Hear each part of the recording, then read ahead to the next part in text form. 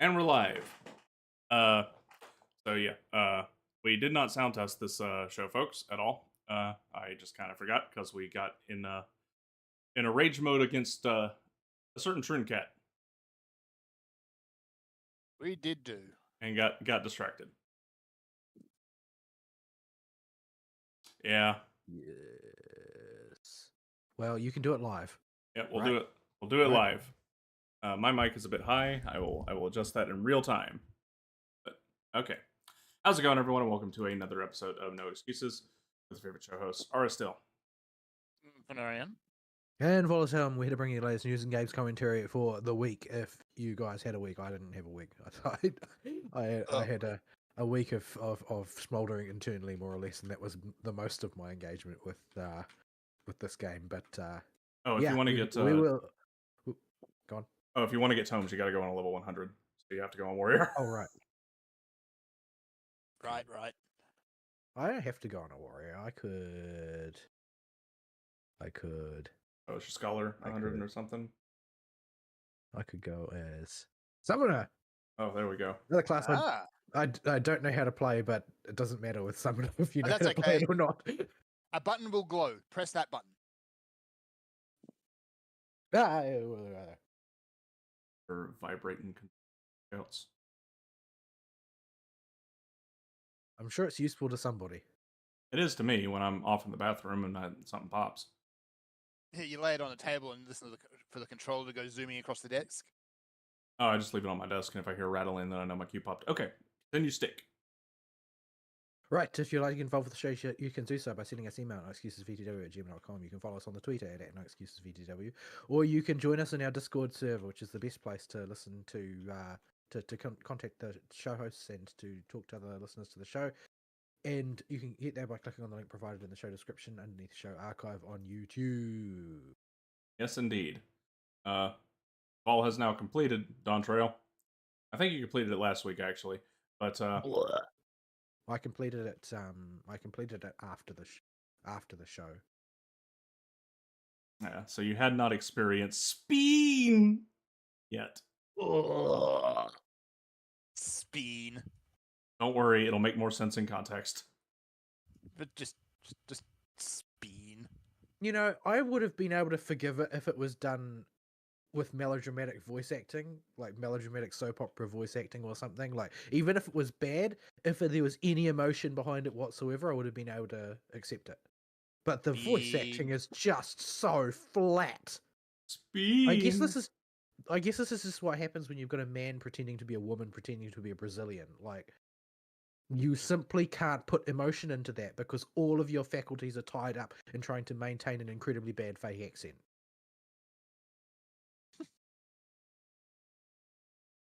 And you'll see that as well, Fern, particularly because there's a lot of emotional highs and lows coming up in the story just ahead of where you are now.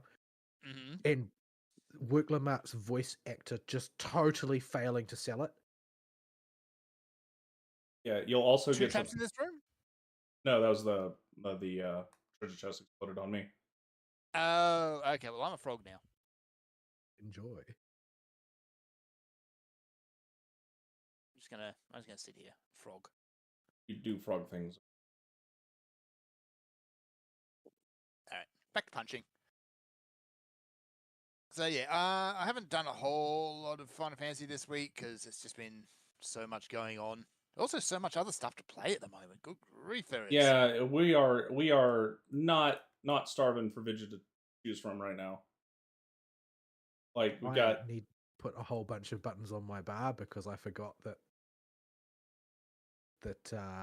I need to put Summon, Ruby, and Topaz and Emerald on my bar again. Yes, you need all three. Don't worry, they'll change into the more appropriate buttons later. Hold on. Oh, no wonder I'm having trouble with this. My bars are locked. It's like, why am I not moving? Why are they not moving? I'm dragging, but they're not responding. Yeah, I would send you a screenshot of my summoner bars on controller because it's the easiest class to play on controller. Yep. But spam some buttons onto my bar. That way I can do more than just shoot ruin at everything. I'm not actually sure how to trigger any of the mechanics of this class at this level. Like I have a vague idea of how it works at max level, but It's mostly the same. You just don't get any flashy spell effects or bonus spells. Your button you press to do Ruby Ruin, you do like Carbuncle Shot, whatever, low levels. hold on. How do I actually Yeah. start things? How do I actually start things off though? You have to get in Like- combat and summon one of the Okay. elements. Oh yeah, you've got a dreadworm first, right? Oh yeah, Yes. Isn't it? yeah, that Start with whatever your Dreadworm. equivalent of Dreadworm is. It's the only class that actually doesn't function unless you hit the DPS cooldown. I'm a frog again. Did you It's know also that the was only class there, that or- doesn't actually turn on until you summon something. If you forget to summon your Carbuncle, your class just doesn't work. So anyway, I mean- I'll skip Final Fantasy for my week because we'll tap into what you guys are going to say on it, no doubt. But there's been a lot of events and a lot of other stuff that's been kind of catching my interest this week. A lot of it's actually been work, which still stuck in that hole. But No, that feel. no, that feel. Yeah, so we'll go with a couple of things. I did dip my toes briefly into No Man's Sky because they put out a new big patch and a new expedition this time around. Yeah, basically you're running around shooting bugs and screaming, "I'm doing my part." That's the event. Oh, so they have a Helldivers inspired thing going on. Wait, Yeah, what? more, What are I we think- talking about? No Man's Sky.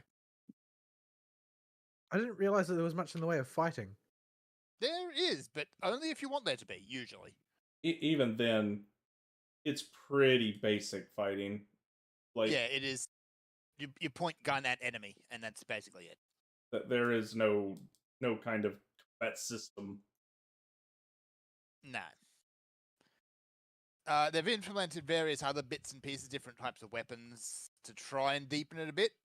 Like you can put grenades onto your alt fire now. But by and large, it is still just gun go bang, enemy fall over. And space combat isn't a whole lot more strategic either. But yeah, they keep adding stuff to that game. It's far cry from what it was at launch.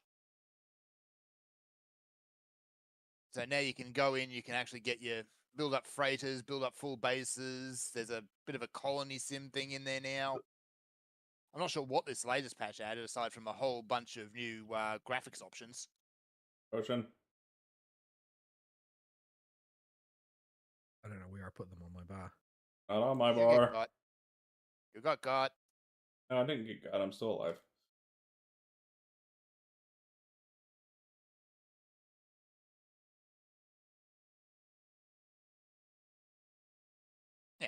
So that was fun. Fallout London also launched, and I have installed it, and that's about as far as I got on that. Which is a massive mod project, which got so big that they couldn't actually distribute it themselves. They've actually had to bring in Good Old Games to distribute this mod. And yeah, Good Old Games, I How does think, that was even work? waiting. Basically, you buy it or you unlock it as a full title on the Good Old Games store. You download the installer, and then you can install it. I see. It is that big. They just could not host it on their own, and Nexus Mods does not support mods that size either. Wow. It's Nexus huge. mods are a bunch of cocks anyway. Yeah, well, can't deny that. Well, they certainly love their cocks. I prefer not to speculate. No, they explicitly do. Yeah, there's whole. Well, actually, no, they usually prefer enormously oversized boobage, but anyway. No. The Nexus mod owners literally went through and removed mods for Spider-Man that removed gay pride flags from the game. Oh yeah, I know that. I'm helping. Yeah, the July 1st mods. Yeah. You are helping. This is so sad. I might just potion. There we go. Second wind. There, not dead. Yeah, I was reaching in my drawer to get something. I just had a sustaining potion going. You will take physic off your bar, and you will do it very soon if you haven't already. No, you won't if you do Deep Dungeon with Why? There's plenty Summoner. of buttons. No, here's what you use Physic for. If you're in Deep Dungeon, specifically if you're in Eureka Orthos, you stand in front of a chest that could, a brown chest, it only works with brown ones, that could be a mimic, and you cast Physic on yourself and then try to open a chest. And if it says anything other than that action cannot be performed at this time as the error message, it's a mimic. Huh. Well, that's interesting. Interesting little trick for you. Yeah. I think I that's don't know how. I think that's the affirmative message. I might have the affirmative message wrong, but one of the error messages is the affirmative. It's a normal chest, and the other one is this, or any of the other ones it says. Might have double check me out.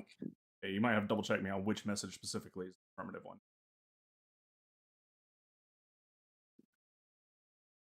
All right. Where was I? So yeah, that's No Man's Sky. Fallout London. Yeah, haven't done anything with that just yet. Though it is odd seeing Fallout's setting with no Vault Boy or anything on it. So, yeah. There is one animation I really appreciate. Instead of having a Pip-Boy, you get basically it's a tablet. It's a really thick tablet. The Pip-Boy itself, you interface with various machines by basically extending a wire from the Pip-Boy and plugging it in. In the case of the tablet, they slotted in like an old school game cartridge. Who has a death wish? I do. Actually, I need to actually put my sustaining potions back on my bar. Hang on. There's no auto heal in here, bro. You can't just take as much damage you want. Oh, do I not? Oh, I don't have my sustaining potions on me. I put them all in my saddlebags, didn't I? Well, Are you saying I'm I a should die. be spamming physic?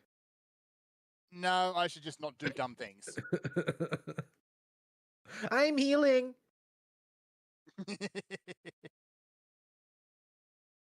I don't have Phoenix, so that's a no-go as well. Yeah, no help, chicken. Well, this floor set has been the meanest level 50 floor set I've encountered in a while. Hasn't it just? Well, part of it is traps, but yeah. So anyway, beyond that, mostly again been chipping away at Animus and watching some stuff there. Still going with most of the ones I've watched so far, being the Ulsan Adventurer one, which is just, I don't know, it's not very great, but it's just kind of dumb and enjoyable. Also, it has an outrageously hammy opening song. I'm talking like 80s era Dragon Ball hammy. Noka Noka Noka Dosh Tan. Shikanoko I am also enjoying as well. I watched the first episode. Yeah. I haven't watched any anime, and I feel like Dawntrail has plunged me into clinical depression or something. Yeah. Shikanoko, at least as far as episode 4 anyway, Noko-tan herself has kind of backed off into the background a bit, and it's basically Koshi making things absolutely awful for herself. Yeah, it's a comedy anime.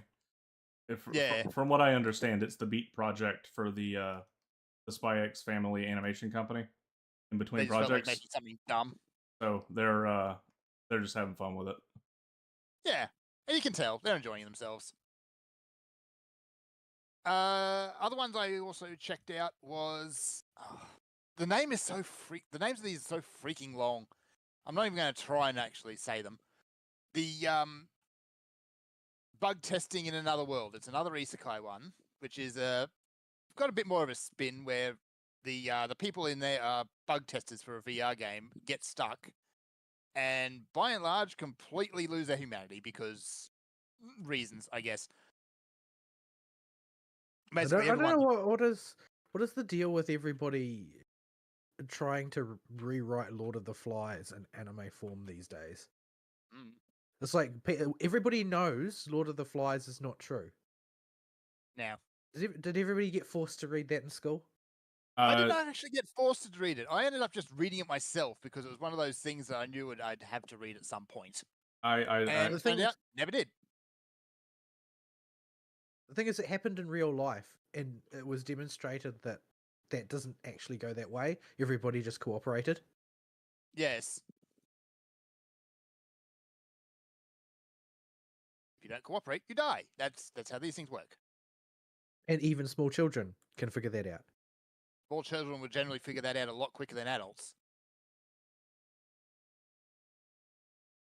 And they will certainly not go and worship a severed pig's head. Yeah, it was part of required reading in our Huey's frog. Yeah. So in this case, you've got one person who's basically still doing his job, and he gets contacted by one of the overseeing AIs, basically saying, "Take these, go round up these chuckleheads, take away their ability to actually access the debug console, because they're screwing everything up, and they're probably the reason you're stuck anyway. And yeah, keep reporting bugs so we can fix the game and get you out of there." So yeah, it's again not great. I'm enjoying it, but it's not great. It's just there. Now there is one other anime I watched all the way through. This anime is bad, like really bad. And so you watched it all the way through. Out of morbid curiosity, yes. I mean, I can't That really throw anime- stones. I've done that before. Yeah, I know. Some anime are just so terrible you just can't help but look away. It's the train wreck effect. That anime in question is Remonster. It's another isekai because, well, it's a re, of course it is. Hang on, well, let's just fight this guy.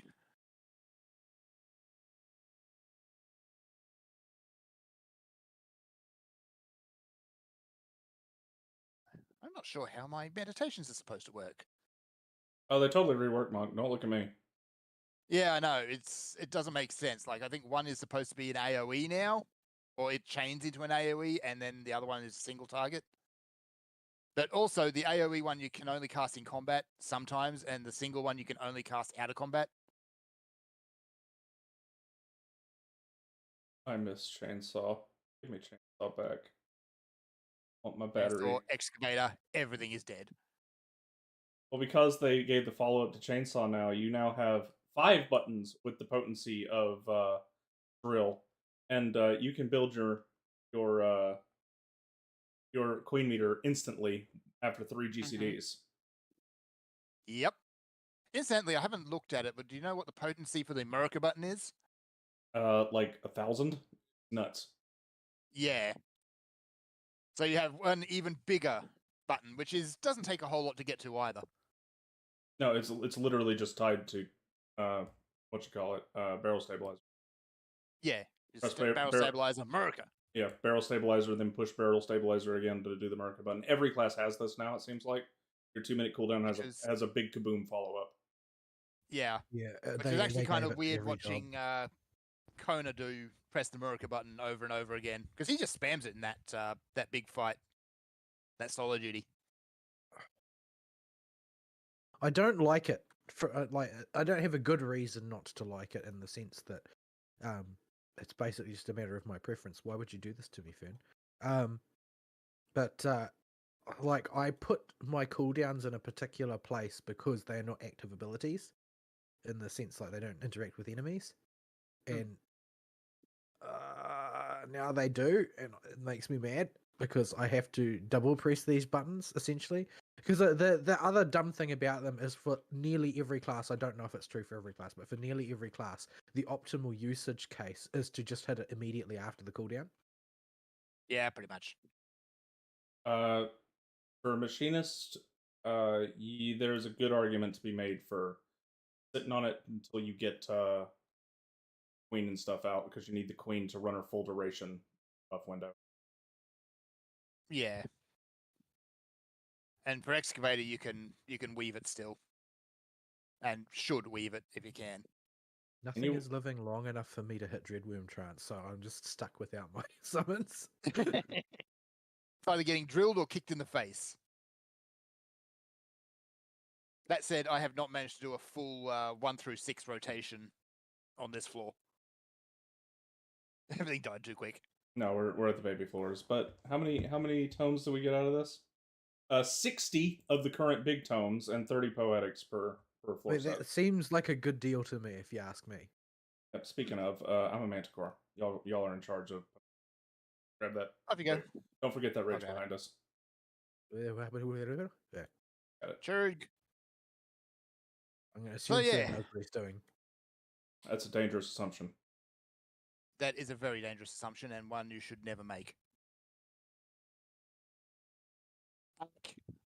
We got bluffed on. Yeah, the elves that you left behind is killing our ass. Oh no. That's right, I'll kill its ass. It's fine. Just a little lizard boy. Not his fault. Little It's just a lizard little boy that guy. puked on us. Anywho, where was I? Remonster, right. Isekai, all about a guy who can basically eat meat and get the abilities of whatever he's just eaten. You know, it's a fairly tired trope already. Is he going to become a cannibal? Yes, sort of. So yeah, What he happens comes if you up. bite your fingernails? Oh no. You I just get mean- your own. You just get your own powers. You get your own powers back. Yeah, basically. If it compounds, I would be the strongest character of all time because I eat my fingers. I don't eat my nails. I eat my fingers. That's nasty, dude. So that's JJK tier stuff, I guess. Maybe that's how you get your super special sorcerer powers. Anywho, apparently, yeah. So he gets isekai into a world. There's a goblin, and he can do this now. Apparently, he could do that before in the world he came from. Whether or not this is a second isekai around, they don't say anymore. It's like, oh, he's isekai'd. Okay. Apparently, he could do this before. Why? No, we're not going to tell you. Don't know. Don't care. Move on. And so naturally, it's also an evolution isekai. So we run into the same problem we usually do, where you have characters who are introduced, and then they completely change how they look, and oftentimes they also change their name. And they do this multiple times during the series. So good luck keeping track of who's who. I'm reminded of a scene from the Digimon movie. Oromon? I'm Technically, Greymon yes. now. Okay, whatever you want, big guy. So yeah, it goes on. This guy is getting all these abilities. The abilities flash by so damn quick that you don't even know what they are. It doesn't matter anyway because he only uses like half a dozen, but gets like 1,000 during the season. There are so many quests in Inazuma that exist purely to make fun of that shit. Yeah. Also, on top of it, there is there's like the war plot. It's like there is a war between elves and humans. Why? The elves have a medicine that will save this princess. Well, can't they just ask for it? No, because the elves will not give it to the humans because culture. Okay, why? Not going to tell you that. But it's perfectly fine for them to give it to the goblins because reasons, and then just have him give it to the humans, and everything is fine now. All right, what are we at now? 3 episodes? Oh, okay, we got to finish out the rest of this plot now line. Okay, it's a harem road trip now. What? No, I know you didn't like it very much, but like every time you described one of these things that you watch, it's just like, well, I thought Bofuri was good. Bofuri is dumb and it knows it's dumb, and that's what makes it good. Well, the thing is that it does all the same things, yeah, but it doesn't act like you should be taking it seriously. Yeah. Whereas I mean, Remonster takes itself completely seriously the entire time. I think my favorite part of Bofuri, I think, is probably the game admins. Yeah, because it's Mabel again. There's like, they're constantly trying to come up with ways to nerf her, but because they haven't really thought it through enough, it never seems to work. Yeah. And she's just totally oblivious to the whole thing. Yeah, she's just running around having fun. That's all she's doing. I'm silenced, by the way. So I can't What do you fight. want me to do about it? I I can't. don't have his sooner. I can't fight the crocodile. Silenced. I'm Oh. also silenced. Silence also stops me from punching things. Well, How? the chest was worth it. What? I got a strong. Well, you You have to do the ki, right? Yeah, Like maybe. you have to shout when you're punching, otherwise it I have to doesn't work. power up. Yes, which I can do now. Rah! So yeah, the whole thing is completely done. By the way, at this point, everyone's changed job, class, race, name 3 times or so. Are So we yeah, over this trend yet? Is this done? Please. Oh, So yeah, Harran Road Trip. It's like this guy has like 27 different women now, and he also rapes people, which they don't. They actually kind of skip over. That has become alarmingly more and more common in these series as time has gone on. oh, that's Yes. hang on. Oh, that's the wrong button. That's the wrong button. Yeah, we need you to kill them, not sex them up. Yes. Wait, what? I mean, The timing. The timing. Have you seen how horny these wyverns are? Big horn. Giggity. Giggity. Ow. So yeah, basically, it's the whole thing. It's like he meets a woman, he captures woman, he rapes woman, and woman is now his woman. They also seem to have absolutely no problem with any of this. And naturally, road trip involves babies, because of course it does. And as much as I do not consider myself a feminist, I still consider this particular view of the world a bit disturbing. Completely abhorrent, you mean? Yeah. Maybe this is. Well, I mean, if somebody created this, and is like this falls into the category in the Venn diagram of their mind of entertainment. Mm-hmm. Or worse, so this is wish fulfillment. entertaining. Yeah, I don't want to think about well, that. it is a form of fantasy fulfillment. Well, that's what isekai was, and that's why this is disturbing. Yes. Isekai was always like, oh well, isekai is on that rage. No, it ran out. Chiefly, like the genre for people who feel powerless and wish that they were in a context where they were able to influence their situation more. It's like, yeah, but if your first instinct is to use that to rape as many women as possible, it's like you might be a psychopath. Yeah. And before the author was actually a woman. Well, there are a couple of isekai like that too. But it's like, every time this guy does something in this anime, it's like, oh, he just done something completely abhorrent. Is anyone going to hold him accountable? No? Yeah. Oh, you're joining him because of it. Oh, okay. Yeah. I mean, if this was some kind of, philosophical exploration, maybe I could grit my teeth and put up with it, but it's not. It's not. It's just They bad. They aren't making a commentary on something like, that might makes right or anything like that. Yeah. Like, there's been other anime out there that have done that exact theme, and they've done it very well. This is not one of them. That sounds like protagonist doing his best impression of a wyvern. I guess. So yeah, do not watch Remonster. It is awful. Also, somehow he has twins to 2 different women. Like, how? Oh, these are also 1 in a million twins, by the way, because they are half human, half whatever. Because of course they are at this point. Yeah, I'm starting to get grossed out. So can we just move on? Yeah, it is dreadful. Do not watch it. I'm really disappointed actually, because you have ReZero and you have Recreators, and both of them are good. Daimodala was bad, yes, but it was bad in a different way. It was entertainingly bad, I guess. In the brain dribbling out your ears kind of way.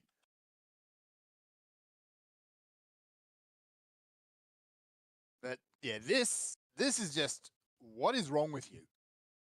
Yeah, as a card carrying neckbeard misogynist, this creeps me out. Yeah. You have a neck beard? I thought you were obsessive about getting rid of that thing. I am, but I'm obsessive about it because it keeps trying to grow. Like, I shave twice a day to ensure that I don't become a neckbeard, but the reality is that it is necessary for me to shave twice a day.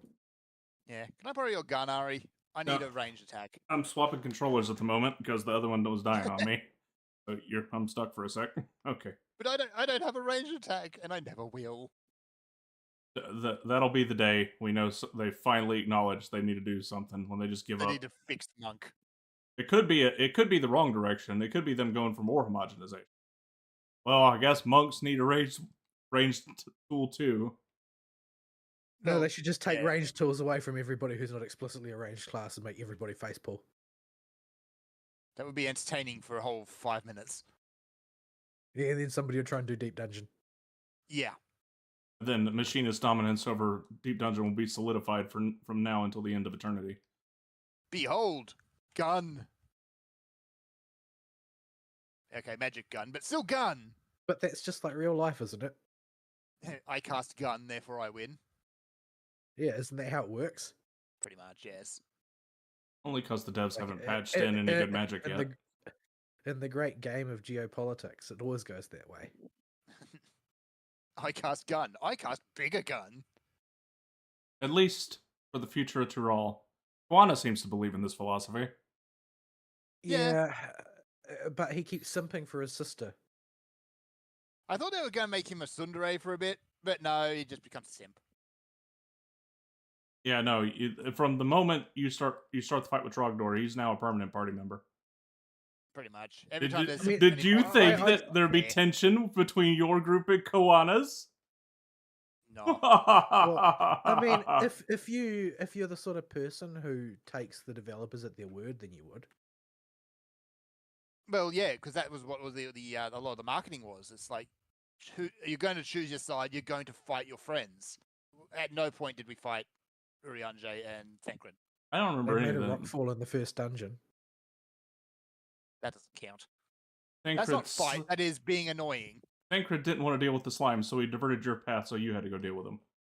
Yeah, which was fair enough. At least that was sort of interesting trash. Yeah, here is giant blue Cryle. Enjoy. Yeah, and it was always Cryle who got the biggest slime.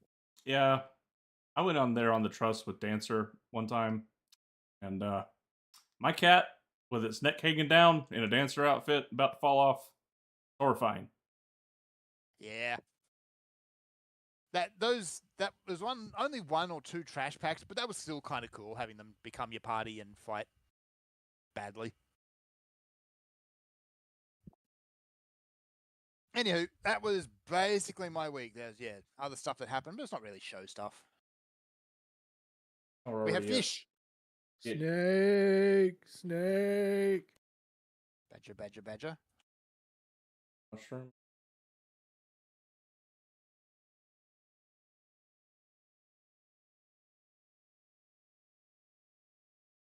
All right, he's not going to cast that on me every single time because there are other targets. I don't have to obsessively kite him like normal. I just got to get him out of the puddle. Yeah, and in fact, your obsessive kiting is incredibly counterproductive in most situations. But when you're doing him solo, he can only cast that on you, and he applies heavy to his primary target, so you literally can't stop moving. It takes a while to drag him out of the puddle, yes. And the 160 version hurts. It do. Did you ever do your your palace solo attempt, Fern? Yeah, I got up to about 400, and then I got a really bad pull. Yeah, just the hundreds, the early hundreds, or early hundreds. I forget exactly what I got to. So you got to the stat jump, but not the mechanic jump. Yeah. And I did that on Dark Knight, so I was running basically against the clock the entire time. Your first time through, especially, don't try that on a tank. Yeah. It's a bad idea.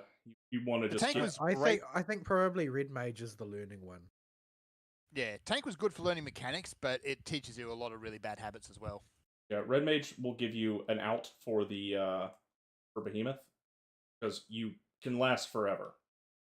You can take the Behemoth. I mean, it also allows you to patch up minor mistakes without losing too much. Yeah. The drawback of Red Mage is the floor 190 boss is a nightmare. Yeah, but you're not expecting to get to 190 on your first few attempts. No, so you but might as well do what learning you can. But I did learn it on Red Mage, and it does work for that. But when I went for my clear, I switched to machinist because that floor 190 boss ain't screwing around. He hits really, really hard, and red mage just cannot kite hard enough.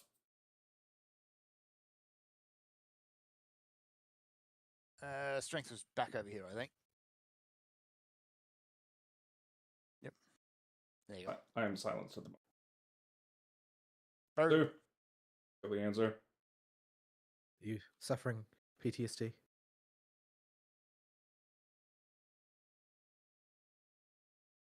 I did have to pull one in my clear attempt. Or in my clear on that run. I had to fight an Anzu. I had to blow strength and a steel just to kill one Anzu. Yeesh. And have a completely clear optimal kiting path. Otherwise it wouldn't have been doable. They are weapons of mass destruction. Auto heal disabled. Fern, don't go all in. Oh, right. We should probably dip out so you can go get your potions. Yeah, at the end of this set we'll have to do that. But yeah. Vol, what's your week like? Miserable. Yay. Like, genuinely miserable. The work was just ate me alive. It was horrible. It was just one of those weeks where you go to work, you do 10 or 11 hours, you come home, you crash. Mm-hmm. It really wasn't much help for it. I don't know. Like, a lot of the things that happened this week were sort of unpredictable. So like there's no reason to assume that it's not going to happen again.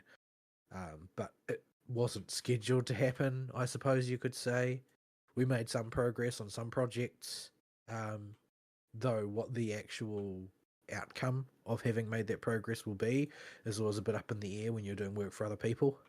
So you don't know what they're going to decide on that basis. Yeah. We've got some customers that appear to have got themselves in some strife of various kinds, and we're trying to work through the situation without them blaming us for all their problems, type of thing, which is a very common outcome in these scenarios. Mm-hmm. What do you mean accept blame for your own mistakes? Accountability? What's that? Oh. Exactly.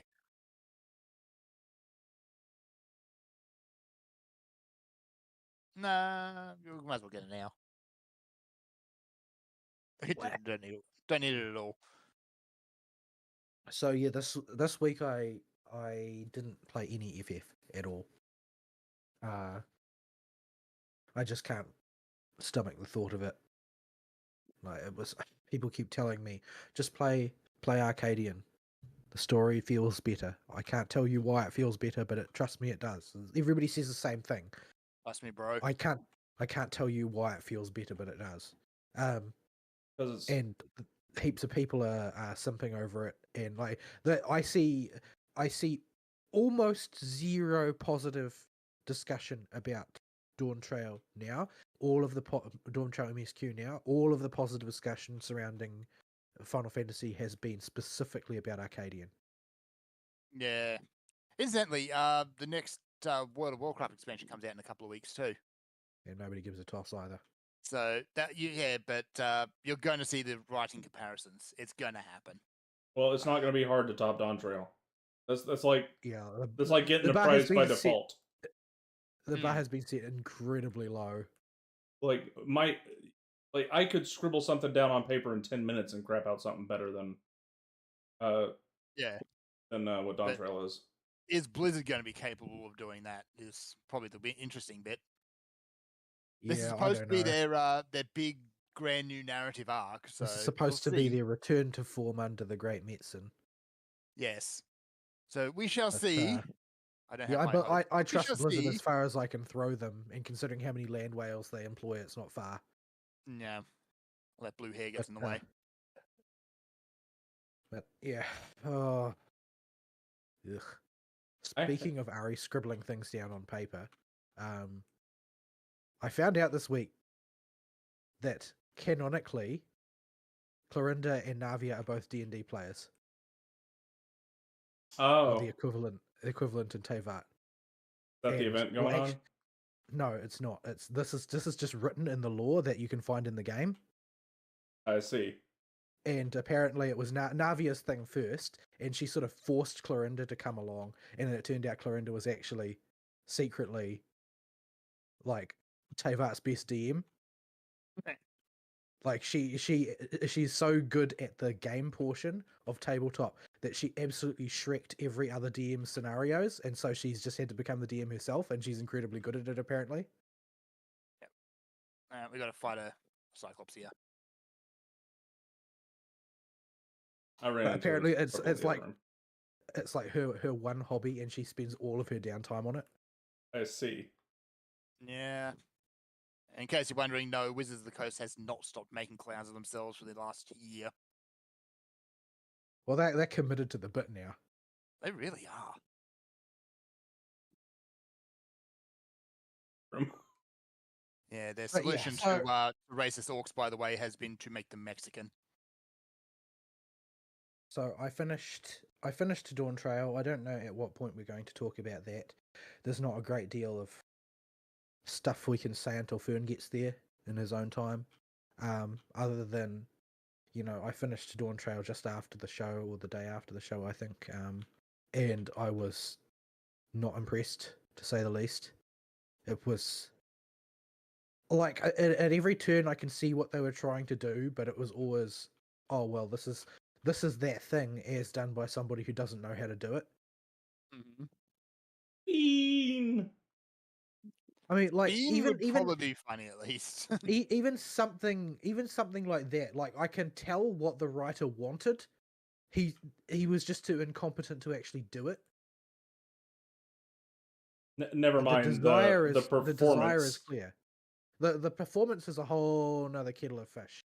Like it never gets better. In fact, I would say arguably, by the climax of Dawntrail, the performance is worse than it was in the pre-patch. Ugh. It's Yeah. just really terrible. Like the voice actor is a no talent hack. End of story.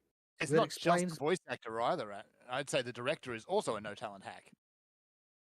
Based Well, on the thing is that when the director is a no talent hack, you get high points. Worklamart does Yeah. not have high points. No. Worklamart is just bad throughout. the director is bad as the well, best- though. Let's not let them off the hook. Yeah, the don't let the director off is the hook. the director is bad because the director indulged this bull. And more than that, you can tell that the new director is awful because listen to the performance of the other Scions and compare it to the normal performances. Yeah, they are trying to. You can hear in their voices that they're trying to interpolate instructions that they didn't actually receive. Yeah, they're like trying to call back. Wait, how would LSA say this? Come on, Yeah, director. and they'll sometimes they'll change delivery partway through a line Yeah, because like, they've realized when they're actually in character, they've realized no, actually it should be like this, and so they Yeah. deliver it like that. And instead of saying, okay, hang on, let's do that one over, they've just gone, yeah, let's just go with that. the director goes, "That's good," and they probably in the booth are like, "You're taking that one? All right." And you know, what? Okay. And maybe they've got a really good sound engineer or something. I don't know. Or a really bad sound engineer. And Well, it's basically the delivery for the like Worklamart gets like twice as many lines as the next highest, Yes.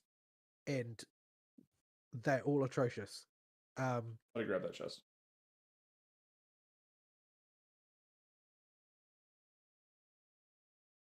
But yeah, The it's just it ruins. It manages to find a way to ruin something that was already so terrible it didn't need ruining. yeah. Like, Yeah.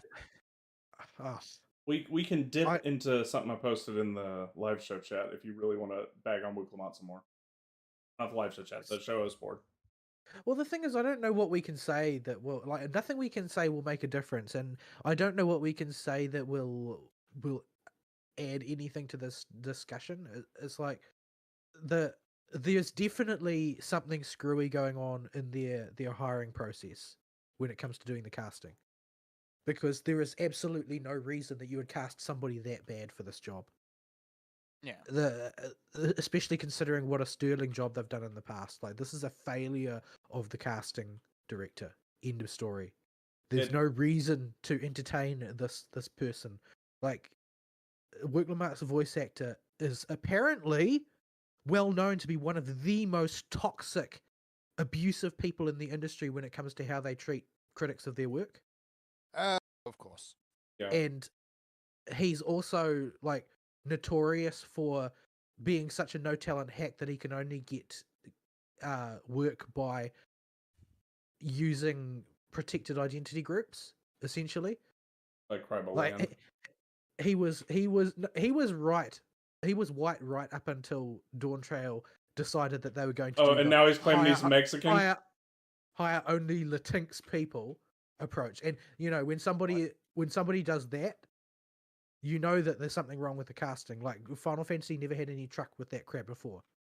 They hired the people they thought would do the role the best, not the people who share an ethnicity with the ethnic template that some of the characters are loosely based off of.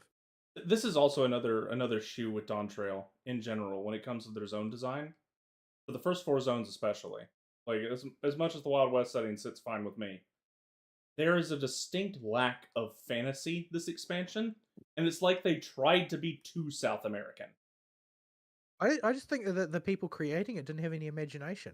Yeah, like it's like normally like you get to Ishgard. Like Ishgard is clearly influenced by, high old European style architecture and the colder climates of the world. You get to other areas like Garabanian that has a whole lot of that kind of out there influence from the what's the region I'm looking brain farting on it in the real world. And you got Thavnir that's clearly inspired by India, but they still have a high fantasy element to it. They still are very clearly in a Final Fantasy world and just inspired. But Also they actually civilized. Like everybody in Dawntrail is just some kind of savage. Yeah, they're South American savages is what they present all of them as, and not inspired by South America. They are just South Americans. Like they're lost sort of like for instance, Tuliyola is not built by the people that live there. It's just been occupied by the people that live there, and the ability to build a city like that, to the extent that it has actual architecture, they don't even have the capacity to do that. Which means that the high point of technology in Terral is sort of like Mesoamerican savagery tier. I mean, goblins build a pile of rubble and put a facing on it, and that was the lost technology, was build a pile of rubble and put a facing on it. Like it's just it's so contemptuous.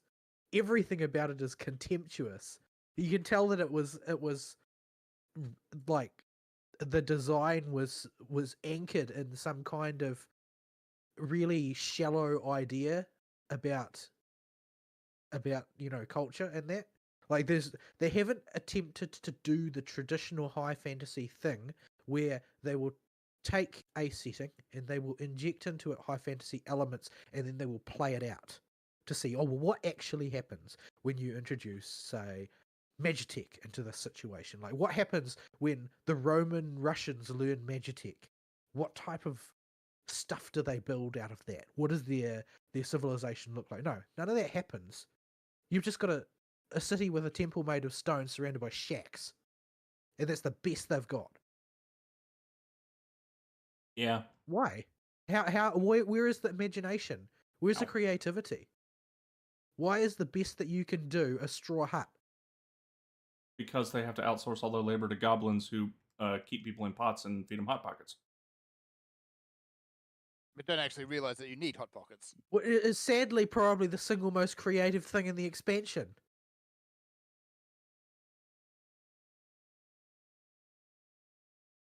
Oh, yeah.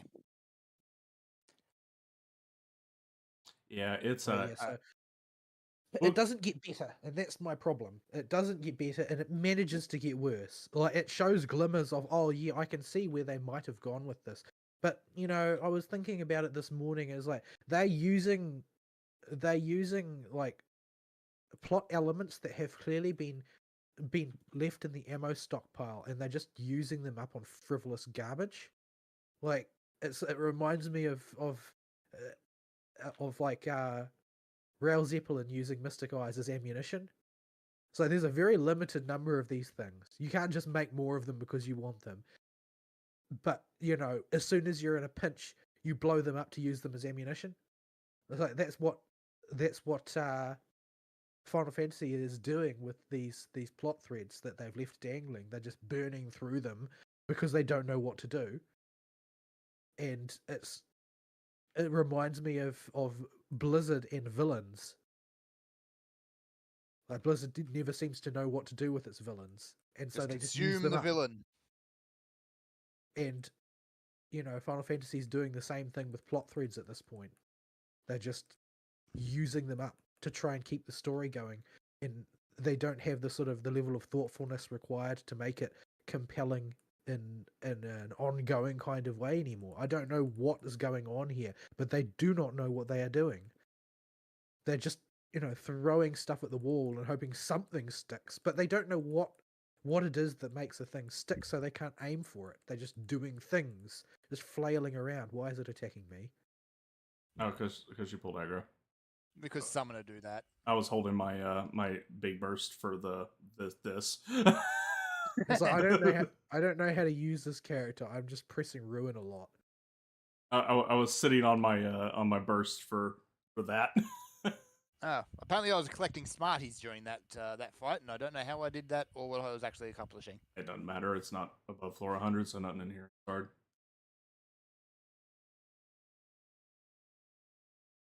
But yeah, so I got to the end of the MSQ, and I resent every second of it because there were things in there like little granules of you know, gold dust in the muck that I thought could have been good in another context, but gold dust in muck is still rubbish.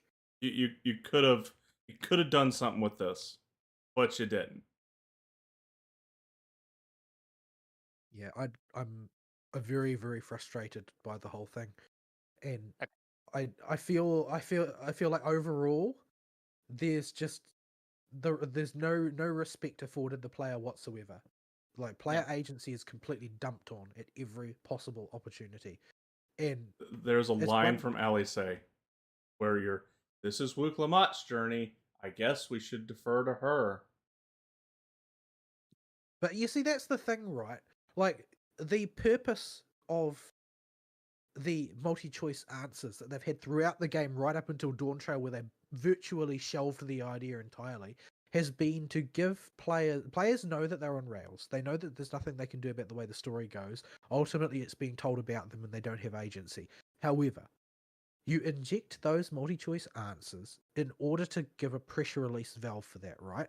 Because it gives you for a moment the illusion that you have a choice, and if you don't like the way things are playing out, you can introduce an inappropriate joke, or you can show resistance or reluctance to the way things are going, etc., etc. Like, that gives you a release. But in Dawntrail, they don't do that.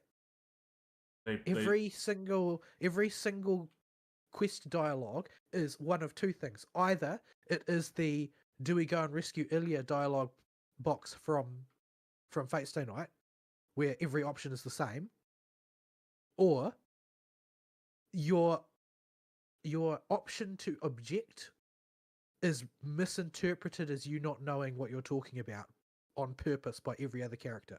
There's a third choice, but first, Fern, did you get your chip potions out of your bag? Oh yeah, I already had them by the time we got out here. Back in. Yeah, Back in you we can go. access your saddlebags in the terminus room. Oh, okay. So we didn't actually need to come outside. We didn't actually need to come out. I thought he meant they were in his bank. So Nope, saddlebags. Saddlebags. We're opening the. I didn't realize your character thought he was Zorro. Oh yeah, because face. I can't wear hats. Yeah. So there is a third type of choice, and it is: to what degree do you want to cheerlead Wook Lamont in this particular end? Are you feeling a little you go girl right now, or are you you just feeling a little you got this? And those are your only options. Yeah. Honestly, It's actually, from very the early frustrating. marketing, I got the impression that would actually let you choose who you'd follow around for a bit. Yeah, no. No. By the time you get to Goblin Village, it should be abundantly clear. Oh dear, we're in Yeah, for this this is the type of Wick ride, Lamart aren't we? show. You're not involved. You're not even necessary. Yeah. That's the sad thing, though, is like there have been Final Fantasies before, particularly 10 and 9 to a lesser degree, where it's like the story is not about your player character. It's about this character, but your player character still has an important role to play. Well, the thing is that Instead, you find people who are arguing in defense of it using that logic, saying, "Oh, well, this is not about the Warrior of Light. This is about the No. Warrior of Light stepping out of the role of being the hero of the world and being a mentor." But you never do any mentoring. In No, fact, you you don't. never naysay or criticize Wick Lamart in any way. All you ever do is tell her what a wonderful person she is. Time and time and time again, no matter how retardedly smooth brained she's being. Oh, it's just because you're such a good person the rest of the world doesn't understand. Yeah, you are not playing Tidus. You are not playing Zidane. You are playing Varn. The story would actually be improved if you weren't there. Well, no, I think. Well, yeah.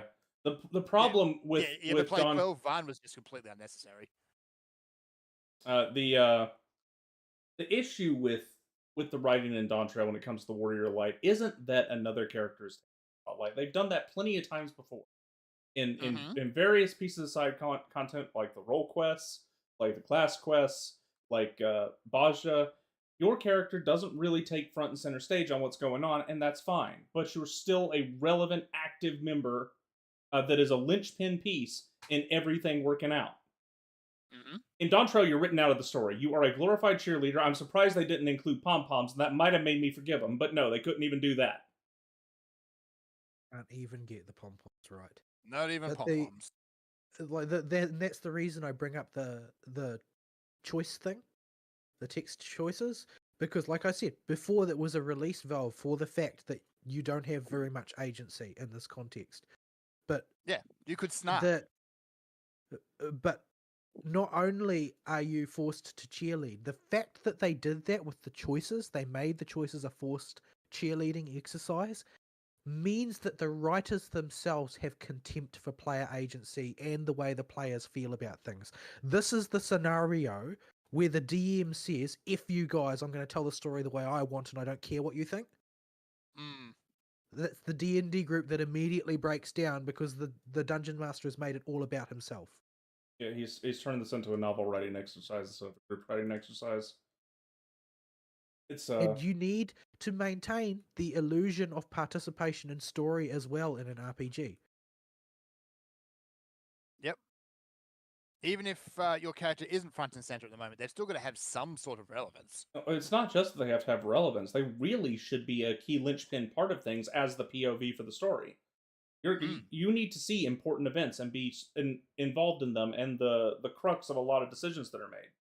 If you're not, as the POV character, then it's not going to work. Yeah. Like, a good example would be take into account Trogdor.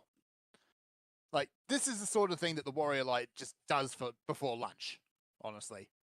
But you don't do anything. You just kind of stand there and wait for Wick Lamart to get up and actually do the hero thing instead of rightly crapping her pants like she actually would have. Well, that's one type of issue with Trogdor. Trogdor has another issue. Trogdor does have another issue. Trogdor has the issue of, for the entire first half of the story, for the first like 3.5, 4 levels, character levels, like you leveling up and what the number on the level for the quest says. Yes. They build up Trogdor as the only threat in Tyrol that could rival or surpass a major primal. The BJJ lets him out of the cage to go delay you. Which should have been a major moment and a major turning point in the story. Which the next, like the middle third of the story should have revolved around that event. Yeah. Yes. But no. They literally tell you to imagine what it would have been like if it was actually cool. Yeah. Like you do that trial, and then you go back to the city, and you encounter the wandering minstrel, and he's like, "Wow, imagine if that had actually been serious." Yeah. And they had just wasted. Like, that's me being mocked, as far as I'm concerned. Yeah, I would have been settled for the Warrior of Light actually stepping up and doing what the Warrior of Light does. But Yeah, they this didn't is the even do part. that. This is the part where you stop pussyfooting around, no pun intended, and Yeah. the warrior of light cracks her neck, and she's like, "Okay, I'm gonna step up and clean up this mess because this is a little bit outside the scope of what we were here to do, and This this is a job happens to for be, me. and I'm a professional." Yes. Like, And they- this is the opportunity to make you feel like you matter, and instead they nerf the crap out of it and ask you to imagine what it would have been like if it were necessary for you to step up. It gets even worse the longer you think about it. Because remember, when you really start to do a retrospective on all those early zones, they were all just there to hype Trogdor up. That's the only Yes. background element going on in the. I like also that we've all just decided to call him Trogdor now. But Right into pre-patch. Yeah. Trogdor is so much cooler than Valigamondo, though. It's just Yeah. easier to say. Yeah. Yeah, well, the only Oh. reason I called whatever the name is, Mexican Trogdor to begin with, was because the only description that they gave it was, "Oh, it's a dragon, but it's kind of like a snake as well." And I'm like, "You mean like Trogdor?" Consummate beast. Consummate. Yeah. So Yeah. No so beefy arm, though. Needs beefy arm. But clearly, Squeenix wouldn't know Majesty if it came up and bit them in the face. yeah. So they build up this threat, right? Like, okay, we can make this work. I can do something with this. You know, this is the Warrior Light's wheelhouse. This guy can be a credible threat. We've seen the damage he's done to the goblins and the This is Banu a Banu. Okay, creature that was the scourge of an entire continent. Had every single race in Tyrell under its non-existent boot heel. yeah, this thing is And- clearly too big for Tiger Princess. You know, this is Warrior Light time. And you just basically roll up on him, and he's licking a rock like he's an elephant trying to get some salt in their diet, and you kill it. And it gets even worse though, because when you think about how this went, oh no, we got to find him, and he's gathering up his strength to get it. Oh, Aaronville pulls out a magic pointer finger to go take you to the stupid thing. Well, there goes the mood. Yeah, okay. That was what I thought about. Because hang on. But What? But don't worry, it keeps getting worse. So you get to the fight, you do the trial. The trial's okay. Everything in there gels together nice enough, I guess. Especially The fight itself is fine. for a normal mode trial. The only thing hard to sight read is the gravity mechanic. And then you get to after the fight, and you go back to the googly eye giants, and they give you your gemstone, and you're off to the next zone. And then after you play with the googly eye giants, and you're on the way to go meet the Rothgar, you see Bukal Jaja standing there with an angry grimace on his face. They just wasted 3 zones of build-up for a boss till the BJJ let out to stall you, and BJJ couldn't even take advantage of it. They used him for a throwaway gag. Yeah. They used him for a throwaway gag in the zone at which he is going to cease being the antagonist in 5 minutes. Yes. Not to mention, the next part of the MSQ is wasted on cooking episode time. Yeah. Like, you are supposed to be establishing a new story arc for us to follow for the next however many expansions and get us interested. This is not the time to have the detour to cooking episode. Detour to cooking episode, I think, in it of itself would not have been a bad idea. It was just so poorly executed. Maybe as a side quest. I don't see any reason why it should be in the main quest. No, as a side gag. Like, Yeah. this is what happens when you let, the Joe Biden head of two-headed ruler do all of the planning. Like, because this idea of selecting a new sovereign with a cooking contest is senile. Like, this does not make any sense. It simply doesn't. This method that supposedly the head of wisdom poured over night after night after night devising is nonsense. No, this sounds like, oh man, this one time I made some weird ass meat in this Rothgar village in a banana peel. Man, that was good times. Oh, I'll That was write good that. times. Let me write that one down. What do you mean you were high as hell at the time? And then what did Corn Pop do? Like, this is literally what it is. Yeah, I had a It's taste really, of yum. it's really, really dumb. And the thing is that the whole thing feels like relatively typical of a Final Fantasy XIV side quest. Doesn't There's it? a side quest. It's got side quest depth writing. It's got side quest logic. It's got side quest content. They've just made it the main quest because the guy who was directing the story does side quests.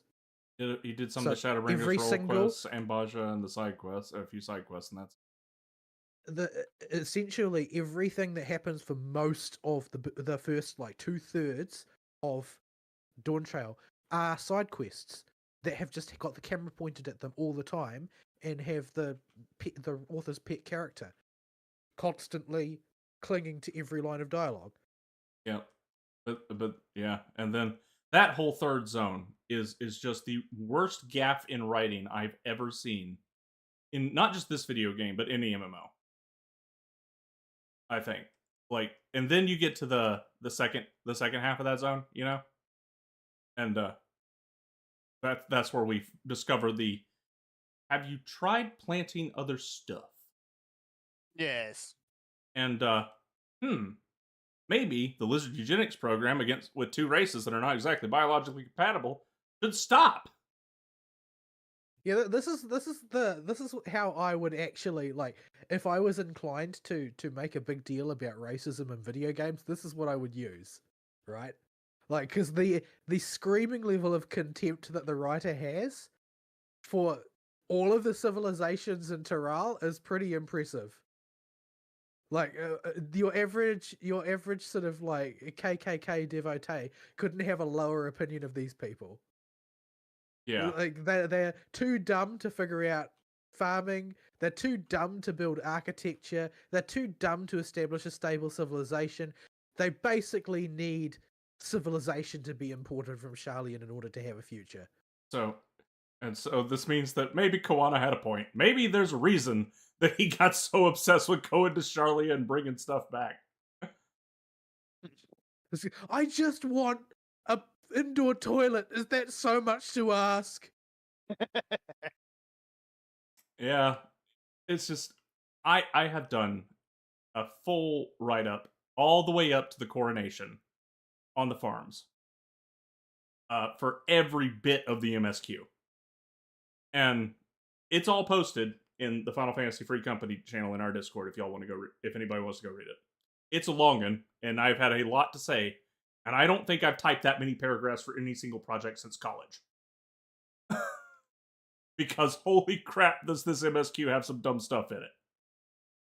Sometimes Has you've just got to serious shoes. You've just got to get your bile out there. Sometimes, like, what can you do?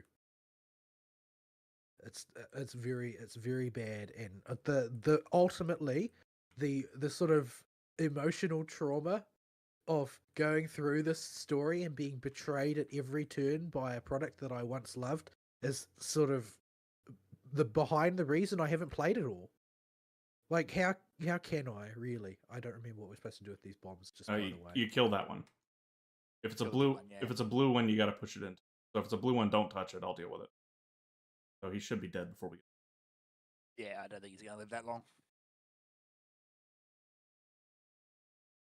but yeah, it's I haven't played it because it's just like, well, the writer expressed such contempt for me as an agent that why do I want to spend time here anymore? I have so little free time these days because work has been so busy. And I just don't want to spend it on something that makes me feel bad. And frankly, Final Fantasy XIV has become one of those things.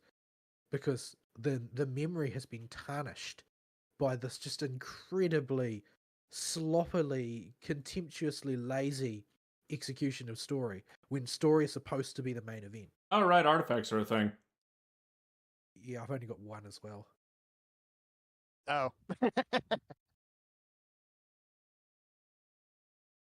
I don't know why it has such contempt for me as a player, but it definitely does, and it's really upsetting. Like I'll get back into it once my sort of smoldering resentment and bitterness about just how sloppy it is. Honestly, I would probably be okay if I saw less people cheerleading for it, but everywhere I look, I see people cheerleading the story. Like if I go a little bit, to be shrinking at least. yeah. If I look at the Steam reviews, then it's a little bit better. But Yeah, you guys, unfortunately, well, you specifically, bring you. Off you go. I spend way too much time on Twitter, and it's really bad. Yeah, more Twitter. than 0 is too much time on Twitter. I advocate against social media. The closest I'll get to social media is old school forums, and there is a particular old school forum that is one of the internet hives of scum and villainy that has worked incredibly well for me. I do not want to go there because I do not want to go to jail. Yeah, Yeah. you will go to you will have the men in truck show up at your house if you open the website. So that's not an option for you. However, I can tell you for certainty that group is on board with what we're saying. I have got 3 of my 5 posts as highlighted featured posts with people agreeing with him for that thread. Because yeah, it's a sentiment that a lot of people are on board with. Well, the thing is that what I want is I want hope for the future, right? So on one hand, I don't have much hope for the future because it's incredibly blackpilling seeing the number of people supporting this incredibly trite story. Trite is a generous way of putting it. And the sort of topic that is sort of like the important topic for discussion in the community, in like the official forums and things, are like people trying to get the Z title banned because Ukrainians might find it offensive. What?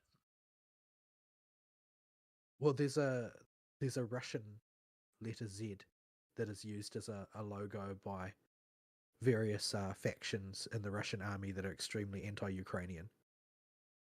And Okay. there's still a proxy war going on there between the United States State Department and the Russians. But it's not the current thing anymore, so the public's lost interest largely. Our Pentagon lost $2 billion, and it magically wound up in Ukraine, supposedly. It seems to happen a lot. Funny that. Oh yeah, that's a lot of race. But yeah, so it's really blackpilling seeing that kind of thing all the time.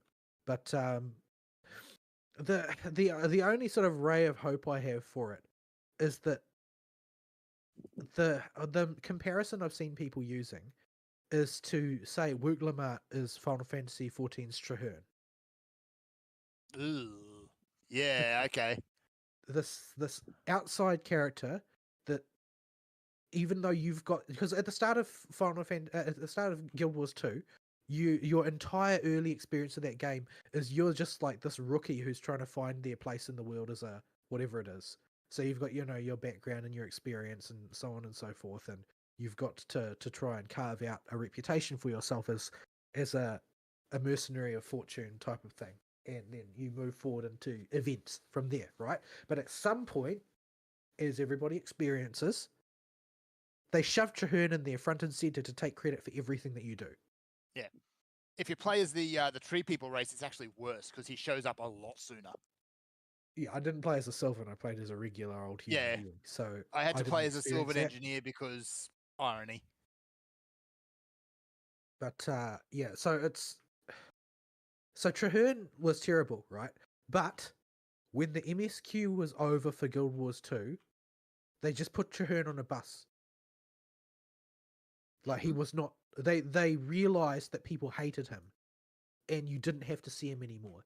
And then apparently he got possessed, and a couple expansions later, you kill him. Yes. It's like it couldn't happen to a nicer guy. But people applauded that. I'm sort of hoping that is a demonstration that when people roundly detest a character, the writers can actually learn a lesson from that. It's not a necessary future. It's not a necessary future that they just get upset that their pet isn't liked. There are writers who can realize that people hate it and then just decide, oh, that was a bad idea. Let's try something else. There are 2 pieces of evidence that things may be looking up in our future. One is Lise. Lise was not hated nearly as much as Wook Lamont is, despite Wook having her dedicated cheerleading squad. Lise was disliked because she was a nothing character, not because she was an offensive character. And what'd they do with Lise? She is now the queen of a republic. Yeah. In other words, completely irrelevant. They put her in a box and only pull her out for the occasional cameo cutscene. Yeah, when you need to have all of the old school scions on deck for some reason. Yeah, like she has been boxed.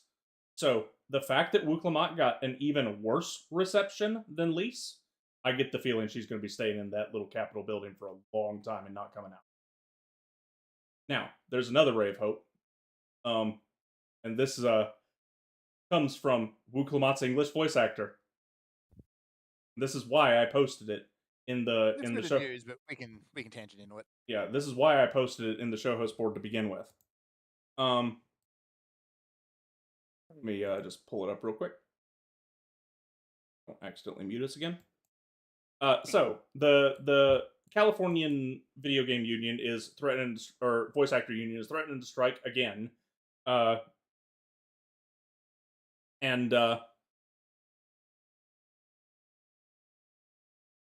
Wook Lamal's voice actor is part of this union and a very vocal and active member of this union.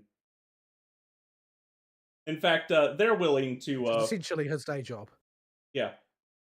So he's all worried because he doesn't have any upcoming roles lined up, and if this strike goes through, he won't be able to do anything. But he'll stick through with it and not show up for his contracted work. I'm just amazed that the voice actors are going back for another round of strikes. They still haven't recovered from the last one. Which got them what exactly? It actually nobody cared. Yeah, it actually got them significant. Yeah, but it got them significant pay raises on paper. However, people don't go to the union anymore. Yeah, we are seeing a whole lot more independent stuff. So this is the last strike was a win for the consumer, as far as I can tell. The unions thought they would get something out of it, but for those of us that actually, the unions did for union contract, but there is no law saying that you have to use the Screen Actors Guild. Yeah, despite only what the Screen Actors Guild would have you to believe. Yeah, they can get you in California probably, but they're not gonna get you in any other state. Yeah, and so basically, I'm seeing that after the last strike, the Screen Actors Guild, they chopped off their own leg to spite themselves. Now they're going for the other one. Well, they're pretty keen on chopping off body parts. So the knock-on effect of this would happen right around the time they would pull Wook Lamal's voice actor back in, come record the bundle of voice lines for the patches. You thinking they just pass over and get another voice actor? I think they just may not voice act it at all, TBH. But it's just going to be text. Just leave Wookiee out. Yeah, they may take a break during the patches to reevaluate some stuff at that point. I think they might. Well, I mean, it's I can hardly be surprised by that, since he's basically the platonic form of an entitled millennial troon. There's nothing of value there. There's absolutely no reason to have this person involved in your project whatsoever. No talent, no value as a promotional. This individual has been a strict detractor from promotional materials due to his overt hostility to anybody who says anything bad about his performance. The Matryoshka mimic. Just been dragging Squeenix into disrepute again and again. This is the sort of thing that gets you labeled a commercial liability. Mm-hmm. I would consider anybody in any of the alphabet groups from California a commercial liability. In fact, I would consider them a commercial, social, and reputational liability. Might even consider them a physical liability, considering they may not be present by the time the next thing goes around, given the rates of certain things that those communities do. How much is YouTube going to allow me to get away with there? Well, there are two things those communities do. Well, yes, one of them can be done by yourself, and the other one involves, a school and a firearm. Yeah, I think we're running against what YouTube's going to allow at this point. Or it involves the people that normally attend the school, but not a firearm. We'll drop that there. Yeah. I'm just speaking truce. Like when you hire mentally unstable people, you get mentally unstable employees. It's just this seems like a logical procession of events. I'm sorry, that's just the way of things. Deal with it. But yeah. Yeah. So Anywho. it is likely that Wuklamau will be at Well, least this is the from same. This is the same scenario that we've seen play out several other times. It played out in that recent gacha that just dropped its entire English cast because they decided to be entitled progressives. They decided that fan service was too misogynistic and too male gaze focused, and they refused to continue voicing their characters until the gacha was more respectful to the female characters. Yeah, the So response was, "Hey, bye." what planet did they live on that they thought that would work? Because they sincerely thought that it would work. They all lost their jobs. California. There's no English dub for that anymore. They just decided it was too much trouble. And in the case of Genshin, they're trying it again. Trying to say Yeah, that, I oh, actually well, saw one of the names that popped up actually on who they've recruited, and it's little wonder. it's like they actually think that a Chinese development company is going to accede to their call that they need to about face on their creative decisions and just arbitrarily make Melaninize. characters in a new zone darker skinned because reasons. Because otherwise it would be racist against a race that doesn't exist in the real or something. Yeah, these people are, and on top of being entitled little brats that have delusions about how much pull they have everywhere they are, Giant hypocrites. they have no idea what the Chinese audience is like. It's like they don't let black people into McDonald's in China. And even if you take the racial aspect out, these are the people that threw a wobbling fit because Blue Archive crossed over with a mahjong game that allowed you to get relationship points with the girls.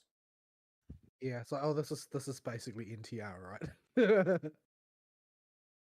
Like this is the tier of people you're working with in China, and they spend a lot of money. Same thing happened in Girls Frontline too. There was there's an implication that a character had a relationship with a storyline NPC and they didn't like it. And then there was the Honkai Third thing way back when. Oh, the bunny thing. Bunny Yeah. outfits. That one was funny. I laughed when I was reading the articles about that one. Like the fact is that Chinese netizens are hysterics, generally speaking, but they're hysterics that control large amounts of money. And you're telling them and their Chinese developer to go melaninize a culture in a video game that because you think it needs a darker color. So the short version is that all of these hysterics are eminently predictable, but they never have any outcome in practice because it's not commercially viable for them to have an outcome for anybody involved. It's just a silly idea. The individual in question responsible for Woke Lamau is just one of the sort of card-carrying worst examples of this particular genre of individual. Yeah. He spends all of his time trying to play the victim. That's like his day job. He plays the victim for his day job. And not in an acting sense either. Yeah. So not once in this idiot's life has he ever had a moment of self-reflection. This is all predictable, and it's all also basically fundamentally incompatible with Japanese corporate culture. So once they manage to once they basically burn in effigy the person responsible at Squeenix for this tragedy, they will probably have to clean house because these people, I mean, they've changed voice actors before. It won't be the first time. Mm-hmm. Yeah, How many people are even there of the original cast? Yeah. There's what's going to happen is next live letter you're going to see Yoshi P wheel himself out there and apologize, and he's gonna have the little buddy he has on a bunch of his live letters wheel out the guy tied to a post that was responsible for this, and they'll light the post on fire. That's Japanese corporate culture. Yeah, It is harsh and it is unforgiving. I mean, same thing that happened recently with Hoyo, actually, in a sense. There's a new character coming out in the next plot arc called Mosa, and his voice actor for the English, the guy that their talent agency, the Hoyo's talent agency hired for it, has a very well known reputation for being an abusive person, and so he actually got sacked, and they re-recorded all his lines, and the character's not even out yet. So yeah, you're not once you get cast, that doesn't mean that your position is inviolate. You're just as vulnerable to being sacked as ever anybody was. Especially if you're an American English voice actor. You just don't have the same irreplaceability that Seiyus do. Sorry, you're not as good. You don't do the job on average as well as they do. You're not in as in cutthroat of an industry. You're given jobs by your union and by your field. I was killed through a sustaining potion by a sodding gourmand. Oh, the Gormager gets you. Yeah, they can with get auto you real good. attacks. Oh yeah, they're double autos. They hit pretty hard. It was just auto attacks. He just killed me straight through a sustaining potion. Yeah, he's a double autoer. He'll do that. It's an angry creature. There's a counter returns right here. So He'd already. We get that many Phoenix Downs in here, I might as well just blow it. But yeah, you guys have a horribly high sense of self-inflation of how much you're worth. You're just, especially if you're an American voice actor, you're replaceable. Well, the thing is that the thing that bothers me is the most is that they seem to think that they're just as good as other voice actors. Like, no, America's voice acting industry is the worst in the world. They have the least talented people. There's a reason I go out of my way to point out notably good cases. Because they're rare. French voice actors are better, English voice actors are better, Indonesian voice actors are better, Filipino voice actors are better. Voice actors in virtually every other country are more talented than the American ones. And I think that that's probably in no small part due to the fact that that entire industry appears to run purely on nepotism. Yeah, it's because of union control and nepotism that entire industry is a crash fire right now. The only type of competitive voice acting where you get genuinely high quality stuff is outside of union because those people have to compete vigorously to be good enough to get noticed without the union to promote them, because all the lazy talent agencies are just going to go ring up union because it's quick and easy. And you know, it's one of 4 voice actors over and over again. Then you wind up with Bryce Papenbrook. Ugh. Anyway, so that was part of my week, and basically it was that whole thing has come to a head now. I finished the MSQ. My thoughts on it continue to boil in the background because I can't stop them from doing so. Like it's because I had a lot invested in this game. Like I liked it a lot, and they've just taken a dump all over it and all over my role in it. Like it's basically a message saying they don't want me to participate. It's really, really poorly done, and I probably won't be satisfied until it's broadly acknowledged that this is the case, that it's not good, and that they do need to change direction. Anyway, other things that I did in the week. The Blue Archive event for the Gehenna Party is out. So this hold on, this is Obdulord. What did we have to do here? I have to pop a strength. Heal the zombies out. Stay near the middle so that I can. Yep. Right. Okay. Just hug his butt. More things change, the more Obdulords. No amount of Wuklamalk will ever change Obdulord. Oh, I forgot to summon my carbuncle. I was like, why can't I Dreadworm? Turn your class on. World of Warcraft spoiled me by giving me the ability to have my pet automatically resummon when I get rezzed.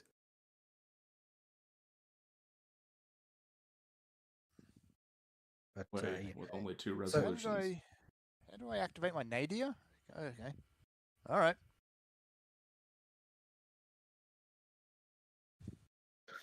So the new Blue Archive event is out, and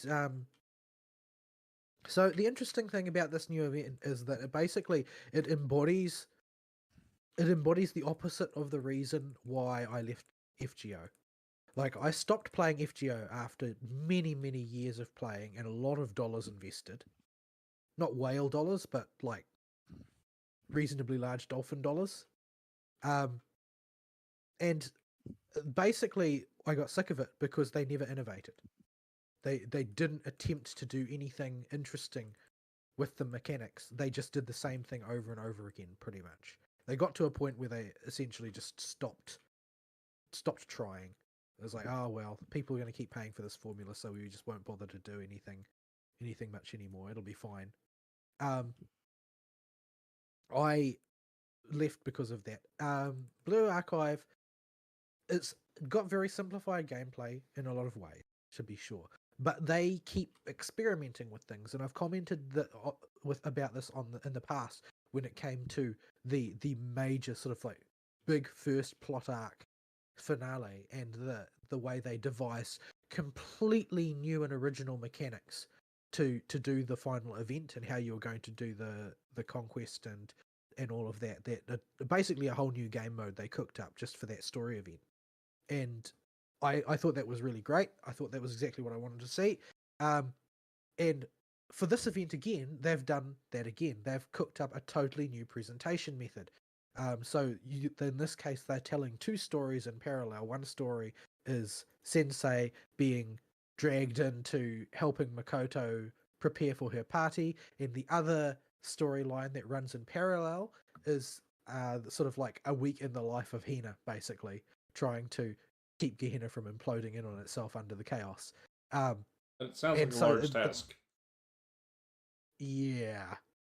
So and there's so basically they've got 2 totally different modes of presentation. The former is of the conventional style, and the latter has a whole bunch of more interactive elements involved and various talking to people, and they've actually also incorporated a lot more animation as well. So lots more of the battles will have, rather than just, oh well, we will insert the team in and then they will run through the level shooting the things.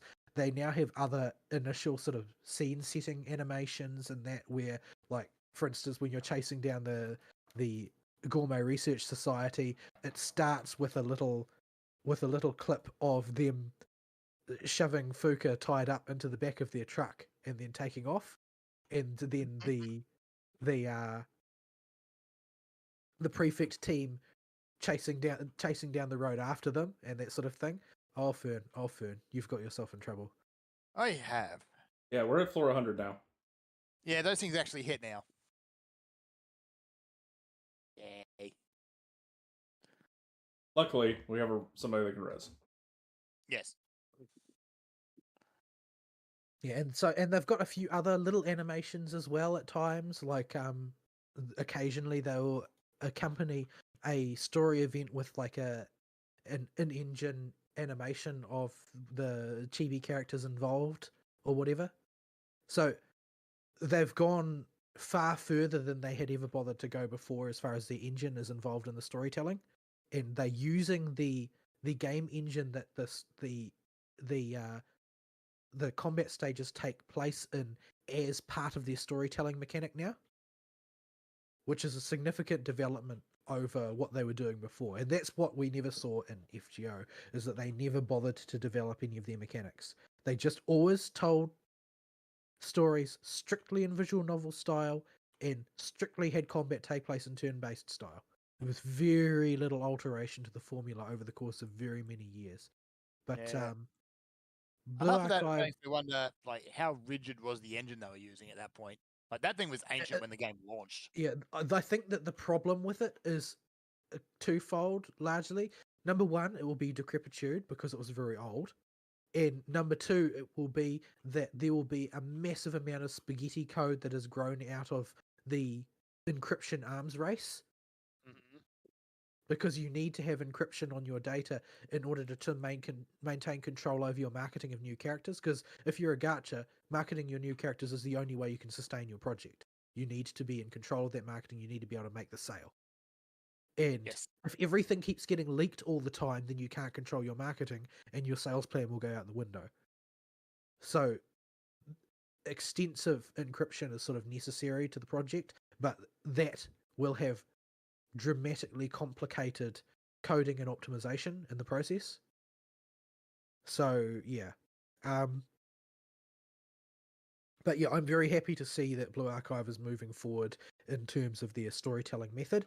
I don't know how much work it is to put together these particular things compared to the easy mode that they were doing before, where they were using more or less the FGO style before, and they were coming up with new game elements. Like the rate of new game element development that they've included in Blue Archive compared to FGO has been staggeringly good. Like there's they added this whole board game type system to the Trinity Summer event, which was really interesting.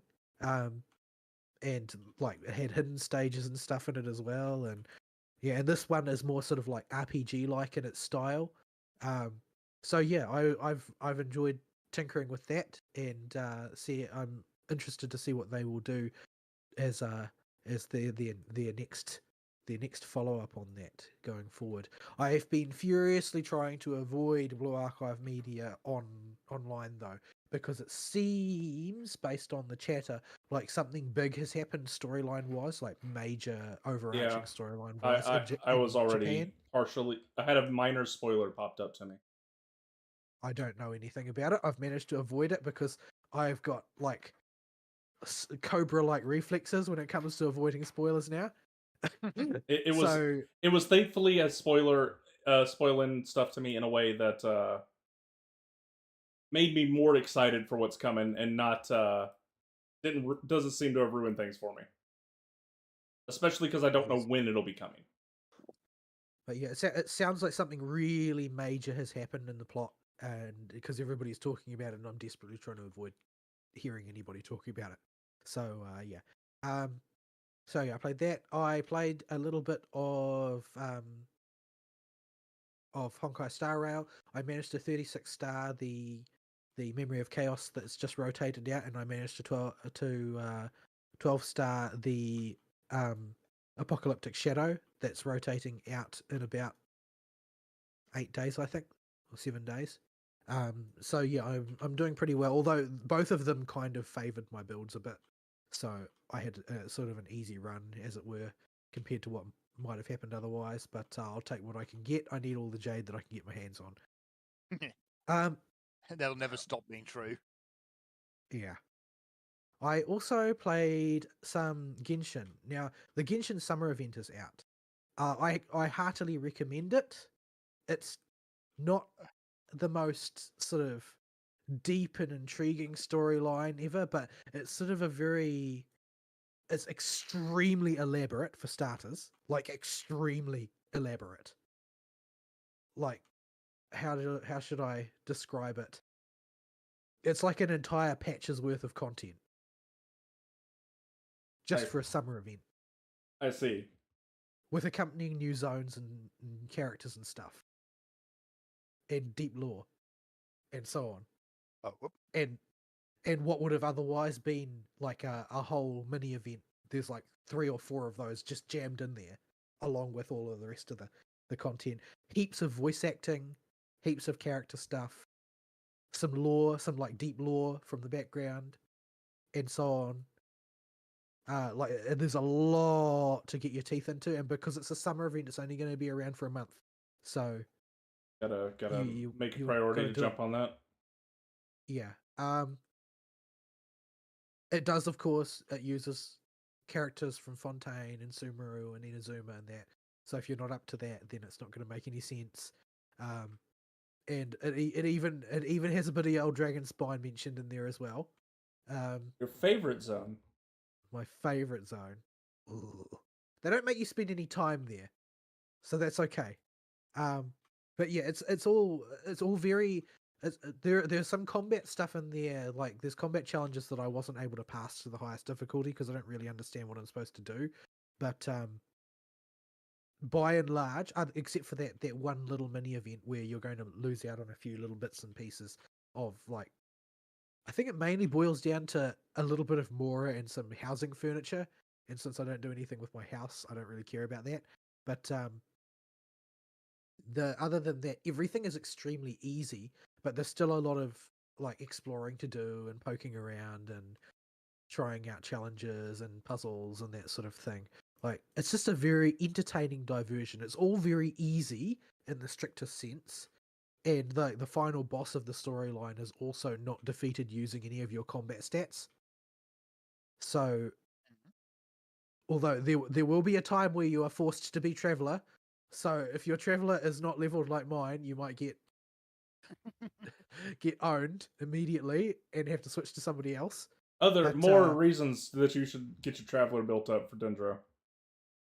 Yeah. Well, it's not that I'm resisting building Traveler for Dendro, it's that I'm resisting collecting all of the Dendroculuses.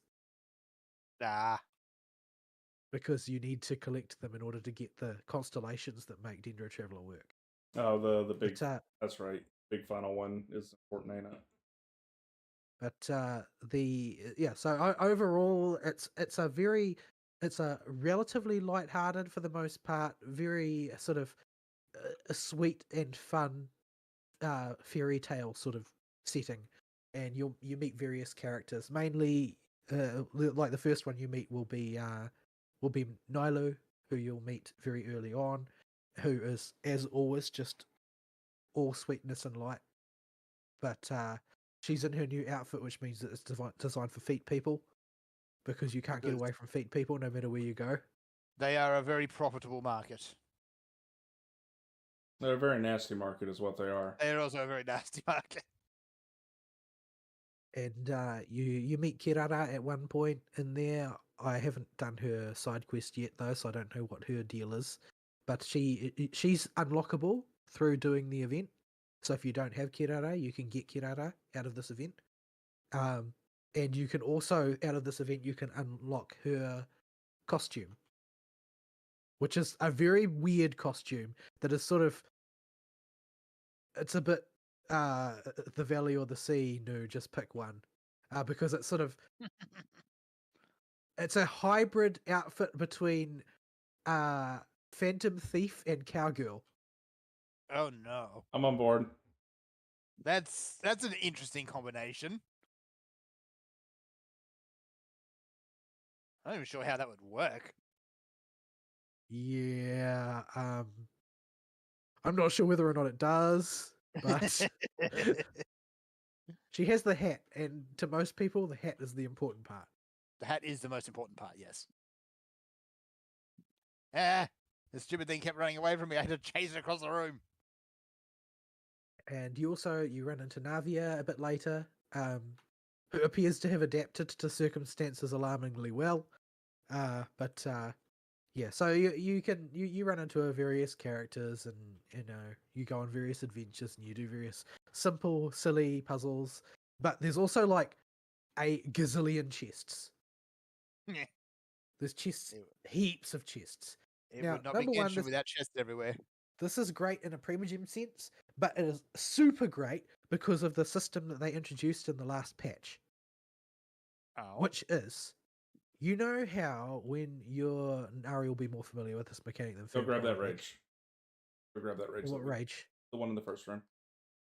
You know how if you don't want to do your dailies, but you open a bunch of chests and you're wandering around that day, you can earn chest tokens. Uh-huh. The new patch lets you stockpile them. Oh. And this event has chests for days. I've got like 70 or 80 stockpiled now. Just where you have to just log in and push the button? Yeah, just log in and push the button. Just Primogem machine that happens when you press a button. So yeah, this is great. This is great. It makes dailies way easier.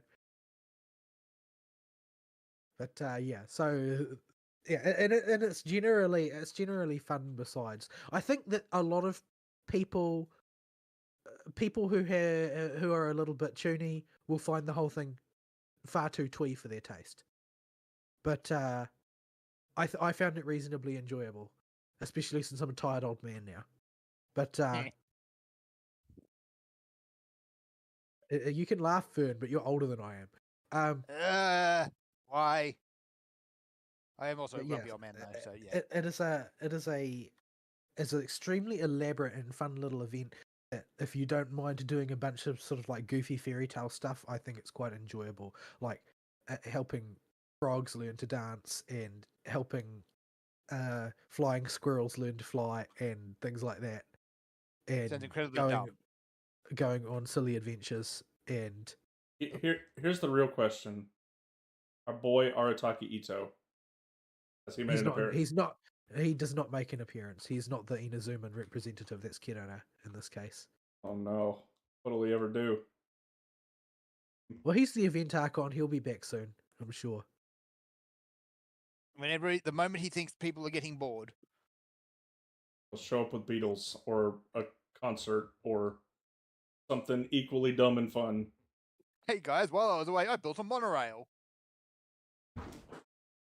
There is, as always, a lot of Paimon, but Paimon seems to be at least a little bit self-aware in this one. Like, at one point, Paimon actually says, I know I shouldn't just immediately repeat the things that you say as an exclamation, but I can't really help it because this is hard to digest.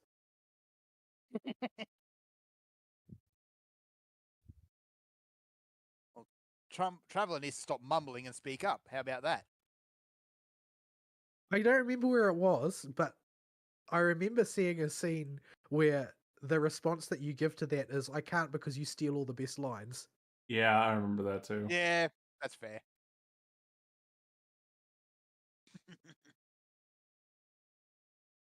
That's actually one of the things I really like about ZZZ is Wise and Bell both actually, talk. I don't know what Wise is like, but Bell is incredibly snarky all the time. Wise tends to be very deadpan. Like three-quarters of Bell's lines are snark. Yeah. Wise is also snarky, but he's a lot more deadpan in his presentation. Yeah, Bill is like, aw, I'm so glad you cared about me. Now where's my money? Yeah. This is why I decided to let Bell be Bell. Where's my money? I am not disappointed. I have played a lot of ZZZ. I'll cover that in my week. I need to get back into that, but there's just so much to do. I would love to play it, but I sunk like 12 hours over the course of a week into just sort of dicking around in the summer event for Genshin. Not really accomplishing very much, just sort of wandering around and poking in various corners and that, because it is, like I said, there's a lot of content for an event. Like, this is way bigger than your typical event. This is way bigger than like the musical event, for instance, that Arataki Ito hosted. This is massive in scale. Yeah, I've noticed your opinion on Genshin has gone up quite a bit since you got out of Inazuma. Yeah, well, Inazuma was like Dawntrail, man. Like, it just dragged the whole experience down, and everything about, like, the rest of the game starts to lose its color when you're forced to do this thing that you hate. So yeah, I haven't had a chance to play ZZZ. I really don't know where I'm going to go with it because I don't have the same level of enthusiasm for the play style, and I also don't have any pulling plans because I haven't really seen any. Ultimately, waifus need to appeal to me in order to get me to really latch on. You got Joe. Actually, you don't have Joe. Her banner just ended, so you can't get Joe. Joe is also a child, not really waifu material. Talking about the same Ellen Joe. Yes, she looks like she's literally like a middle schooler. Really, she looks like she's like 23. All of her scenes are about her and her school friends. Oh dear! Oh no! That's not good. That's bad.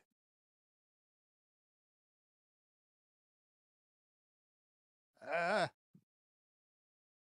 I am seriously missing a range pull. Ah, unfortunately, the new girl is the fuzz. oh, Mimic back here. Well, I mean, the fuzz is a pretty major entity in the setting. Yeah, And, but it's still the fuzz. I mean, I play Clorinda, and Clorinda's also the fuzz. Yeah. Thing opened. There. Like, Clorinda's my sort of secondary main in Genshin after Ningguang, who I still try to play. But ultimately, nothing can help Ningguang's numbers, since she's a launch 4-star and was underpowered even then. The automatic character rating thing still rates Ningguang as my best character, though. Oh, dearie me. That character rating thing seems to have a sense of humor. Well, it only looks at completeness. Yep, okay. If you've checked every single box, it doesn't actually look at what the output would be in practice. So, like, my Clorinda's output is like 3 or 4 times what my Ningguang's is under ideal conditions, but she's still rated worse than Ningguang because she's less complete. Shuttlecock conditions. Yes. Well, it's even higher under shuttlecock conditions. I'm talking about the best that I can come up with by myself, which Oh, yeah. involves my level 40 Yaya, who has become a permanent team fixture in lieu of me not wanting to go and look for Dendroculuses all the time. So yeah, level 40 Yaya. Yeah, is does like work despite the team memeing anchor. on her. Yeah, despite the memes, Yao does do work, or rather, the Hellbeast does do work. Yeah, Yaya doesn't do very much. I bring Yaya on the field long enough for her to get the Hellbeast out, and that's about it. Yes.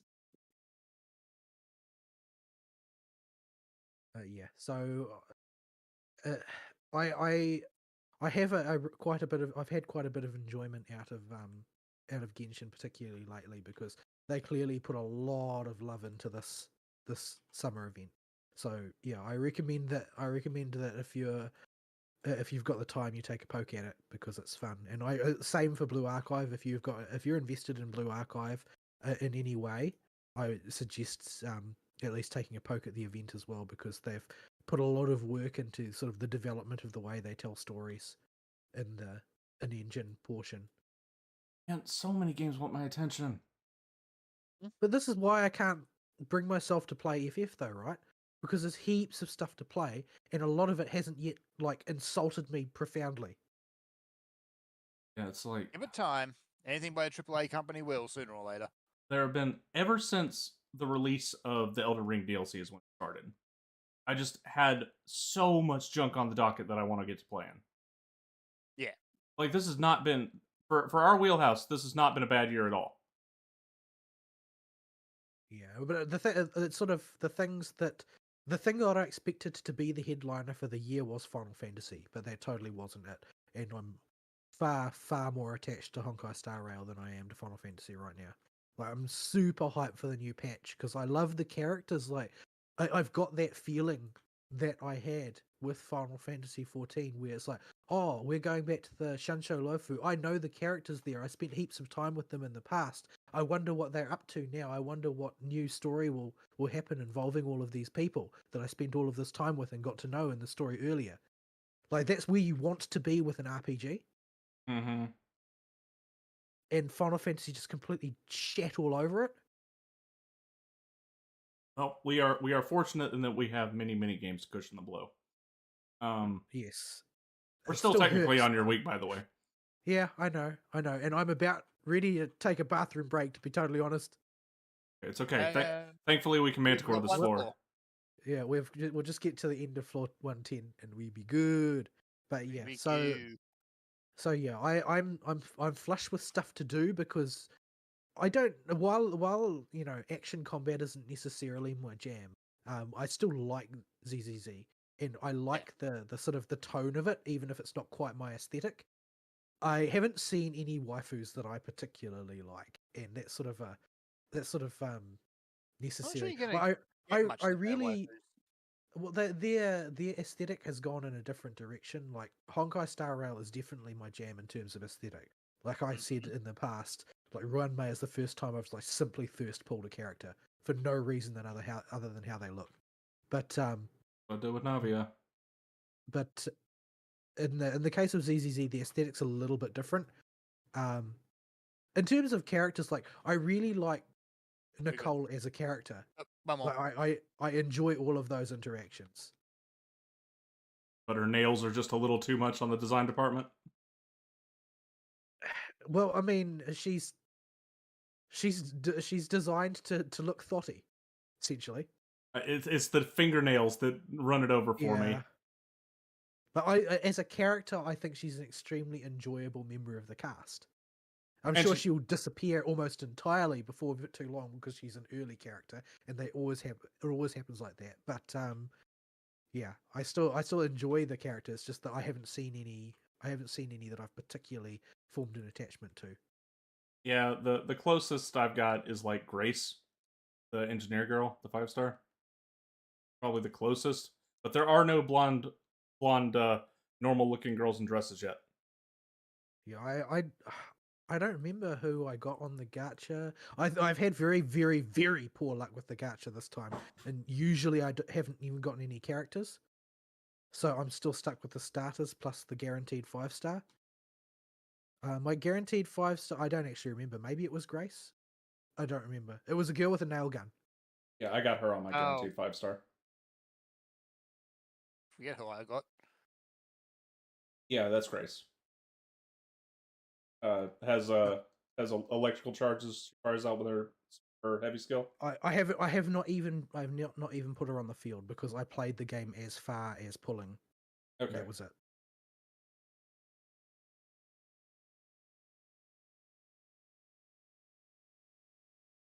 Boss. I will be doing ZZZ in my week though. Arn, you're gonna die. Yeah, I'll just use a potion there, I think. Probably didn't need to do that, but anyway. I wasn't sure how hard that AoE blast hit. I forgot all its damage was dot. Yeah, that AoE is pretty soft. It's the other one that's the hard hitter. On the plus side, Vol, you should have enough tomes to get at least 2 accessories. Yes. Ooh, time one artifact. Hey, I got one too. Man, have you only got 2 artifacts as well? Plus the guaranteed one? Yep. I thought that was just par for the course at 50 to 100. Yeah, it kind of is. It doesn't pick up until you get to like 100. But sometimes I get lucky. Not all the time, but occasionally I get. So yeah. Is it a good time for a break? Because my data thinks it is. Yes. I'm going to throw the break screen up. Remember when we're done to bring us back from the break screen? Yep. And I'm going to mute our mics and we'll be right back.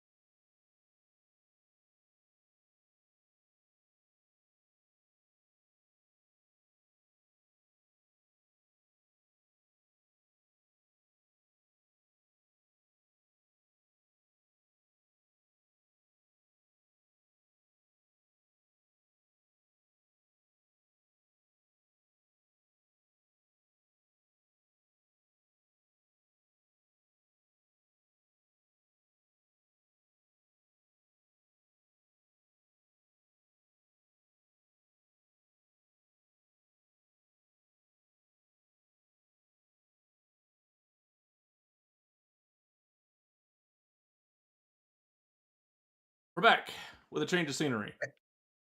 Because Fern has abandoned us. Yep. He got a big fair coming at work, which is going to require him to make a 3.5 hour journey. So yeah, he needs to get started on that right away. Yep. So how many tomes did you get up in that that little bit of deep I flunking? got 550. That'll work. That's 2 or 3 accessories. That'll get you the item level you need. Maybe. It might not as well. It may be a little short. I may have to get you. The weighting on right hand side is quite low, and I'm still more or less wearing Artifact gear. crappy gear because I didn't get drops in dungeons. I got Well- lots of drops for like for caster classes and stuff. Well, Not really anything for tanks. artifact gear should be stronger on the left side than anything. I guess that's true. Because it scales up when you level to max, isn't it? It'll be 10 item levels below the tombstone. We're hanging out. How are there no fates in this whole zone? My goodness. We just got here at Is it broken? No, we just got here. I think at the perfect time. Ah, there we go.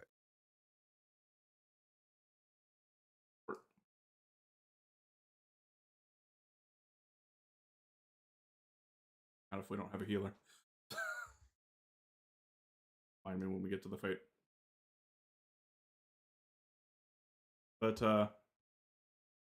yeah, so Fern had to go, and we were moving into my week.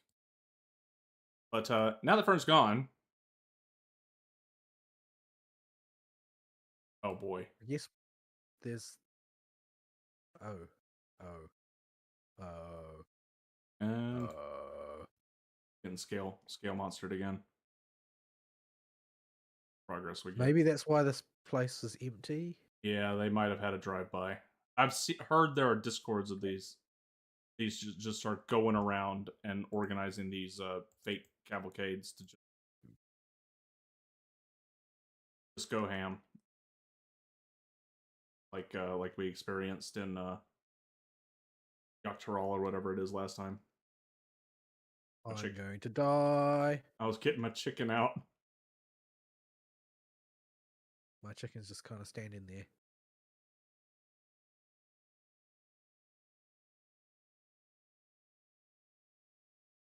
Some of the turtles are resetting on me. Or from the fate, I guess.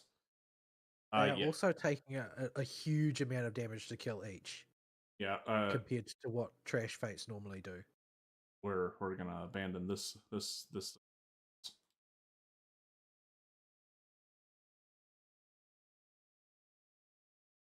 Fully reset. I think probably a fate train just went through.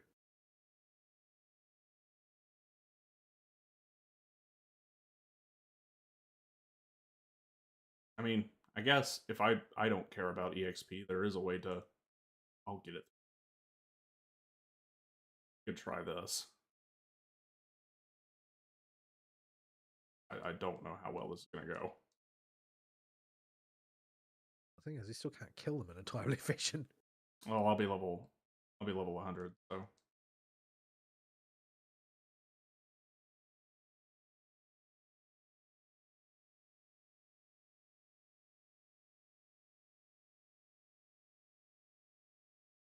But yeah. So. You got anything else for your week before I cut in? Not unless we want to go full spoilers mode. Yeah, we probably should because it's going to take Fern a while and it's going to start falling out of our head. So, basically, it's terrible.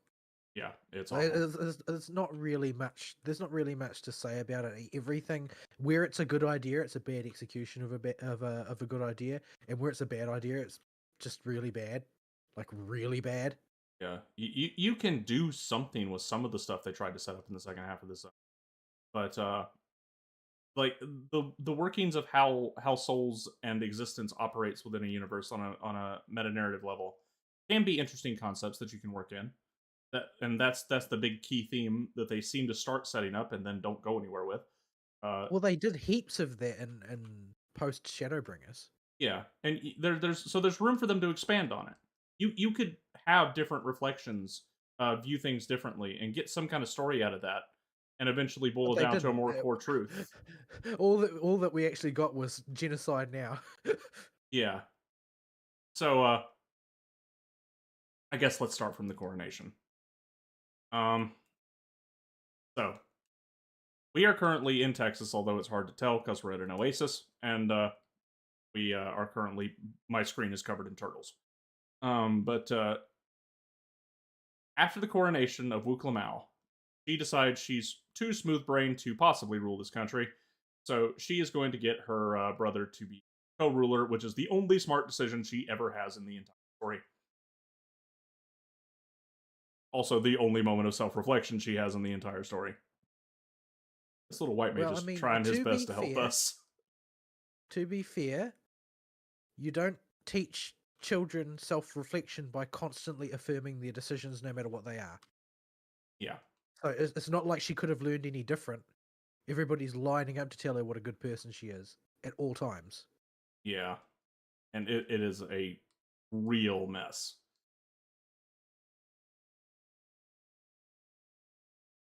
But a lot of turtles. There's so many turtles. Chicken has a turtle. There are many turtles. Can't see for all the turtles. Want this particular fate to end so my screen ain't covered in turtles.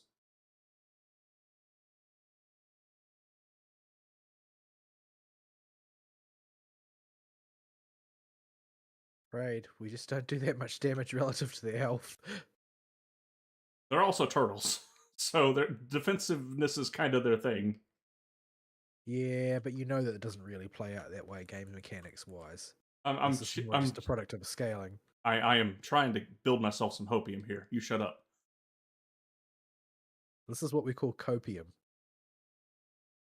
But are all the turtles finally? Are they finally done?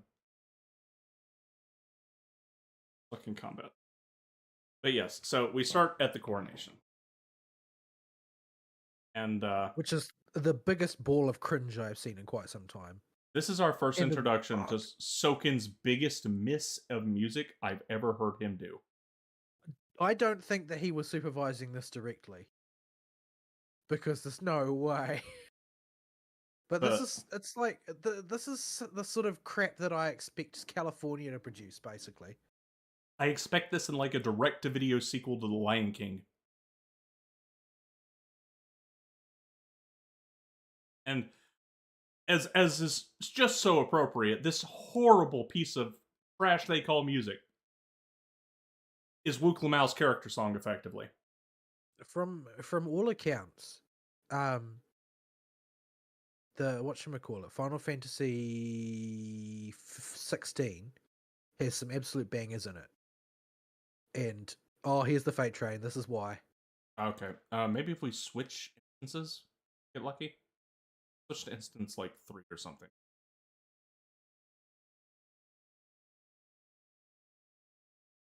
Man, Square Enix are good at designing mechanics that want you to make you want to avoid other people. Yeah. Remember Baja? Remember when they knocked it out of the park? Yeah, and learn absolutely nothing from it because there were only good lessons to learn there, and they didn't learn any of them. There are 14 people in Zone 3. Let's go. In Instance 3, talk to the Aetheryte and teleport over here. Oh yeah, there's fates everywhere. All over that lake.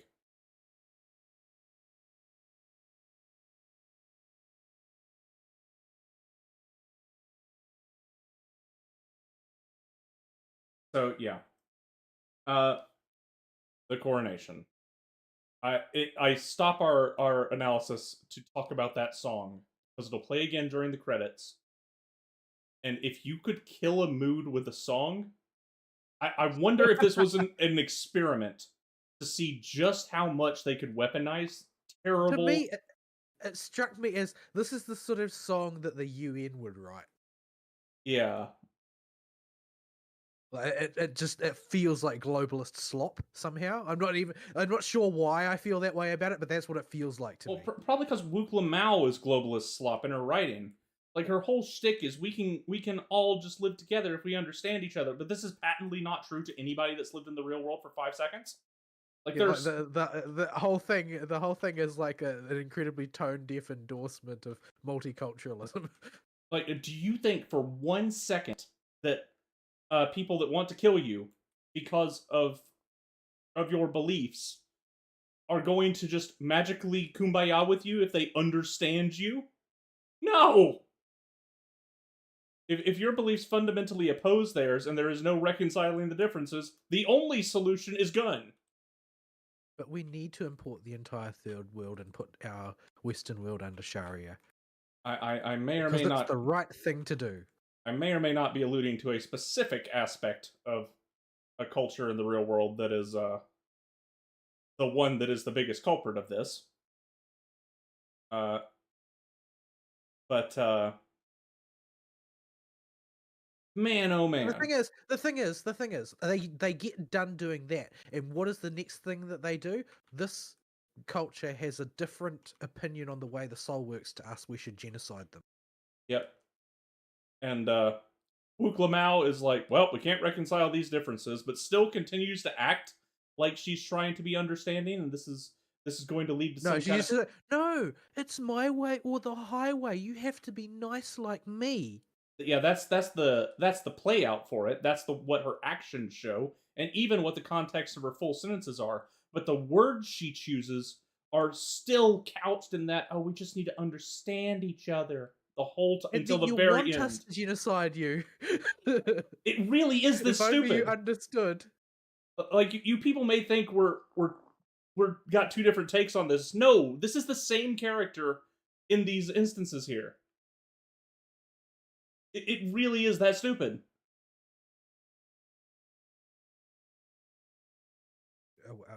Are these people also refugees from that other zone? I would imagine that anybody that is doing fate small groups, because this appears to be two smaller groups that have no. This could be just two smaller groups that have fled. This could be the train arriving. It could be either the train arriving or two smaller groups that are here. Thankfully, I'm a level 100 tank, so we shouldn't have a problem with credit. As long as you can smack something once. Oh, I can't get close enough to anything. Oh my goodness. But yeah, they really can't decide what they want to do, and the two arms of the story just constantly clash with each other in that regard. Yeah, It doesn't make any sense. Everybody can understand each other except when we decide that your beliefs are unacceptable, and then it's okay to exterminate you.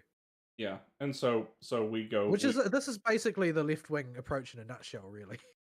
Yeah, So long as you're all woke like me, we can all live together. And then the second you decide that you don't like my agenda, we're going to genocide you. yeah, it's incredibly amateurish story writing on the probably that's the train. Like that would be. I would be impressed with it if it was self-aware that it was doing that, but it's definitely not.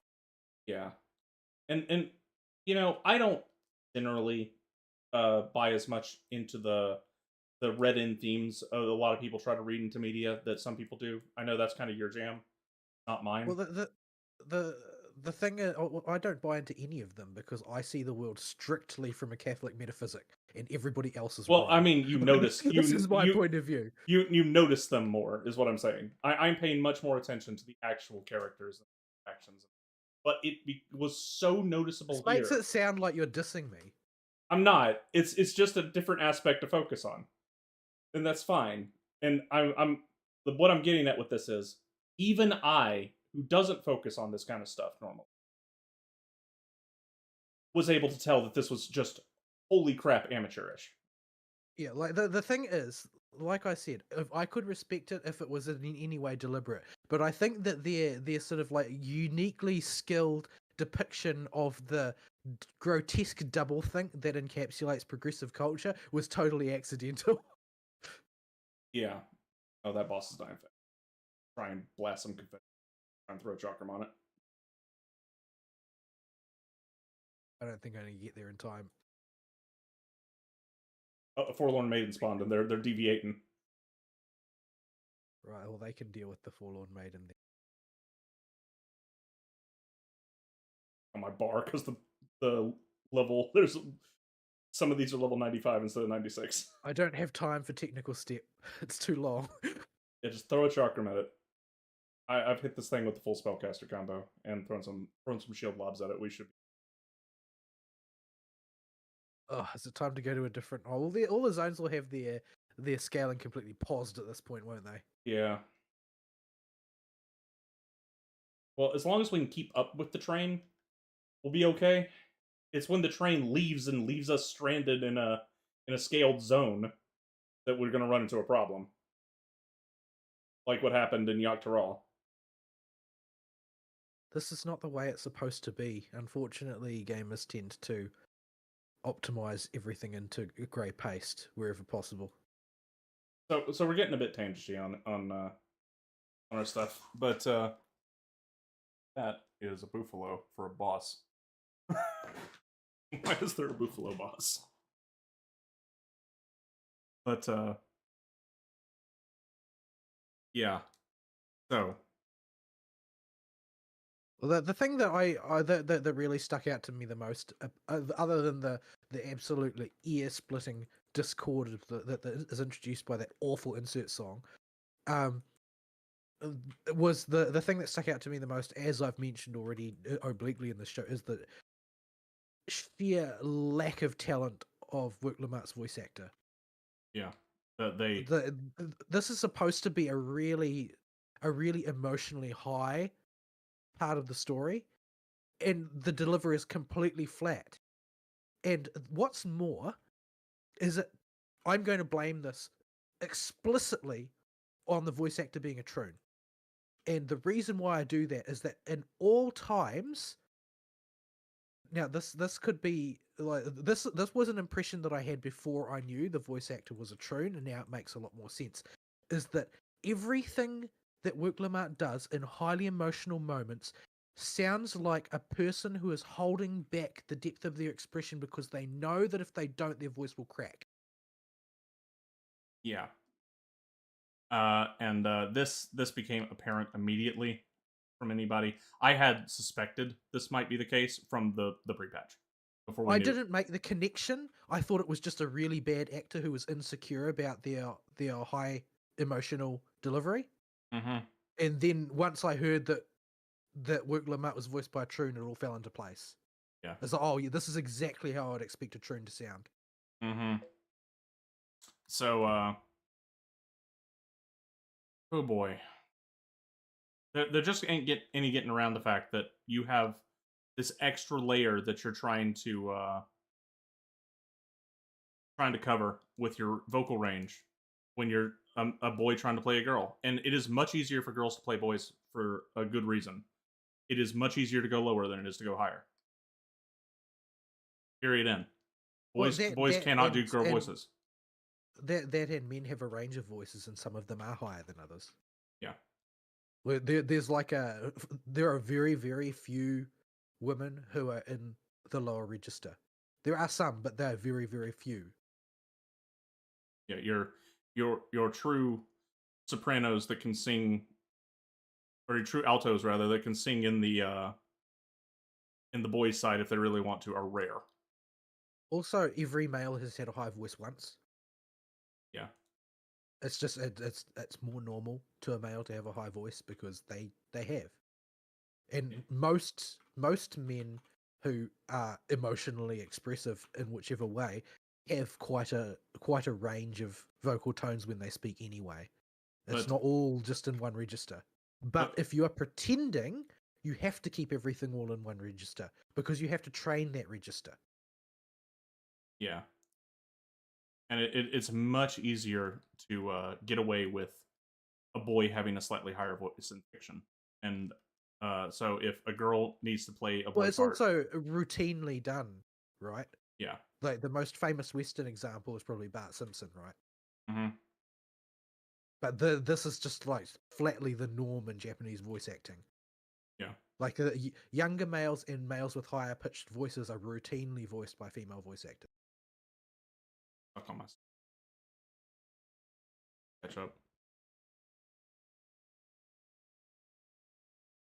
But yeah, and Wu Klamao during this coronation, the line that they use in that video I linked you, my happiness, is the big point where at the coronation it'll get even worse. Don't worry. It sounds like somebody who's about to hang themselves. Yeah. Don't worry, it gets worse. But we won't get super worse than that particular line until we get we come back for the invasion. But the invasion is where it really it's over. You're done. Please never ever voice act again. Yeah, my favorite example of terrible invasion voice acting is actually the part immediately following when she's grieving over the deaths of her people. Yeah. Like, I've never heard less emotion put into an emotional scene before. I don't remember the words that were said at all, but I remember how being just slobber knocked by how bad that performance was. Because it goes from one emotional extreme to the other to neutral within the course of 3 lines. That is bad directing, it is bad voice acting, it is bad sound engineering. Like, they get you coming and going and coming again. Yeah, it's awful. But okay, we're at the coronation. We finished Wu Klamao's little side quest to go ascend the throne or whatever, and we're off to New Mexico with Aaronville because he wants to go back home and meet his mentor and report everything that's been going on. To bring something up before I forget, like, Aaronville has sounded like Aaronville for ages, right? Hmm? So why does Kapiwa sound like a generic American? I don't know. He raised him. They grew up in the same society. Yep, ostensibly she was a mother figure to him, but instead of adopting an accent similar to hers, he has the Aaronville accent. Nope, we do not know. Which would be fine if everybody in his village also had that accent.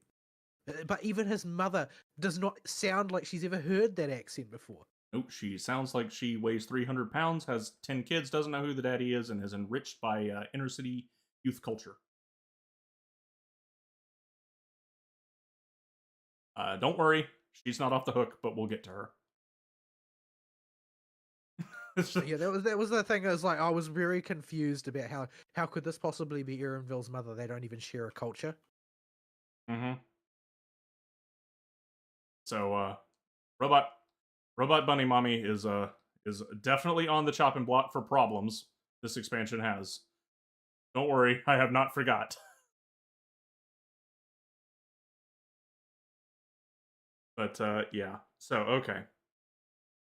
Aaronville has been a character that was kind of initially introduced seemingly as just a way to introduce the gleaner aspect of Charlian culture and to give us a voiced minor character to guide us around Charlia and to be a kind of a side character bridge point for plot beats. That's fine. Those characters exist and they're fine for what they do.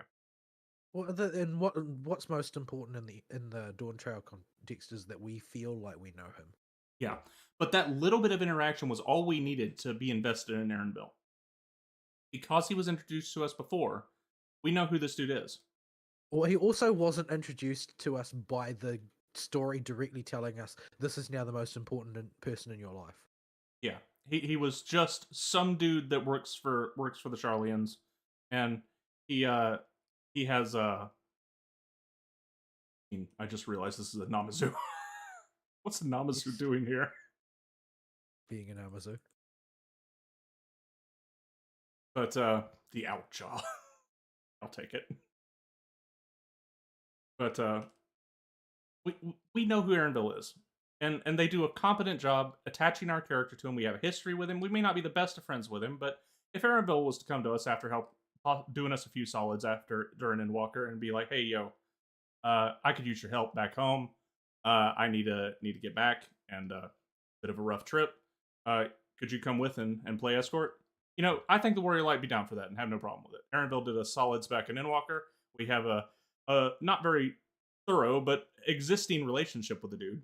But we've got a previous working relationship with him, and from that you could build a closer relationship. That's a reasonable course of events that could happen. Yeah. So we could work with Diversity Rabbit. Okay. That's fine. Until He even now, made fun of our frog impression. he did. And there's a lot to build on there because you essentially have a character they haven't used very much, aside from a few side quests and that bit at the start of the Endwalker MS. And okay, they don't do any of that. In fact, for the entirety of the first 3 zones, all the way up until level 96, and when you get to New Mexico, Aaronville, the only thing he does is pull out the magic pointer finger and go fetch the manatee. Why? Why did it have to be something so egregious as a magic pointer finger? Why did they have to do that? You know, if the rest of the story written around the magic pointer finger bit had been, you know, competent, just competent, not even good, just competent, I feel like it could have been a source of, okay, that was kind of a funny moment. But the fact that the thing surrounding it more like they were making fun of me, though. Yeah. It's like, you're going to have to take this seriously now, and you can't stop us. Yeah. But the fact that everything else around it is so bad, it takes away from the aspect of it being funny and as a weird WTF moment and a bit of a joke. It instead turns it into this just hot garbage piece of WTF that's just added on top of the pile.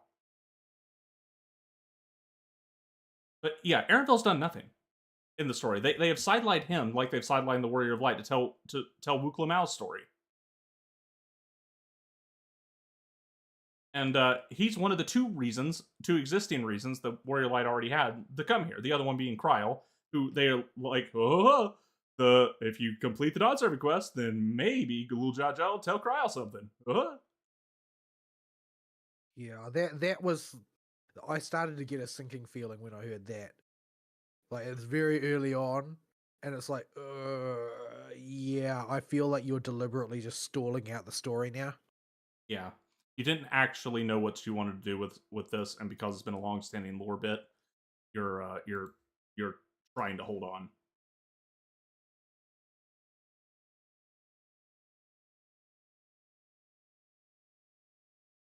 But yeah, it's a outright mess.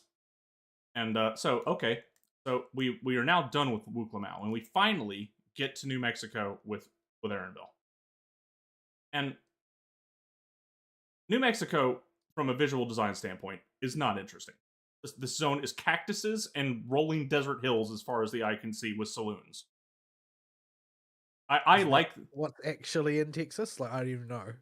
It's what in the movies is in Texas. Yeah, this is like the typical Western style zone aesthetic. If you want to make a zone a stereotype, it would be this.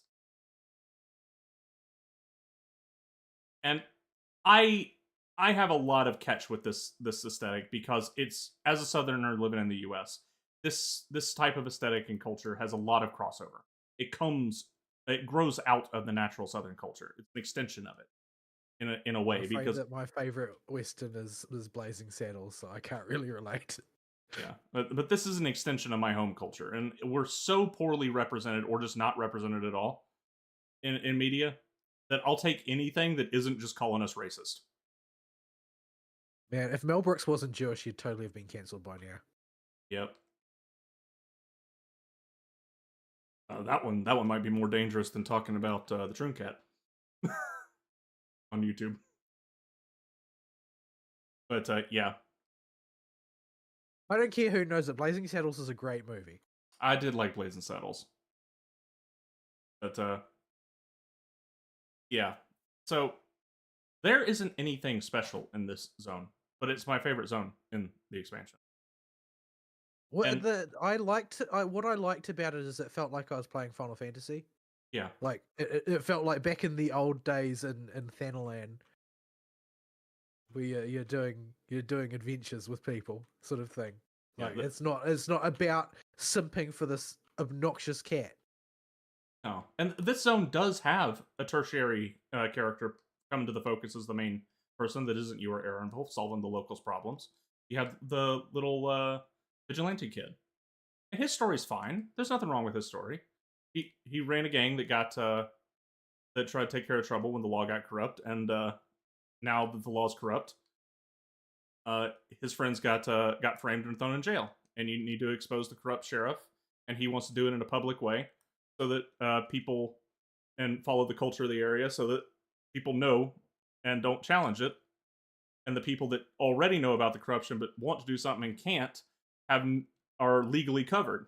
And the best way to do this is to set it up so that he's publicly accused and challenged to a duel. Okay, we can roll with that. So first, we got to save the kid who's been captured by law enforcement, which is off at some shanty town away from an Aetherite. And so we do that, and we take him.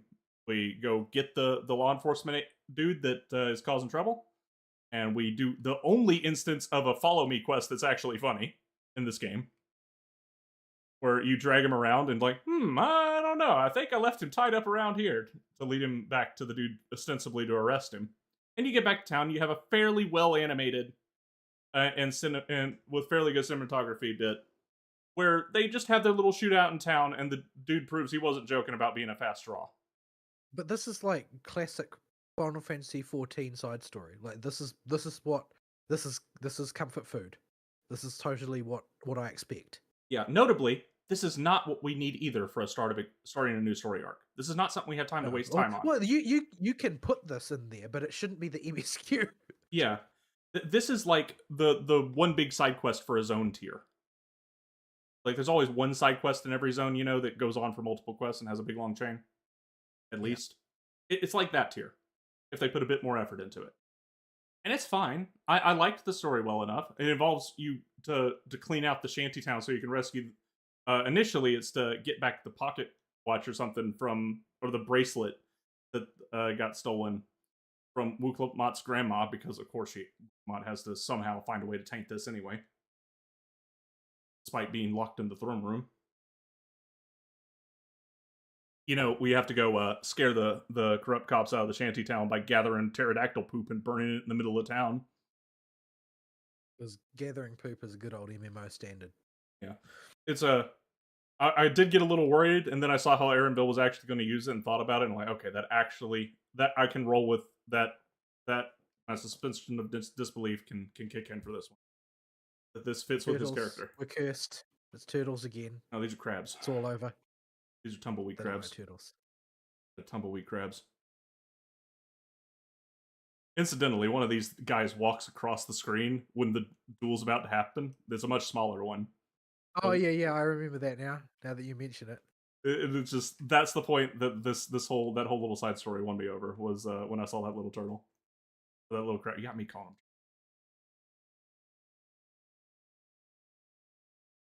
him. Man, these crabs hit hard. they're scaled. Oh, I'm synced because I had a level sync.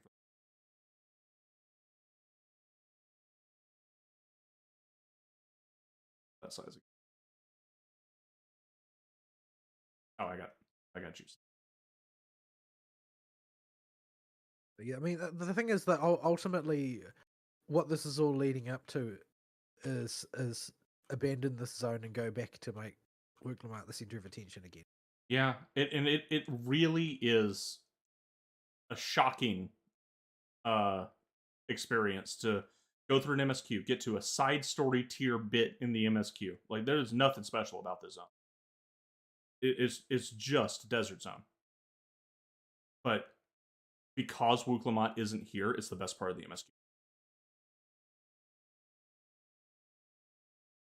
I don't really think that's contestable as far as people that disagree with Wuklamau's everything, because Wuklamau's not here.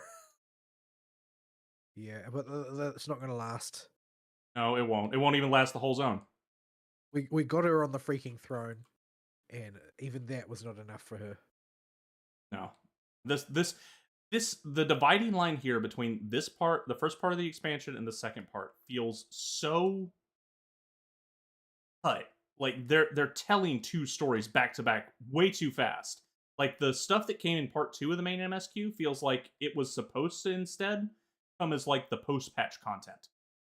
Yeah, that was my impression as well. Yeah. laying aside the actual quality of the plotting, ultimately the pacing is the biggest, an issue of even greater magnitude, because you can't properly investigate, you can't properly interrogate whatever story they were trying to tell in the time provided, because they wasted like 3.5 zones on telling a totally other story. Yeah. And of those, you have this zone, which the first half of it, while a nice departure from Wu Mao, the side story of the corrupt cop in this town doesn't have any relevance to the greater anything in on Eorzea.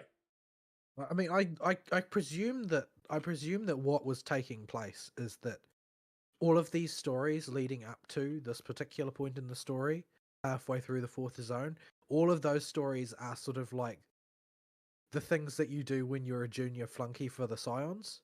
Yeah. There's that part of the story, except that we don't have 50 levels to do it, and we've got 10. Yeah. And it's so shallow, all of it, on top of everything else. So yeah, and then we've got the next problem, which is before we get back to Wigglemouth returning, because you can never escape ever-present monstrosity. Oh, there's the rest of them. I'm like, that's only 3 of them. Go. There's the rest of the googly-eyed things. Why does so much stuff in this continent have googly eyes? I don't know. You live in America. You tell me. I don't live in this part of America. I don't live in New Mexico. Well, ask Razorfist. He probably knows more in Arizona than I do. That's closer to New Mexico. But yeah. What was I getting at? Right. So we need to deviate and go ride a train, but the trains are down. This is what forces Wuclamont back into the story. You see, is we need to get the train working, and we're going to be stuck in town for a bit. So we need to come to this little oasis that you've seen us doing fates around, and go help fix up the train. Okay. Little dumb side quest that doesn't go anywhere, like a bunch of the stuff that we've talked about before. But Wuclamau is still not here. So we fix the train. And I thought this was supposed to be some sort of ham-fisted, like, Pocahontas narrative about living in harmony with the land or something. yeah, no, we just had to go get permission to cut the locals' trees. That's all that amounted to. Yeah, like normally you just you knock on the farmer's door and say, "Can I have a tree?" That's Well, it's pretty much what we did.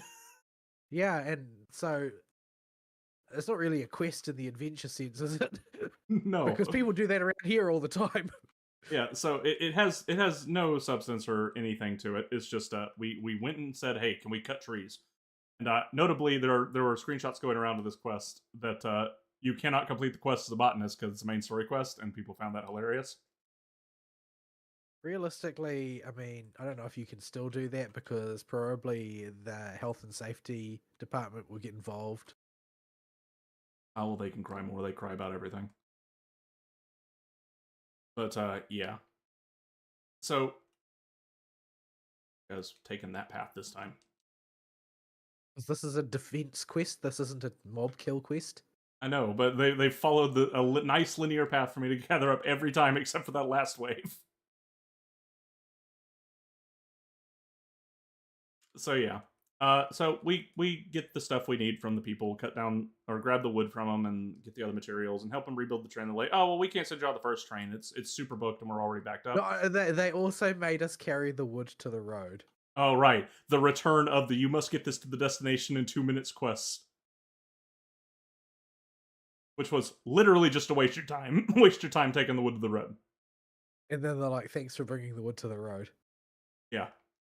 So okay, we're back on the downhill slope now that we don't have a narrative to follow, and the train guy, we get the stuff to the train, and they fix the train tracks, and like, okay, cool. Train, not trolley. Train, not trolley. Notably, that will become relevant later.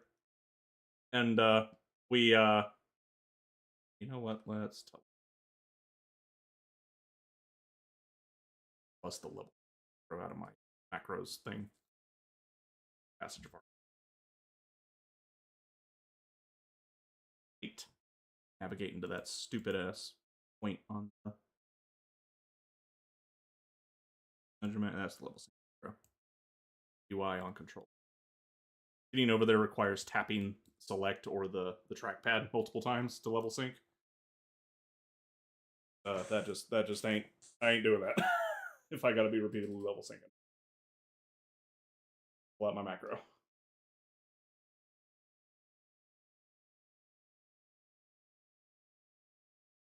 Far back. So yeah. But we can't go on the first train. First train is fully booked and they're way backed up, but they'll let us ride the second train for free. Okay, cool. And they send off the first train with all the passengers on it, including Wuklamat's grandma. No, it's like a wet nurse or something, but she treats. Well, she explicitly calls her mother. Yeah. So because her dad is apparently out of the picture for some reason. Yeah. You know, did we touch on that last time we covered the Dawntrail zone? Because holy crap, Wuklamat. I know that you haven't interacted with this guy. He's still your biological papa, though, and he didn't abandon you because he hated you. Could you be any more disrespectful? Well, I think it's not so much disrespect as just total apathy. Like, she just doesn't care. I see that as a form of disrespect that's even worse. It's unintentional disrespect, I think that what they were hoping that they were going for, though, was I mean, it's the real relationships don't involve blood, which is obviously untrue. But yeah, you can have adopted families that work, and circumstances may require it in some cases. But having family that you were born from, that you grow up with, is not a small factor in contributing to your realistically, bond with them. The most reasonable interpretation of this, I think, is that Wuklamat is just of such low IQ that she doesn't really comprehend that she's got a backstory other than the one that she was brought up with. Yeah. She just genuinely has no interest in Papa Cat. Really dumb. She's just not very smart. Yeah. But you know the writers aren't that smart. Not for this expansion. But the fate train back. Yeah, it looks like they're back. We were blissfully away from them for a bit, and it looked like the fates were starting to scale down a bit. Now they're back.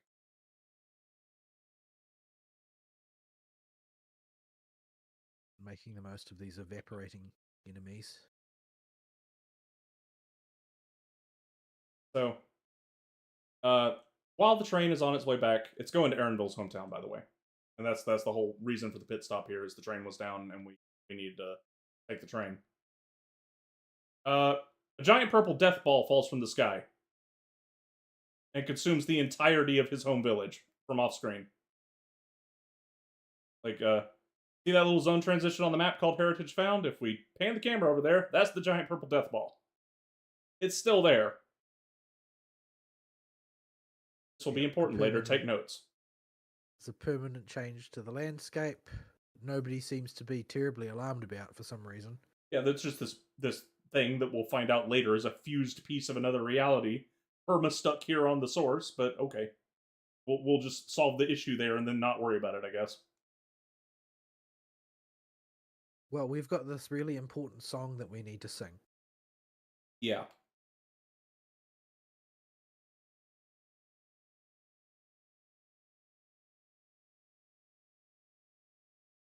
So yeah. Whoever was on that train, including Wuklamat's mama, is all now stuck in the giant purple death ball. At this point, they don't know what happens inside the giant purple death ball. For all they know, everybody was vaporized. And Aaronville, to the character writing on his part at least, credit, at least he is notably distressed about this. It's like, that's my house. My house is in there. My Like, mom is in there.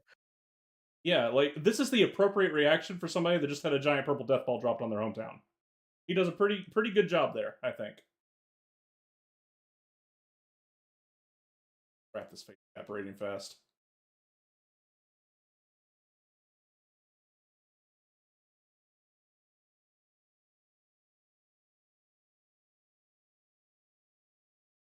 And I cast it right when the last one died.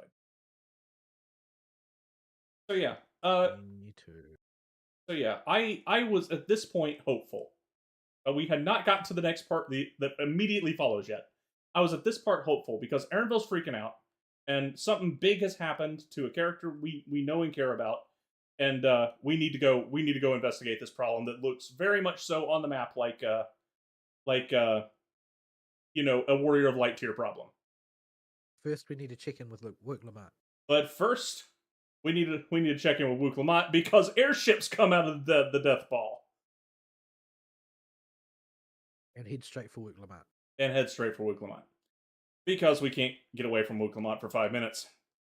That one reprieve in the MSQ of doing our side quests in New Mexico is it.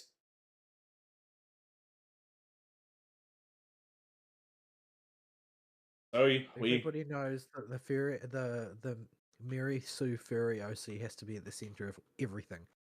Yep. So we go back to town, and we got to help defend it from the invading forces.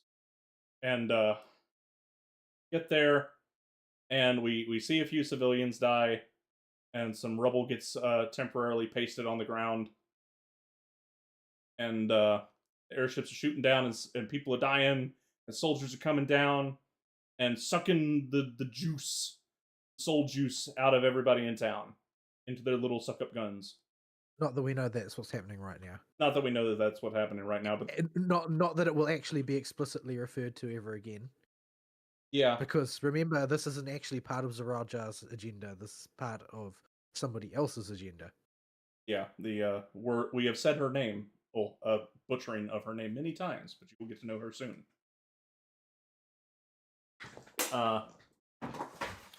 And we have to defend the town. This is where BJJ shows up during the defense of the town, and he doesn't say the line in this invasion. He says it in the next one, I think. He still does the thing, but he still it will be the exact same thing that he does in the next invasion. Yeah. So while the particular line doesn't happen here, the effect is the same. Of BJJ just showing up, and ooh, that's a lot of pterodactyls aiming from the sky. And he's like, I'll hold the line here while you go and be Work Lamont for whatever reason.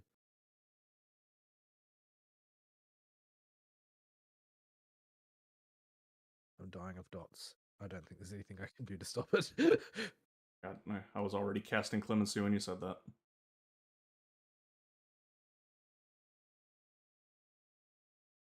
But the thing is, with my saturation of my colors and the red earth and the orange templates, I can't see where they're putting the AoEs.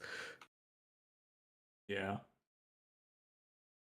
So yeah, BJJ holds the line for us to go to the throne room because we see out of the thing what looks because the most important thing right now is that we find Work Lamont. Yeah.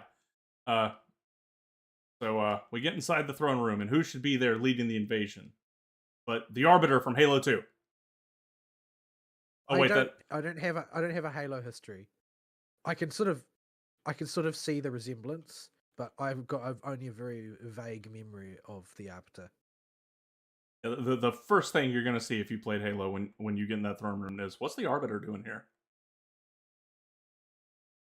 And like, my image of the Arbiter is the one from Arby and the Chief. I mean, it kind of works. You only need the visual. And it kind of the one from Arby and the Chief probably has more character than the one we got in Final Fantasy XIV. Icon has retcon, please. So yeah, no, this is Aralja. You may remember the stinger at the end of the last one, where he stab the Roganin explorer literally in the back. And then sprouts a handlebar mustache and starts to twirl it. Yep. And Despite murder. the fact that he hasn't intimated any such character trait until now. Yep. And you may remember him literally backstabbing his only confidant that was assisting him in the trials. Just for no reason, just so he could be the only one that gets power from opening the door to the Golden City. The idea that he can't have an ally in his agenda will be immediately contradicted and then never revisited again. Yeah. And it'll be contradicted in a biggin way. 30 years, in fact.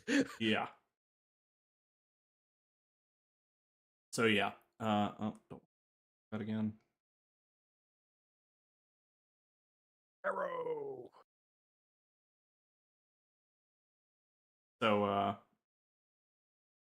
So he's now dressed in this cyberpunk armor of the invading airship people.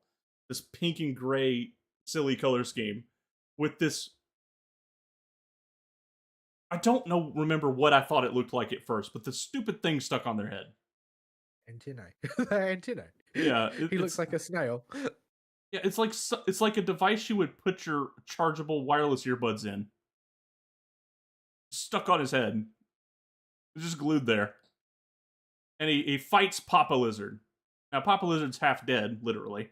But Papa Lizard still manages to get the upper hand on his adopted son.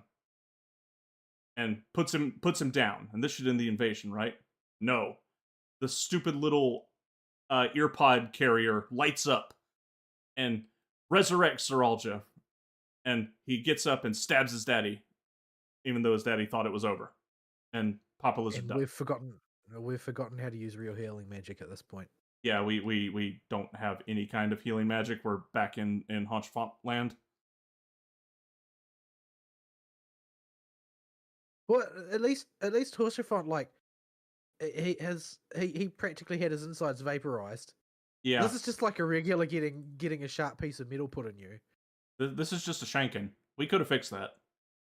We fix it all the time, in fact. So Papa Lizard dies in the most cliche long speech after death way possible. And yeah, he's gone. He's out of the story now.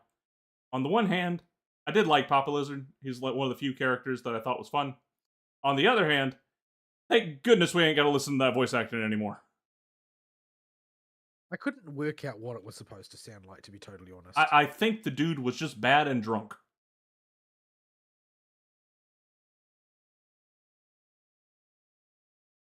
So, Papa Lizard's now gone. And we now have to go investigate the giant purple death ball that Zeralja came from, because after Papa Lizard is dead, he pulls his troops out and tells Wu Mao that unless she comes to punch him in the face hard enough, he's going to invade and kill everybody. Okay. That makes sense. Sure. Whatever. There may be more nuance to that I forgot. It doesn't matter. Because it's already so stupid, I just don't care. Did he just do the charge animation, then not have a position where he could plant himself, so he teleported back to where he was? I don't know. I wasn't paying attention. I was looking at the little colors lighting up on my bars. Yeah. 6 gemstones. North. So yeah. Now we have to pick up Wu Clement and go back to New Mexico. Because now she's invested in the stupid purple death ball. And she leaves Koana back to run the city. Can we please trade? I would much rather have Koana with us. But no. At least he got a brain. Yeah. Unfortunately, he put most of his brain towards something for his sister. Yeah. Yeah. He did. Sure did.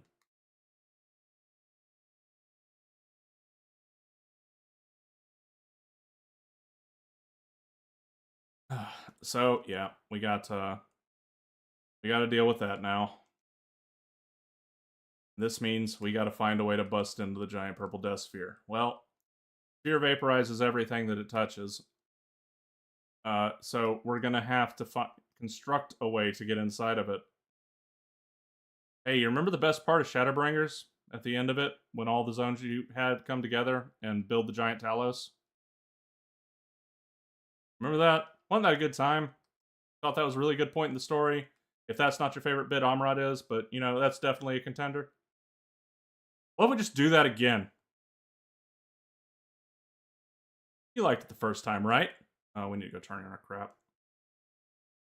Did we not, I don't know, use some creativity and come up with a new scene? No, we're not allowed.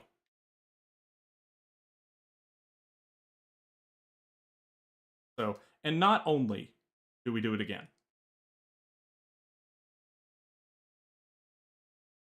we can abandon combat and just pull out until everything de-aggroes.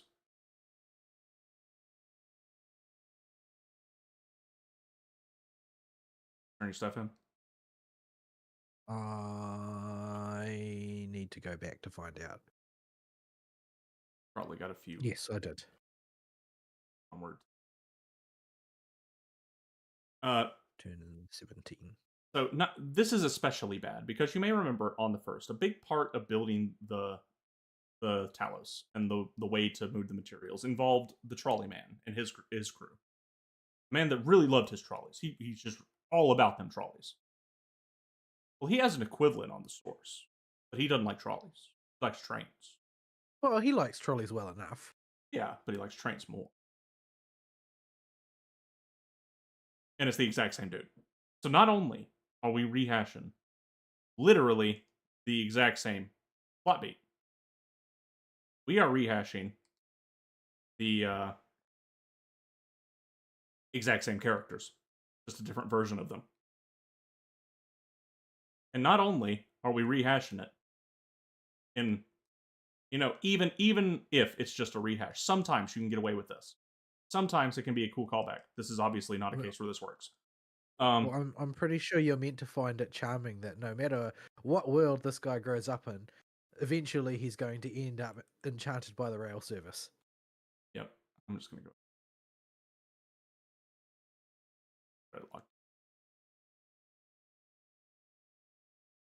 Where's the dude?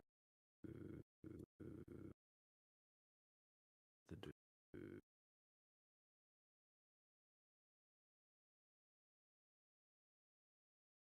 But yeah, this is not it, Chief. Especially because of how it's planted in front of us.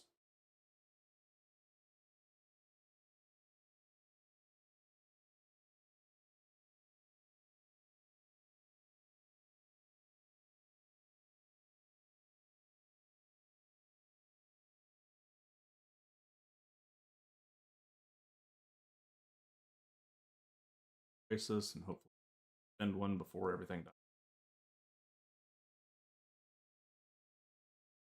So yeah, we bring all the races, the goldsmithing, hot pocket eating goblins, the googly eyed giants to move stuff. You know, we bring the alpaca Jews. We bring the who else? The Vanu Vanu are there doing something, I'm sure, that's important. And we soup up a train. And I just with wood and rocks, and they do a pretty good job. And it is okay. Given the materials you're working with, sure, but it's the most ghetto ass looking thing. Yeah, this a Talos. This is not. And so, our plan is to take this souped up train and ram it into the part of the barrier that they're moving troops through at the base of it, so that they can, so we can break in and figure out what's going on. This is just as dumb as it sounds. They even, notably, because this is clearly set up for our next dungeon, right? So they even go out of their way to put cannons on this stupid thing. And you may think, oh, they're going to try something cute in the next dungeon with the cannons again. Okay, that can be a little tedious on repeat runs, but at least for the first run, That could be fun, and it's a leveling dungeon, so we probably won't see it that much. So it'll be novel every time. You're not going to get to use those. No, in fact, they might as well not exist. The entire purpose of them was to basically do a scene in cutscene that the scenario writer wanted to do. And It does not involve the player in any way. And to It's find a way entirely to... entirely for the vanity of the writer. Yeah, and to find a way to shoehorn Grahati and Y'shtola here. I was like, oh, we need to make those guys relevant, don't we? Yeah, because they're here now, by the way. Because, okay, what happened to that sea being near impossible to cross? What happened to the political ramifications of all the scions arriving in one place and cooperating together on behalf of a political entity? Yeah. Yeah, remember when all this was relevant plot points they belabored on us several times?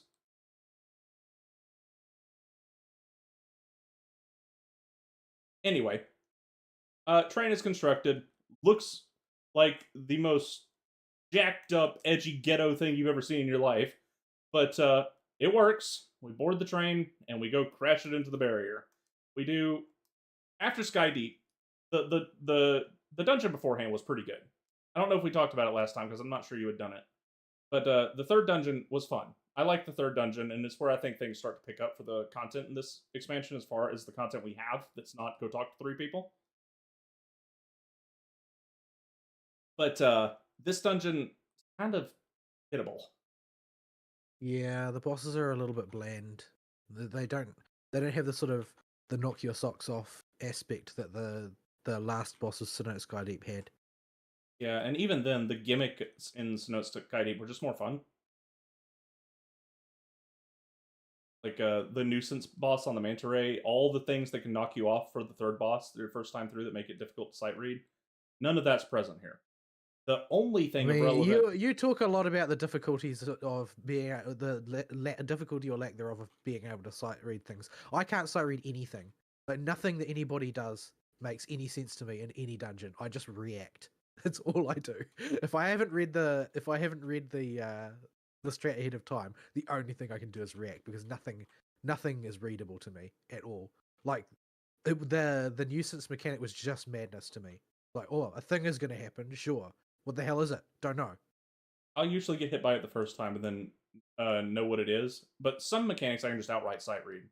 And there are a lot of dungeons, when I say sight reading, I mean stuff that says, like, the cast bar says left or right on it, or the boss raises one arm that's obviously glowing, or only one half of the boss is doing, or it has something that in its name of its cast that indicates a cone, or a donut, or a point blank, or, like, this is probably the raid wide. That kind of stuff is fairly intuitable once you... Nearly every fight is just that the boss chucks Skittles on the ground and some of them kill you and some of them don't. Yeah. Oh, how come you didn't teleport over to come with me? Because I had a previous one open because you... Oh, whatchamacalled it. Oh, because I teleported to a different town earlier. You teleported when I was already there, so...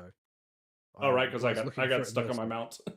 Or rather, I got stuck in combat. Like, why is this taking me back to where I already am? Oh, I should have built.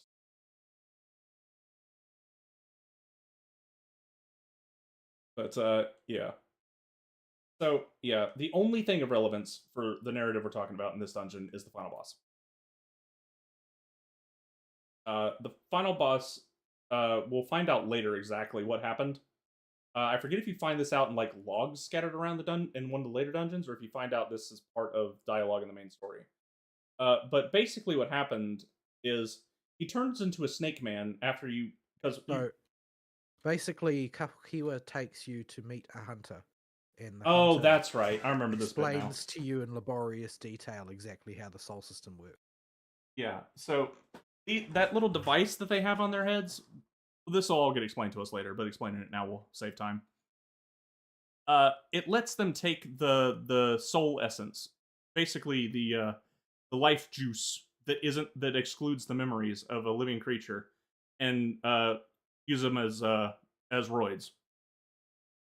This approach actually has massive metaphysical implications for the universe in terms of this is sort of like, if you were to boil this down, this is actually a decision on the part of those who mediate what will be the canon on the way the world works to an extent that we don't know in the real world. Like if you look at the dominant school of thought in the Western world for the last 1,000 years has been sort of more or less Aristotelianism, Platonism, and then Aristotelianism. But Aristotelianism became dominant around 1200s or so, and had been right up until the modern era. And in the modern era, everybody started jerking off over Darwinism for some reason, and it seemed to think that meant that you didn't need to think about philosophy anymore. But that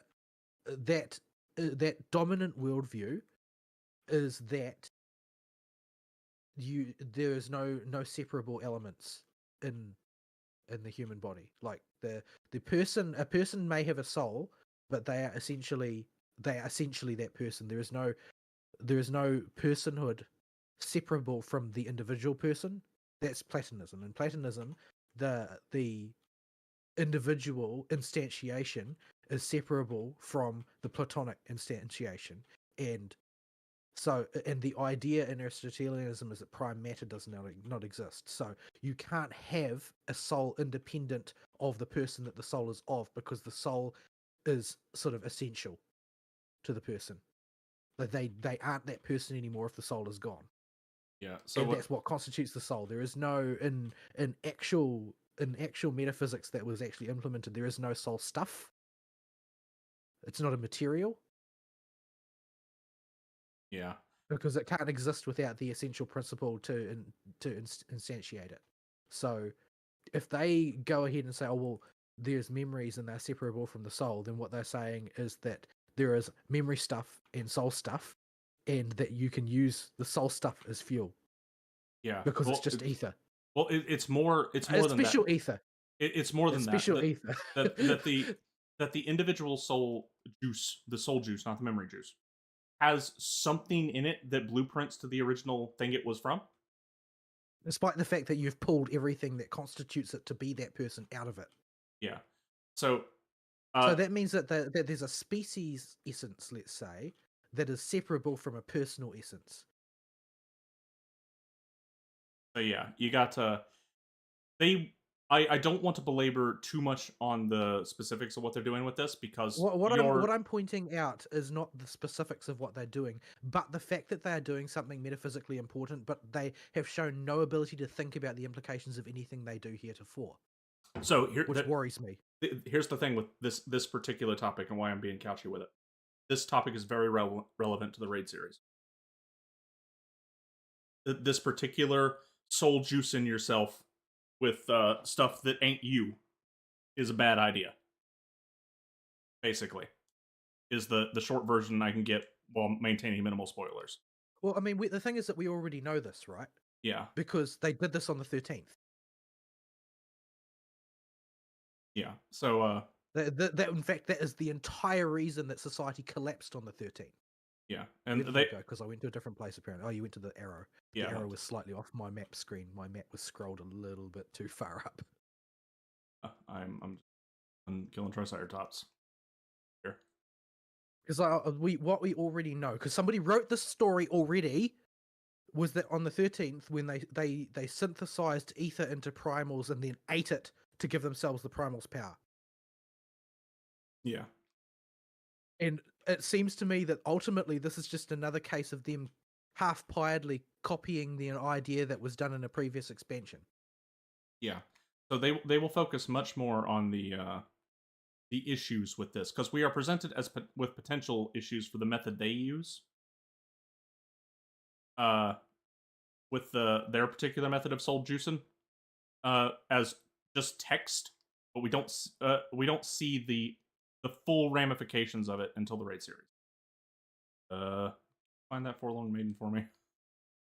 I see it. It's over here. I am far.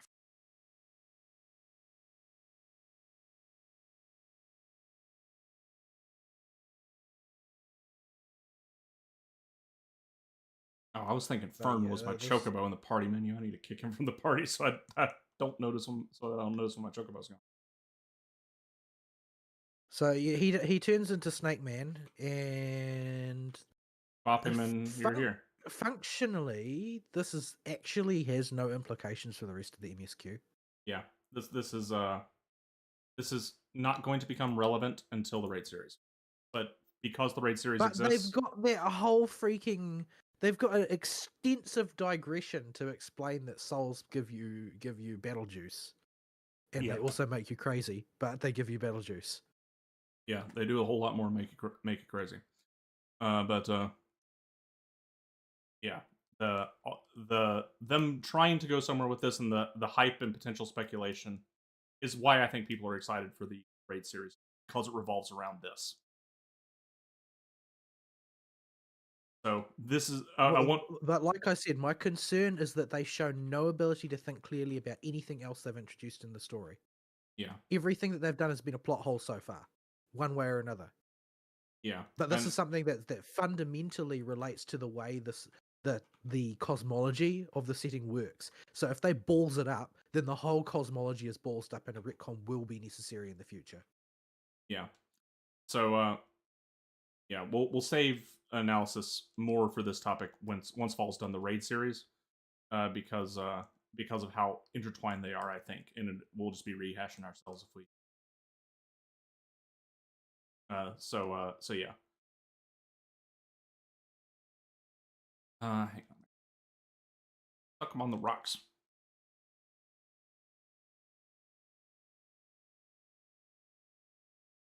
But yeah, so Zoralja cheats. He wins his fight. We use a train. And We break you, in. you bust your way into his fortress, and you kill his goons, I guess.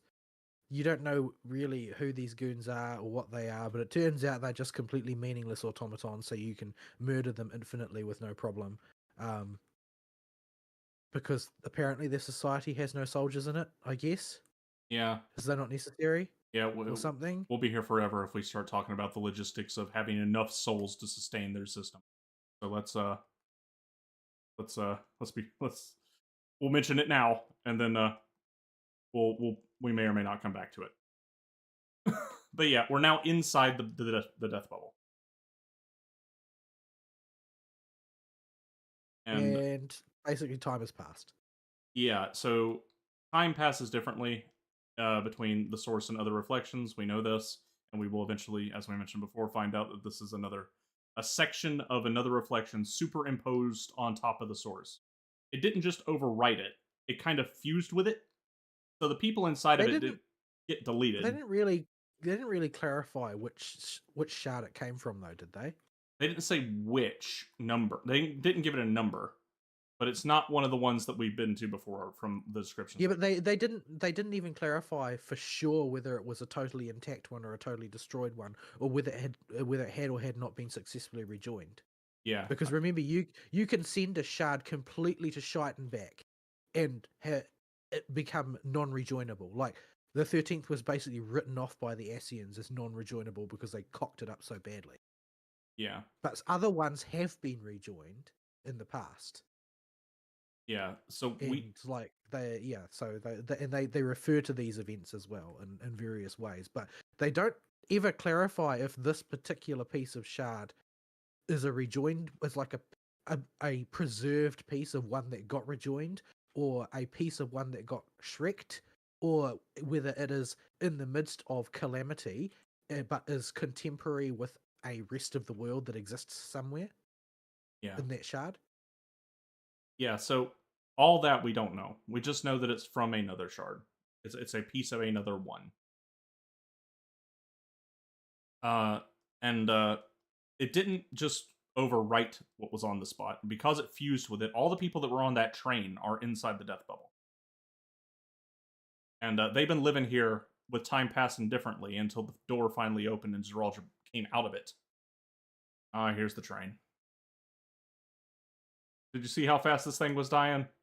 Man, it was finally starting to. Why are people? Why are they here?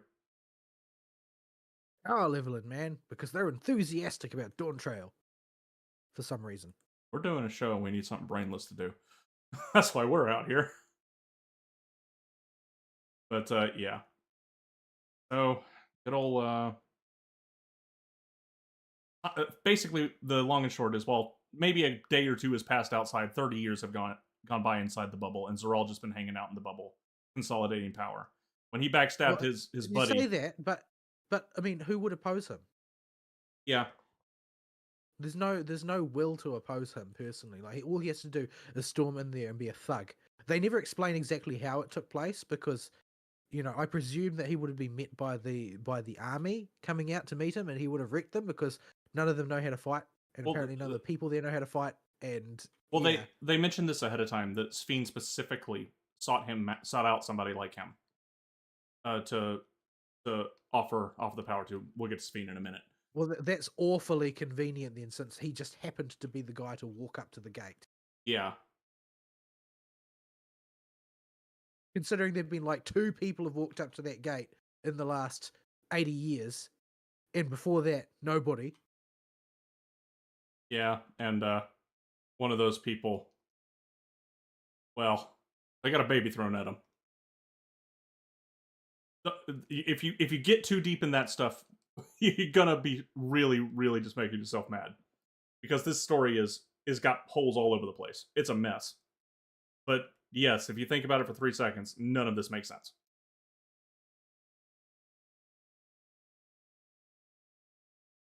But let's say that you know he's waltzed in there, and he's been there for 30 years as in the position that he's in. Then basically, doesn't that just mean he's been farming fiends for 30 years and that's it? Yeah. Because he's got to supply more soul stuff, right, to keep everything functioning and animated. I presume either that, or he's just like if it is that those robots come out of the ground, where are the mines? So they must all pre-exist. And so in order for him to be doing something for that 30 years, it must be that they need soul stuff for some reason. So Yeah. he's got to get more soul stuff, which means he's got a tiny patch of land that he has to farm for mobs for 30 straight years. Yeah, well, it's more than that.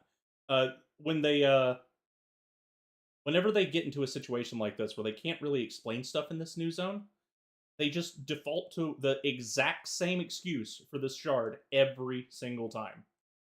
Oh, well, Electrope, this magical stuff that uses electricity or lightning aether, that can do literally anything. You mean Invalicious uranium analog? Yeah, like it is the magical substance that can accomplish anything with lightning aether. And anytime they need to explain something about the setting, Electrope can do it. Is the abridged answer.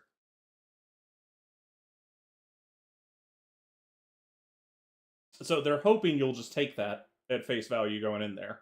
I don't, because Electrope is so poorly defined throughout the narrative as a substance, which only exists in this shard apparently, that we just... And apparently it's in such short supply that you have a global war over it, but in such large supply that you can build entire cities out of it. And when we say build a city out of the stuff, we mean like the building material. Yeah, every street is paved with it. Every building is constructed out of it. You can build the 9/11 towers out of it. I'm not kidding. They did in fact build 9/11 out of it. It's a woo boy mess. So okay, Zoralja is now a mustache-twirling evil villain who's killed his sidekick, has turned into the Arbiter, conquered this land without much conquering needing to be done. He was kind of just handed the kingship, and all this was given to him, and all this power and resources by and a baby mama somehow. Yeah, and a baby mama who we never get to meet. By Queen Sphene. Sphene, her actual name, I think, but who cares? Evil Garnet. Yeah.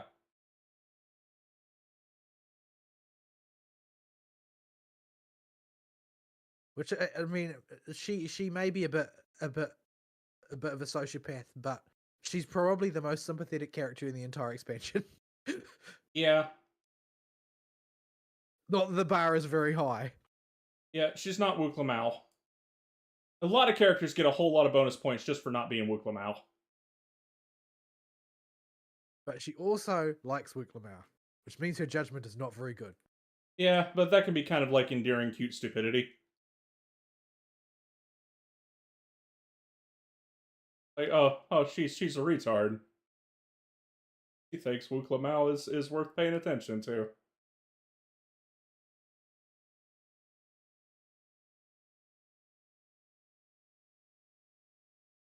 So yeah. Queen's Fiend is a generically cute anime girl who is not Wook Lamau, that is the co-ruler of this bubble of this other shard, and was once the queen of the entire region of the shard that this plot of land comes from. She has constructed an entire city out of the rare resource that whole place went to war over, called Electrope. Despite the fact that supposedly they were a neutral country who wasn't fighting over it. Yeah, they apparently had a lot of it. No, my second win wasn't enough. You need to AoE harder. Paladin. I'm currently the lowest damage output tank in the game by a lot. What does it have to do with your threat? Oh, I can't deal with sprites that aggro when I don't see them when I'm covered in rocks. I'll talk to you.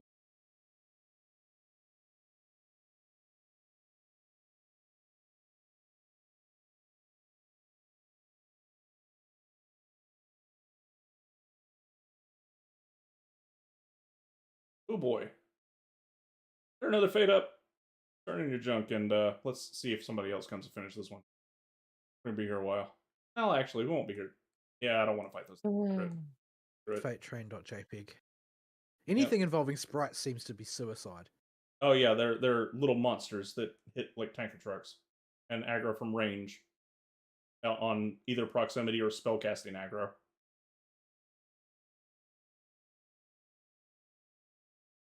So yeah, Queen's Fiend. How do we go about describing Queen's Fiend?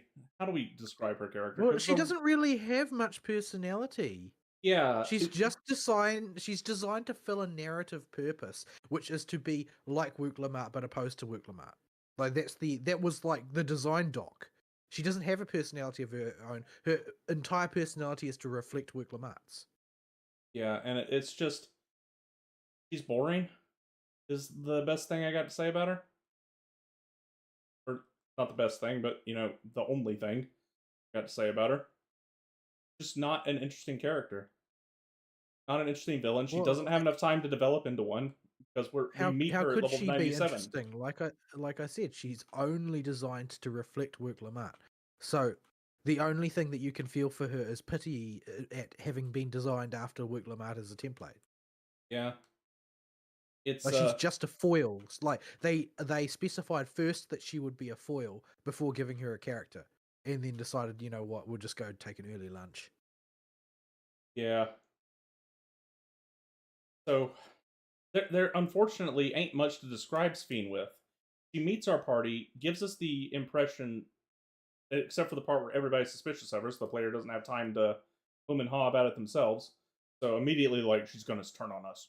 And they just repeat this over and over again to a point where you're thinking, okay, they repeated this. Heard it. No, she's actually going to turn on you. Okay, we're playing it that way, huh? Yeah, we're curse your sudden but inevitable betrayal, I guess. Yeah. So yeah, that happens. And but before she gets to the betrayal part, we need to get a tour of her city and wander. And even before that, we got to wander around this zone and figure out. So the little regulators, the earpod things they wear on their heads, they serve the function of basically when a person dies, their soul juice gets sucked out while they're wearing one of these once they die a natural death, and their memory juice too. The memory juice gets put in cloud storage, and the soul juice gets recycled to be provided as energy for their way of life, which involves using the earpods to prevent unnatural death. So if you get whopped in combat by a bunch of T-Rexes, you'll come back to life. It'll eat one of the souls in your reservoir, but you'll come back to life. And you can apparently do, Which are rationed based on your social credit score. yeah, if your social credit's high enough, you can go spend some of it to go buy souls.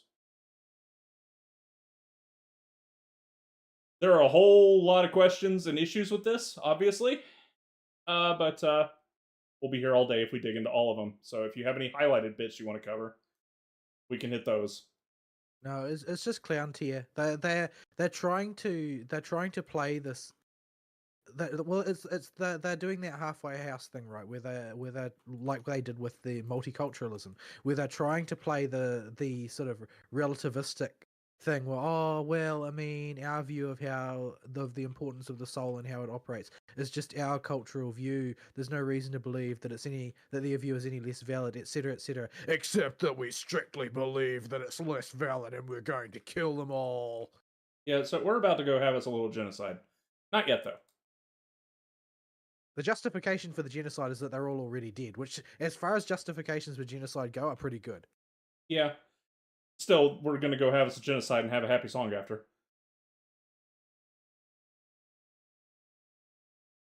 Well, a happy song. The song never makes me very happy. I don't know what you're talking about. No, but it's trying to present a happy tone. Really? I got the impression that it was trying to convey some sort of like, I don't know, weird. I don't know. It's sort of hard to describe the feeling that I got from that song, but it wasn't happy tone. It was more sort of like girl boss tone. Yeah, that's the impression Like, I got as well. But I don't. This was just some sort of weird, particularly personally glorifying thing for some ideal. Like it didn't have the sort of abstract beauty of other major themes that Final Fantasy XIV has had. It was like specifically about praising one character and their ideals. Yeah. Answers, this is not. You like Answers is sort of like explicitly a lament of sorts, whereas this is just somebody saying we should all pat ourselves on the back because we're all great. Yeah. It's just schlock. But anyway, so keep dipping into foreshadowing with it, but yeah. So we find Wuklamao's grandma, who we helped get the bracelet back, and she was on that train that went in there. She's now ancient. She was already old when she got on the train. Now she's got to be like in her 90s and on the edge of dying a natural death. And she dies that natural death in our presence with Wuklamao here. She is Joe Biden tier senile and does not even know what's going on around her. But she manages to squeak out a bit of recognition before she passes away, and Wuklamao is touched by this. Okay, cool, whatever. This is where we find out that memories of that person are wiped if you die a natural death in this universe from everybody, so that they don't have to deal with the pain of death. And things will get out of here. I'm being attacked by a beard.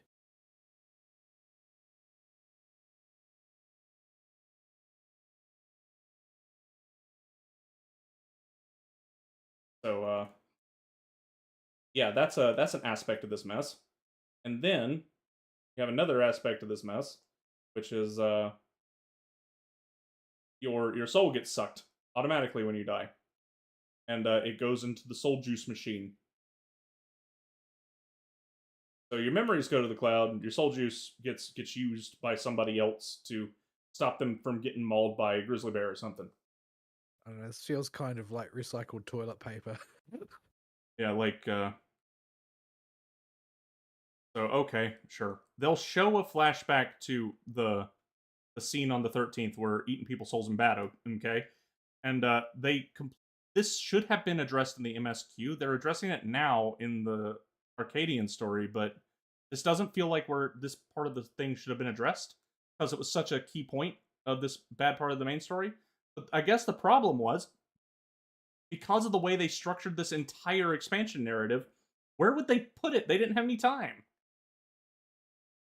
Yeah, the whole planning of the pacing of this expansion has been a disaster from start to finish. And even the people that I've seen who are extremely sympathetic to Wook Lamar and to the plot feel like the pacing was a disaster. Even if they love the actual narrative, they think the pacing was terrible. Yeah. So you get to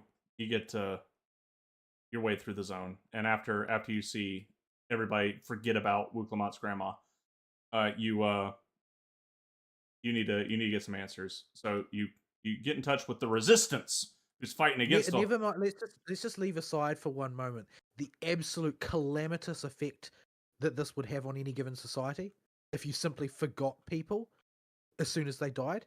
Mm-hmm. Like how that would cause your entire society to collapse within like maybe a month. Mm-hmm. It's like, oh, this person owes a whole bunch of money, or whatever. The simplest case, this person owes a whole bunch of money. Oh, I forgot that they owed a whole bunch of money because I forgot this person entirely. That debt's now just disappeared, and I'm poor for no reason.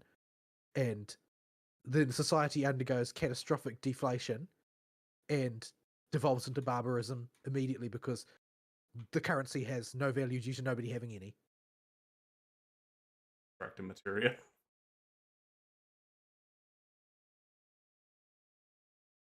Or it's like, oh, this person has invented the indoor flushing toilet, but we forgot him.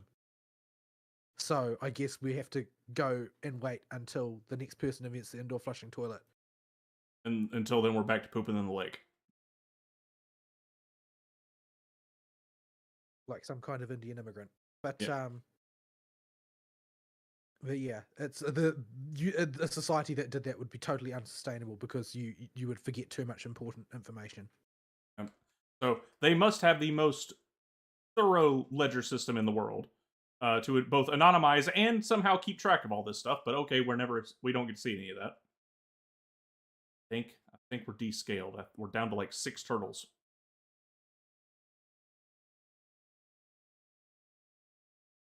Well, then it's definitely not going to last. But yeah, so the society is like impossibly, ludicrously unstable. So, okay. Had the rest of the story been better, I could have taken these as just unexplained bits of a fictional universe. But it's just compounding that these writers don't have a clue and they haven't thought about anything, especially when so much of the rest of the game is fairly autistically thought out. They wrote a whole dang language for the dragons. Some autist sat there in his basement and came up with a language for them. Well, it's not only that. Like a lot of the fundamental lore, like for instance, a lot of people quite excitedly pointed out. I didn't realize this was not well known. A lot of people quite excitedly pointed out that the whole blessed siblings thing has been established in lore for a very long time, like right from the beginning. I thought everybody knew that, but apparently not. Yeah, they are drawing a lot. They had a lot of stuff to draw from, and a lot of stuff was well established beforehand. It's just that a lot of the decisions they appear to have made just sort of spastically spur of the moment decisions about major metaphysical issues and major world building decisions, but they don't really appear to have thought about any of the implications. Yeah. I mean, there are retcons that you could come in afterwards and explain. Okay, so these are these measures that they have taken. Or the memory removal is actually really surgically associated with only those things that incur negative emotional feelings of loss. So if you actually were happy about somebody dying, you would still remember them, or something like that. Like they could introduce a bunch of band-aids after the fact, and oftentimes that has happened in many long running stories in the past. But they haven't here, and they've made a lot of very big and far-reaching decisions. Yeah. So, okay, we're at this situation now metaphysically with the universe, with the nature of the soul and existence being touched on by an incompetent writing crew. Now, yeah, it's like the maxim that you have to remember if you're a writer is that the smartest character you write can only be as smart as the dumbest writer who's writing them. Mm-hmm. So if you're going to do something with far-reaching consequences, you absolutely need to make sure that you do it right and that you've got somebody who knows how to think about these things involved in the writing process. You get the guy that has a copy of the lore Bible for your setting on hand to do a few page flicks before you do stuff like this.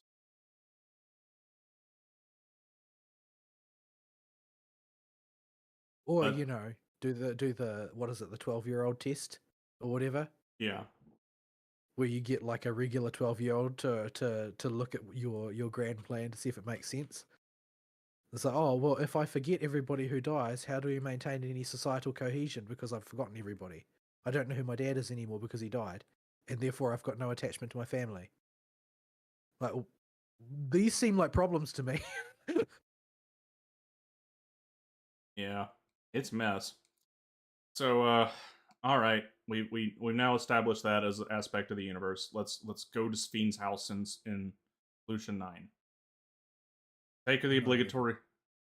We take the obligatory tour of the city, reveal all the districts, and at first glance, the city's like, okay, it's another hub, and then you teleport back to it second time after you leave the zone, and you realize, oh, what have they done?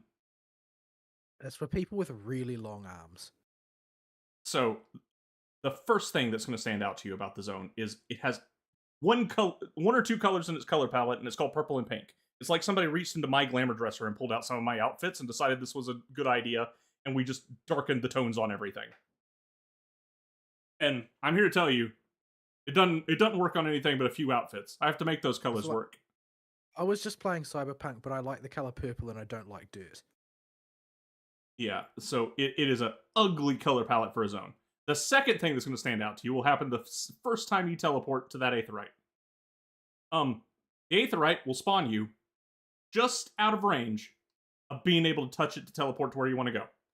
And furthermore, the area with all the important vendors and stuff is just a little bit further than from the other Aetherites as they are in the other zones. Enough to be obnoxious. So it is faster to teleport than run to it, unlike in the other zones.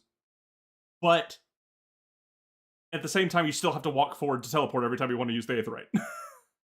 And you have to walk forward a little further than you think you'd have to every single time. It's just, whoever designed the spacing on those walkways needed to be about 10 feet shorter, and this whole problem could have been severely band-aided. But no, we have this giant empty city with long walkways to any of the notable areas, and an Aetheryte that you can't access as soon as the zone loads. You have to remember to walk forward every time, when no other Aetheryte in the game is like this, as far as I know. There might be a few, but they're not noteworthy. Oh, we got a up boss fate over there with the Twist of Fate buff. I'm teleporting. I'm trying to work out what triggers finishing move. Because it's certainly triggering, but I don't know what's triggering it. I think it's available after standard step. Standard step triggers Last Dance as well, though. Oh, okay. I thought that you were talking about Last Dance. I don't think I have that ability on my dancer yet. Talking about. Oh, it's Flourish. Flourish turns standard step into finishing move. I think. Yes, it does.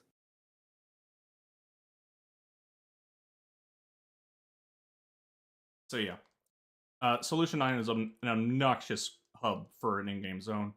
It almost made me miss Trombone Hero. I have a lot of sympathy for Trombone Hero. I don't can't like Trombone Hero. I don't know why.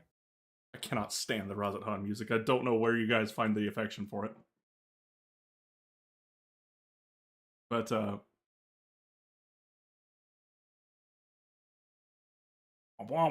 anyway. So okay, we go around, we learn a bit more about Electrope and how electric ether messes with people. We see Spheen's currently alive subjects, because she's the princess here. She's Sir Rals's consort, although apparently not his lover. Just his queen consort in name, because he certainly didn't have a baby with her. I hope not, anyway. Please tell me Spheen isn't. Oh no. Spheen is not biological, though. Yeah, well, neither are the things that make the blessed children. Oh no. The two Mamolja races aren't compatible either, but that didn't stop them. Yeah, but they're at least both made of meat. Sphene doesn't even have parts. She could if she possessed one that did. I haven't seen any robots of that model in Solution 9. I don't know, maybe there's places you've explored that I haven't. I'm just saying, the way these writers have written before is not impossible. This is a story about somebody's furry OC. Oh no, what have we done? So yeah, Sphene this whole time is acting sketchy, and like there's something she don't want to tell us, and it's cause Zoralja is getting impatient. But before that, we got to find out that Zoralja had a kid, which is what we've been dancing around. Gulja, not Gululja, not Gululjaja. That's Papa Lizard.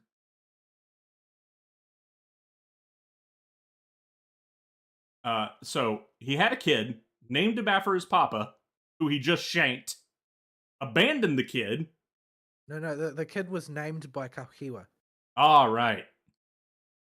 Okay, that makes a bit more sense.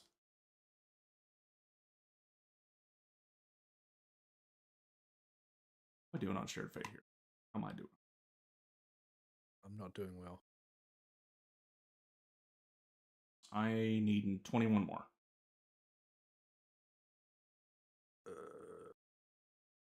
But I can't come up. I need less than I thought. I need 22 more. So yeah. Zoralja just had a kid. Where the female Mamolja came from. Binary fission.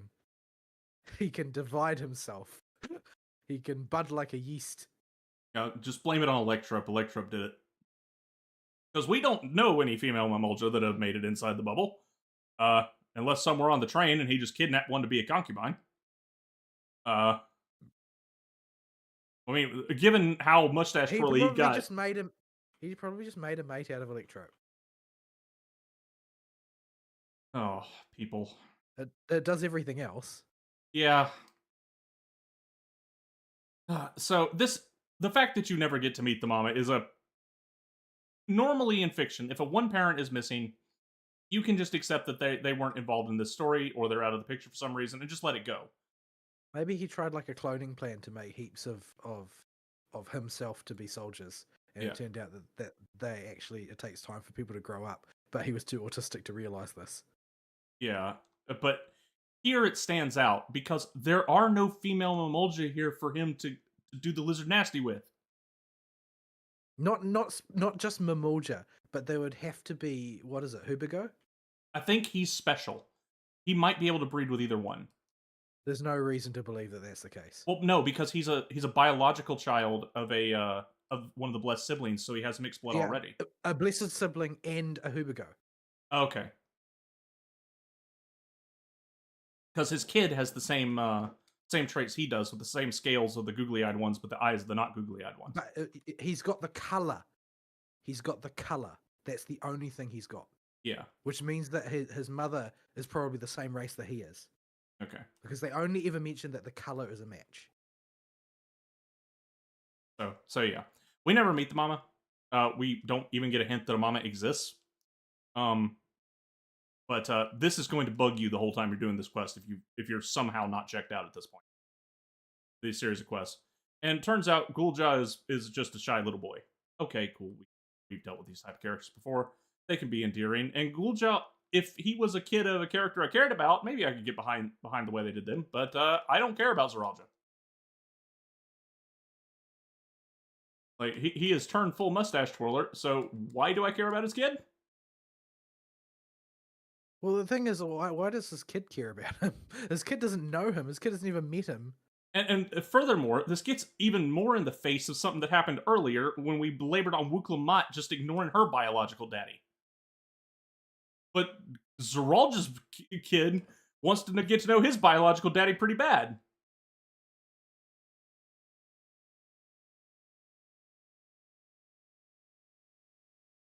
So, okay, we've got the kid now, but the kid doesn't want to talk directly to us because he's shy. Or scared or something. He never asks about his mother either. Yeah. He just kind of accepts it. He only cares about his papa. So, yeah, all that's gonna ring incredibly weird to you. And he goes and runs off. We continue hanging out with the Resistance in between visits to Sphene, who consists of a robot piloted by Aaronville's mom, who is conspicuously never on screen, and right away you can tell where this whole plot's going as soon as she shows up as the robot. It's not even subtle. Yeah, like, if that qualifies as subtlety, you've got some sort of perception problems. Yeah, they write it like they want you to view it as a subtle thing, but it sure ain't. To be completely fair, I did not think that would be the case because I thought it was too obvious. I have thought Which that shows about a what lot of things. slow learner I am. Yeah. There are a lot of things this expansion where you'll go, no, that's way too obvious a route to take. No, that's exactly where they're going with this. Is the answer every single time. So you're palling around with them. They want to end Zeralja's rule and stop him from going to the source and munching more souls and putting into this garbage. Okay, cool. This doesn't really amount to much, other than introducing us to yet another Geralt, who also works for them. I think the more important thing here is that they, at no point do they really delineate the goal. What is his goal? And so you always get handed explanations like, oh, he wants world domination, or he wants to prove himself, or whatever. Yeah, but that doesn't tell you what he actually wants to do. Yeah, because he doesn't have any real interest in Sphene's plan. Yeah, you can tell us his motivation that you want him to have all you want, but he doesn't have a concrete idea of what he's actually going to do. Yeah, he's just sort of a child throwing a tantrum for the most part. Yeah, you can explain to us why he's mad, because he has this weird inferiority complex with his Papa Lizard. But that doesn't tell us what he's going to do that we need to be worried about. Like, yeah, he's going to come out with soldiers and do war stuff, but we repelled that in the city with a bit of magic and some good old Bukal Jaja Wampin. Yeah, and then when he tried again in earnest, it just fell flat on its face. Yeah, we call in aid from the real heavy hitters of the setting, and they just kind of laugh at it and blow him over. Yeah, it's like this was not even really a fight. Nobody is worried anymore when they realize how easily it was seen off. Yeah, so that's like, oh yeah, I guess we've got to do the bureaucratic side of killing the former crown prince, but it's not really that important anymore since we know that we can completely trounce his army and he doesn't have the resources to build a second one. Yeah, like the threat is already diffused before you even fight him. Yeah, so this is just going through the motions. We know we have the resources to take this guy and deal with this problem martially, and his whole plan is martial, as far as we know. But this is the same thing with everything, though, right? Because you've got the Warrior of Light just kind of standing there. Yeah, and we could easily solve this problem, which is now a threat to the source, by the way, because we don't know how the implications of another thing fusing with us is gonna shake out. We could. This is our wheelhouse. This is Warrior Light time. We go kill the giant death ball and all the problems in it, so that it's not a bigger problem for the source. No. Wuklamat time. If we hadn't spent all this time mollycoddling Wuklamat and we'd just slit Zeralja's throat the moment that it was obvious that he was a threat, like there would be no threat. Because Zeralja, I'll be frank about this, before they add the arbitrary conceit of the soul system thing, Zeralja is just not a threat to the Warrior of Light. Zeralja is a joke next to the Warrior of Light. The Warrior of Light fought toe-to-toe with Xenos and won, and Xenos is empowered by a primal. Yeah, and while Zeralja's going to juice himself real good for the final fight, I think our little Shinryu boy was a bit more juiced. Now, I'm not sure the numerical value of juice points a whole bunch of souls is worth versus primals of Shinryu tier, but I think Shinryu still wins out. I mean, you could argue this is sort of like meaningless shonen power scaling, but ultimately you're still the warrior of light and you're supposed to be involved in this. But instead you take this unbelievably negligent posture of just waiting for the stupid cat to solve all the problems. Mm-hmm. It's a mess. I'm saying this a lot, but it's my fallback stall line while I try to organize thoughts on something that's dumb. Yes, it's not like this is hard to understand. It's that there are so many threads of stupid to grab that it's hard to decide which one to grab first. Yeah. So, oh boy. Got, we gotta deal with Seralja now. Okay, clearly he's gone too far. He's accelerating his plans. He starts killing his own citizens. Okay, now we gotta stop it. We don't know what he's going to do yet or how he's going to execute it, but it's clear it's gotten out of hand now. So okay, Warrior Light time. Let's go climb the Soul Juicing Tower where they collect all the souls, and and do all the stuff with them. And let's go climb to the top of the Everkeep afterwards and go punch us as Aralja. The trial is fine, although I'm not sure what it's supposed to represent for his class, his character, or what the heck is going on, because it just looks like we have swords. What can we do to make a visual spectacle with them? Yeah, I mean it's interesting enough from a Gameplay trial perspective. Yeah, like you, as a boss fight, like oh well, this is an okay boss fight. I'm a bit pissed off at the number of times Luke Lamart got me killed, but I mean that's pretty much par for the course at this point. Yeah. So yeah, you go and bop Zeralja. He sucks up as many souls as he possibly can to super juice himself and turns into a two-headed bodied RP glowy over Well, one of the the two necked, not two headed. well He yeah, only has one head, but he has two necks. yeah, the second neck doesn't have a head on it because he's not a two He's not soul. cool enough. Yeah, he doesn't got two souls and he's not blessed with the genetics of his papa. So okay, we'll go we'll punch this. He falls over, and oh, before we get to that happens though, we got to cover the only good part of this bit of the MSQ. Your boy, the hero, Otis. For some reason, inside a robot Mamulja, even though they don't have Mamulja. Yeah, so he's got this robo body, this vaguely shaped like a Mamoldra in body structure, but he is Hagen, I guess. yeah, it's got the hunchback and the long neck. But Otis was a early experiment in their soul juicing escapades, and he was a loyal servant to Queen Sphene back when she was still mortal, or she was dead. Because by the way, she's been dead this whole time. She's not a real person. She just possesses people and robots to manifest physically in the bubble, and she just kind of overwrites them for the duration of her possession. It seems like. So okay, cool. Otis was around at the beginning of all these experiments, so his soul was placed inside of a robot. Otis is a loyal paladin to Sphene and is a bundle of sunshine in this dreary end of a expansion morass. Because he's just fun. I love Otis. And as He's a man's man as Otis. Yeah, and he will be the only ray of sunshine even after his death in the next zone. Because he's also the only one to kill Wuklamot.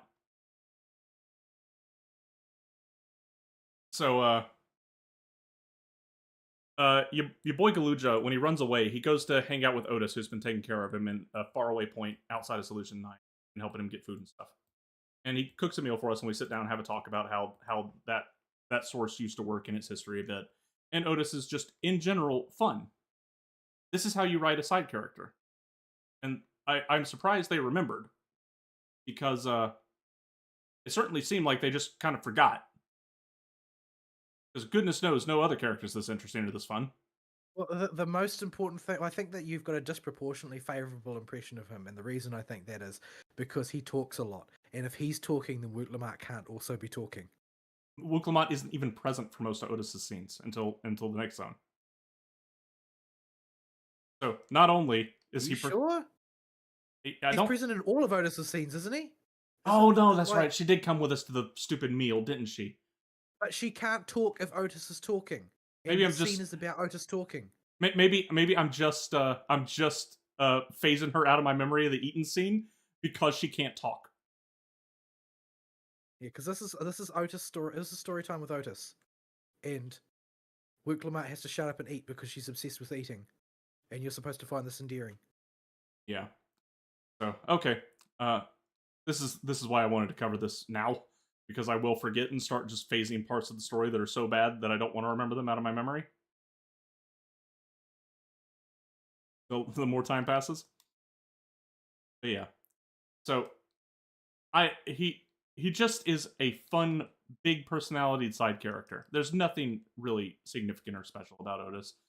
He just is something that I felt was desperately needed at this point. Because at this At point, least I you was play a checked out. paladin. That's I true. play a warrior. Who did I get? Uh, might not want to think about that. It'll just make you sad. Freaking bull. Be able to make it to that thing in time. It's a bender that's been going for a minute and a half.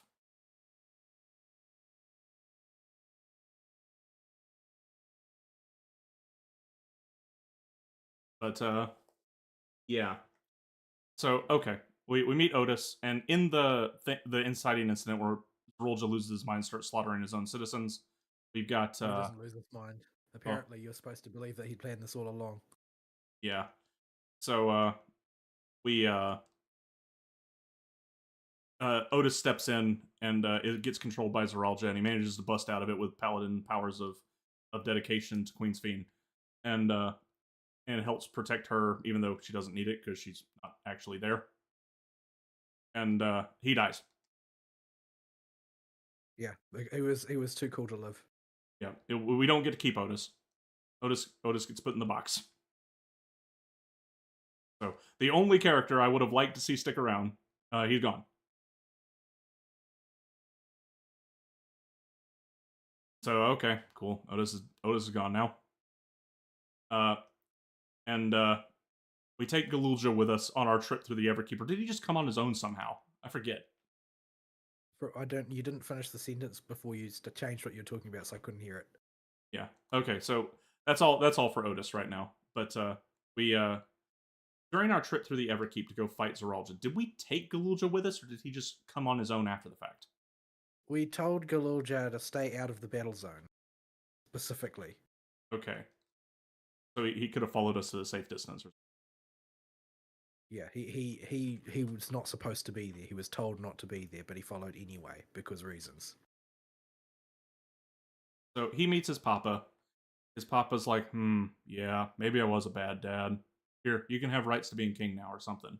In a very thin, hard to interpret phraseology that he uses on his death back on top of the tower. And Zoralja dies. Well, it wasn't out of some sort of belated paternal impulse. It was like, well, literally the only legacy I have left is in your veins, so you have to follow up. Do whatever you want. It's too late for me to worry about it. Yeah, so, and with that, Mustache Twirler is dead. Problem Good solved. riddance. We can all go home now and put Wilcamont inside her little box. Right? Right? No, this is only the 5th zone. There's got to be one more.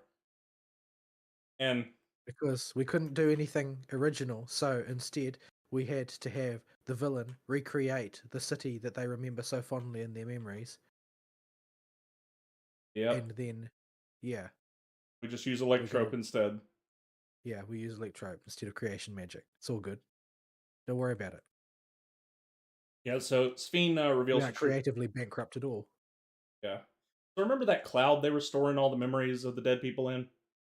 Well, it's a little more than that.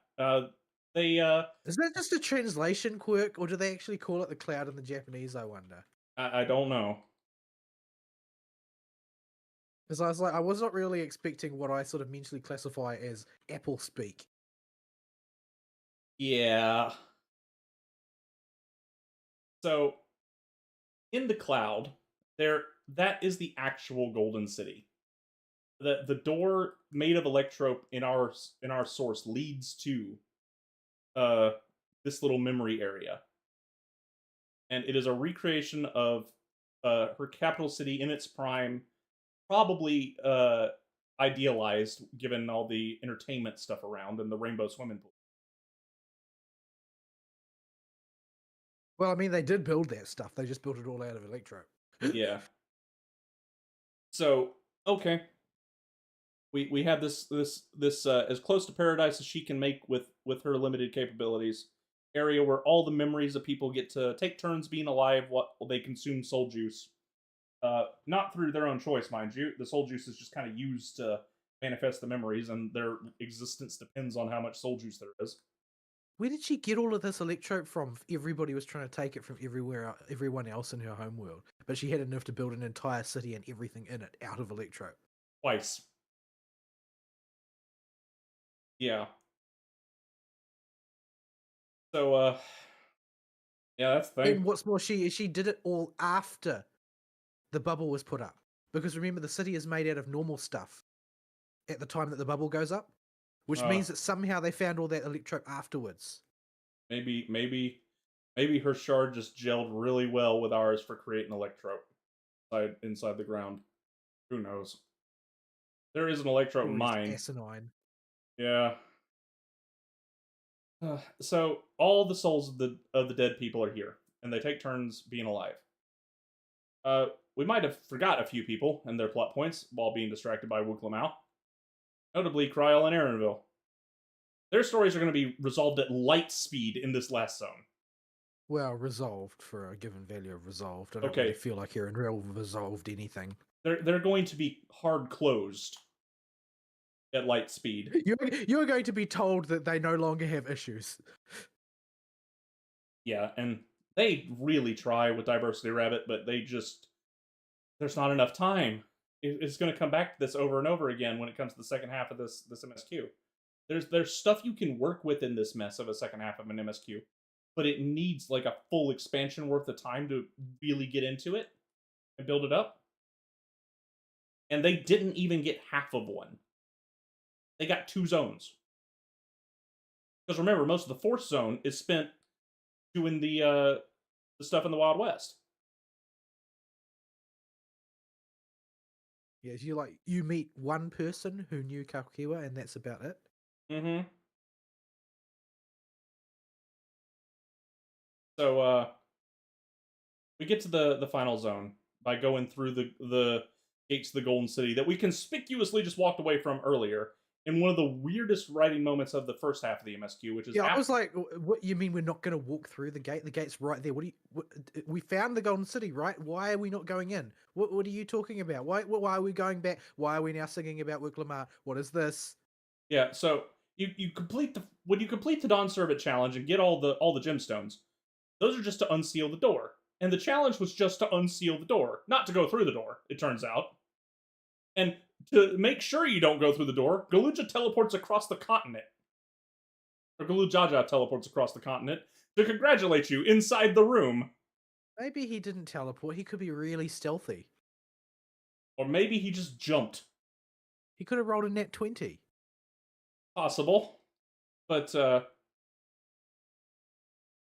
every single one of the Scions present would have had to fumble, although they were already fumbling pretty hard, having to sit there and think about, what could we possibly do with these keystones to open the door? That hurt me, watching them do that. That hurt me deep inside. Aren't you people like the cream of the studium? Like, a 12-year-old could figure this out. A 2-year-old could figure this. There are 2-year-old toys specifically for solving this kind of puzzle. Things with the shapes and the holes. Yes. You know you can put everything through the rectangular hole, right? If it's big enough, yeah.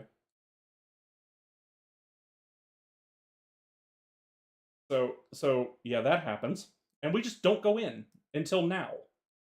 Now we're going to the Golden City because Fiend has retreated there and said she's going to take all the soul juice that she can and purge herself of all her good feeling memories for some reason and go on a little genocide. okay.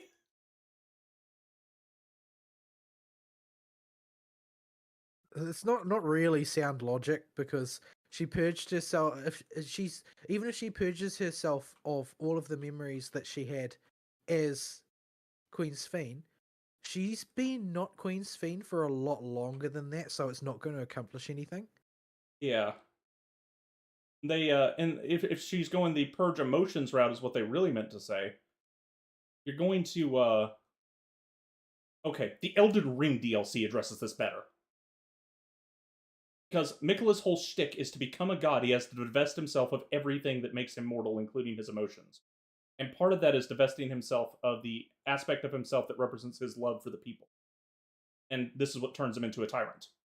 Is this specific act of divesting yourself of this part makes what you're doing impossible. Because one cannot rule compassionately without love.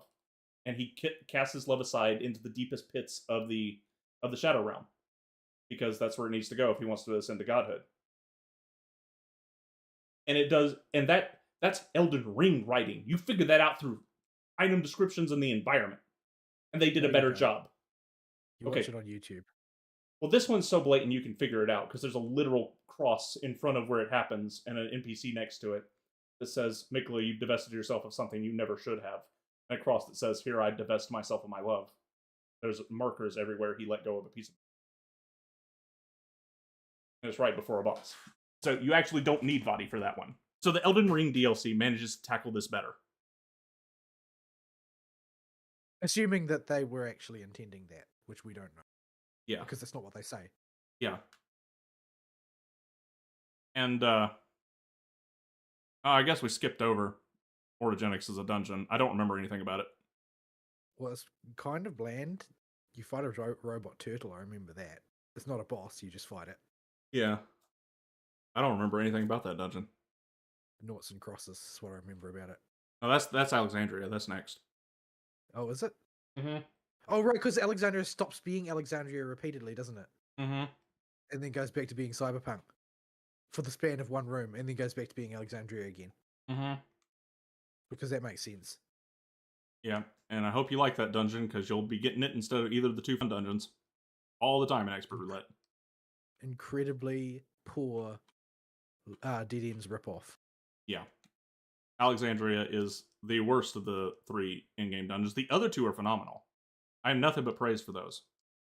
Well, I don't so much have problems with the dungeon as the fact that it seems really unimaginative, because it looks like they just like, oh, we need to do a dead ends.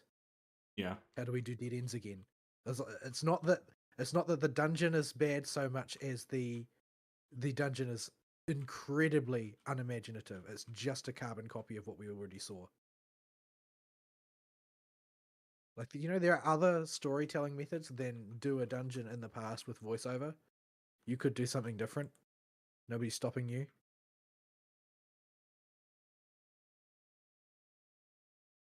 I'm being attacked by beards. I didn't even attack them first. They just came after me. Yeah, I was going to go what our progress was after turning in my batch.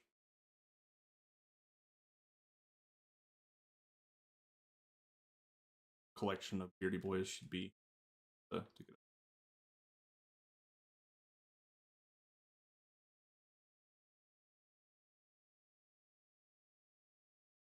But yeah, so okay. After she decides all this, she ascends into the sky, goes into her little special dimension inside the Golden City. That's actually just the cloud, and where all the souls are stored. And we have to go inside and solve her. And undertake a zone-long exercise in getting to know the people you're planning to genocide. Yep. So because of the way they presented the way memories work in this universe, at least from the perspective of the people on that that particular shard, we're just about to commit a genocide. Because they clearly value the memory data in the soul more than any other aspect of a person. And we're just going to destroy all of it. Yeah, because to them, the mortal life is like, oh, well, I mean, it's something you want to preserve, but it's not the end. Aggron. Like, Yep. I'm not There we go. de-aggroed. Why am I not de-aggroed? Oh, you're It's still chasing me. It's running away, but your auto attack grabbed it. I'll start making my way to the I'm Namazu. still in combat. You can catch up to me. I'll get Still started in on combat. I'll get started on the Namazu while you're getting out of combat. I ran halfway across the freaking zone. So yeah, by the culture of the people that we're up against here, we're committing a genocide. They consider all these I'm- people still alive. I moused over the name of that fate and immediately thought of Yongye, Which fate? the one you're heading towards. Oh no, breaking the jaw. Some people shouldn't be allowed to voice act. Wu Klamao is one of them. Yongya is another.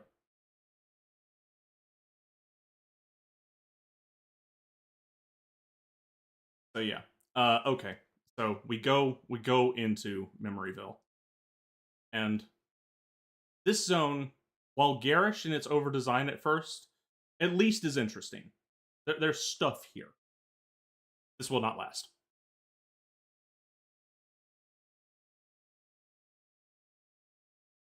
So okay. We've got this zone to go through. What are we gonna do?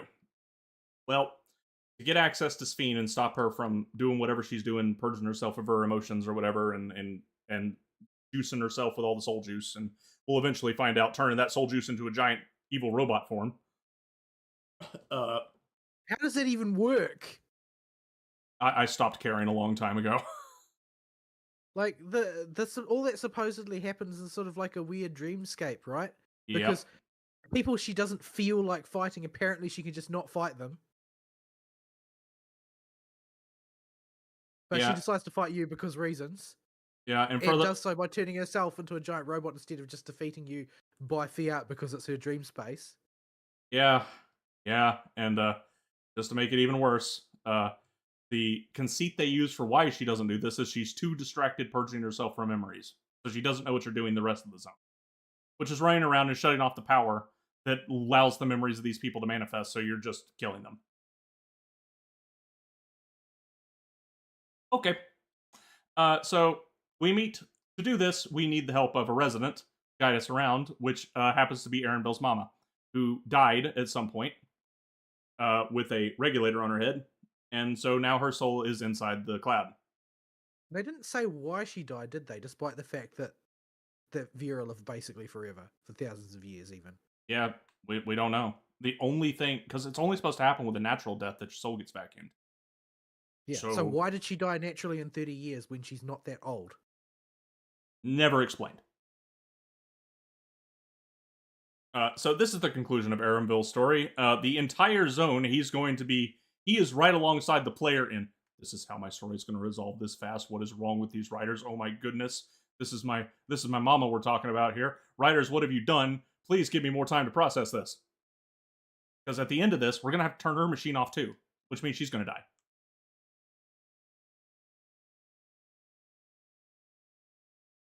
The train has arrived. We were doing so well without you people, and now you're here. How dare you be other people in an MMO, you heathens.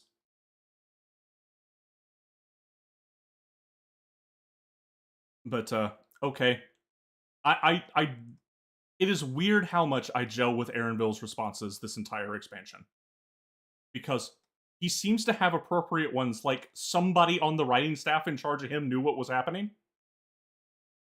So you mean to tell me you're just going to say this and expect us to go along with it all of a suddenly? Yeah, you're about to kill my mama.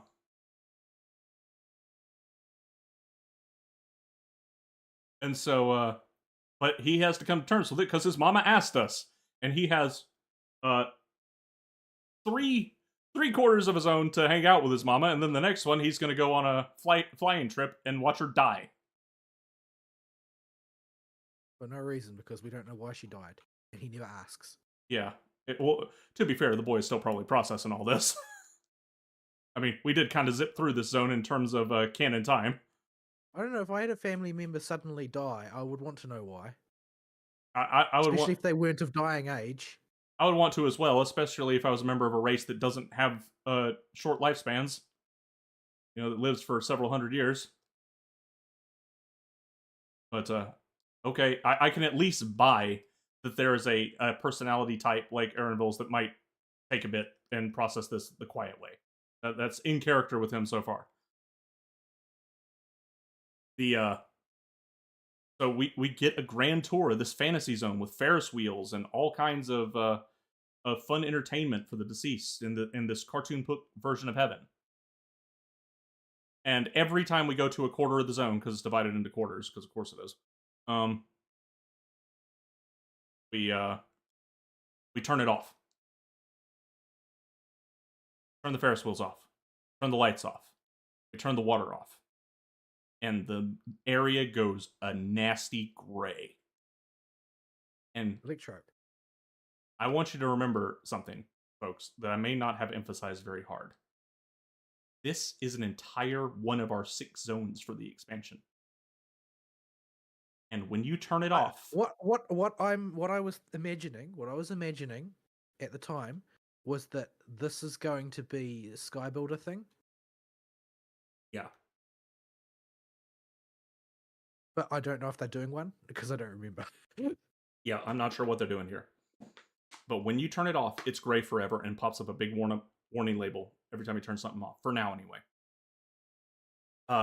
This makes this zone ugly and gray, and at this point in the expansion, at least, there's no way to turn it back on unless you do new gameplay. And you have regular zone stuff to do in this dead gray zone. Oh right, we're gonna have to go there and farm fates at some point, aren't we? Yeah, if you do gathering, you got to go out there to fish and gather stuff. There's broccoli out there. Broccoli. Yeah, it's the final boss of common gathering ingredients for the launch of this expansion. The final boss is broccoli. Parsley out there too.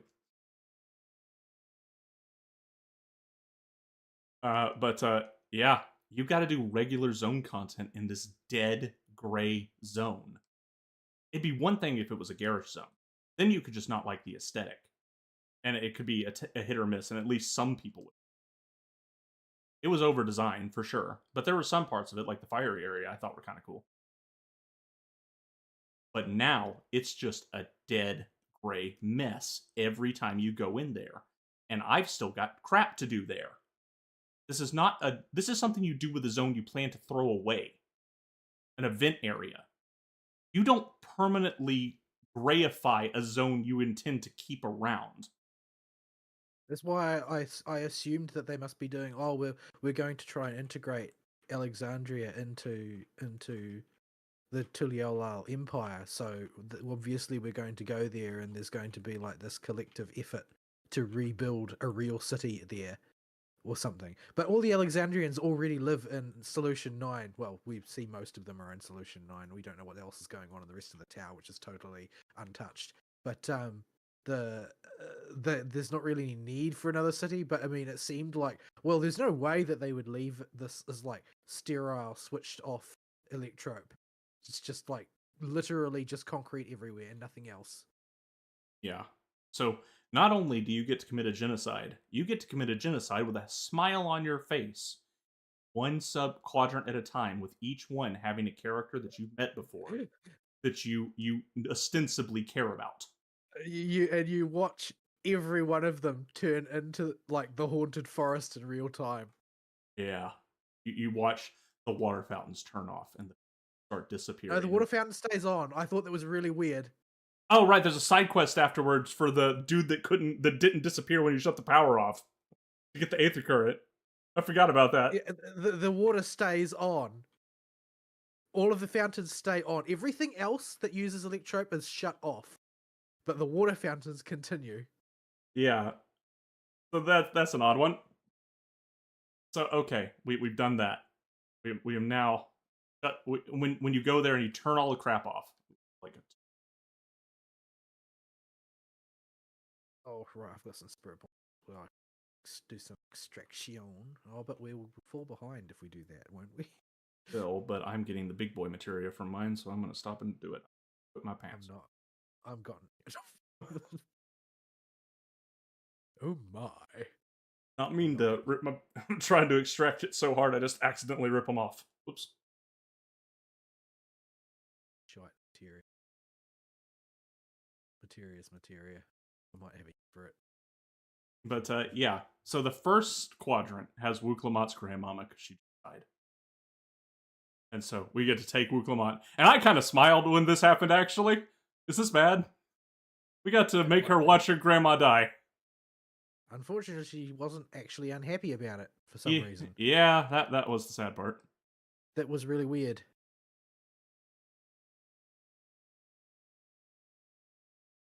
Like, I didn't.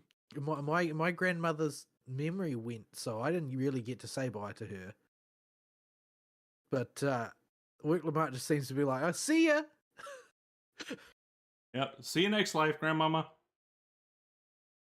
Literally that. Literally that. She literally says that. Yep. Quick, smack something with your chakram. I've done I enough. can't. Step, don't dance. I should have enough built up cred for you to get credit.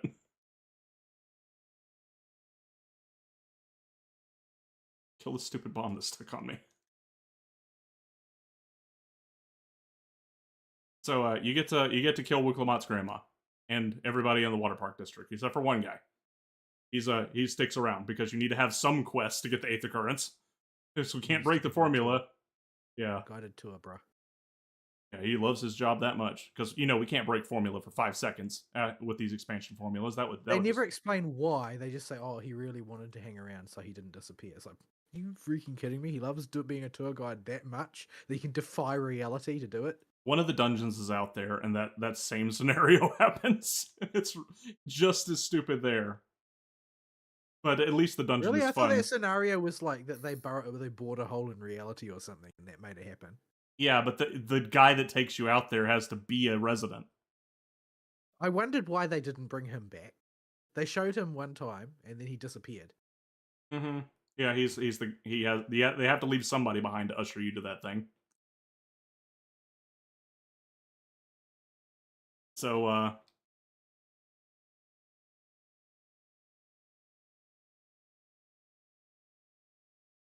right, other paladin, you go get arrived. The other paladin, you get that side, I'll get this side, and we'll meet. Sound good? Sounds good. Oh man, that sage just got whopped by the earth sprites. Does happen. There's no stopping it. Sprites are mean. I tried to save him.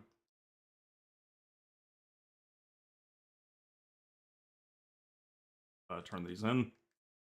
Have more than enough to get our credit.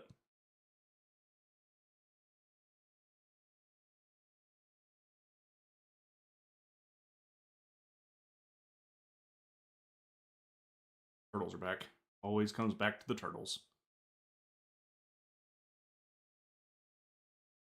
So, yeah. Okay. We kill Wiklamat's grandma and everybody else in that area of the thing. Next, we go to, which one do we go to next? Oh, right, the theme park. Otis. Yep. Meet our boy Otis with his human appearance. Not our boy Otis. Oh, yeah. Not Otis, who wasn't our boy. Yeah, the memories of Otis before his soul juice got put in the robot. Because that's where the recording of his soul was checkpointed at. Apparently. So he doesn't remember us. But after a few misunderstandings and shenanigans, he warms up to us, and we have to help him perform a play for the chillin' of this area. And since we're about to genocide them all, this seems like an okay thing to do. If you're just going to murder a bunch of children, you might as well put a play on them for them first. So this play is the best part of this whole zone because Wuklamat gets to die in it. Fortunately, that's the last you'll see of that, unless she turns into Traherne. Yep. So Wuklamat dies in the play because she has to act in the play as an actor, and Otis gets to kill her in the play. And she goes, "Hark, I have dead." Like, I wanted to kill Otis, but if you're gonna make it happen, or at least try, I'll give it to you.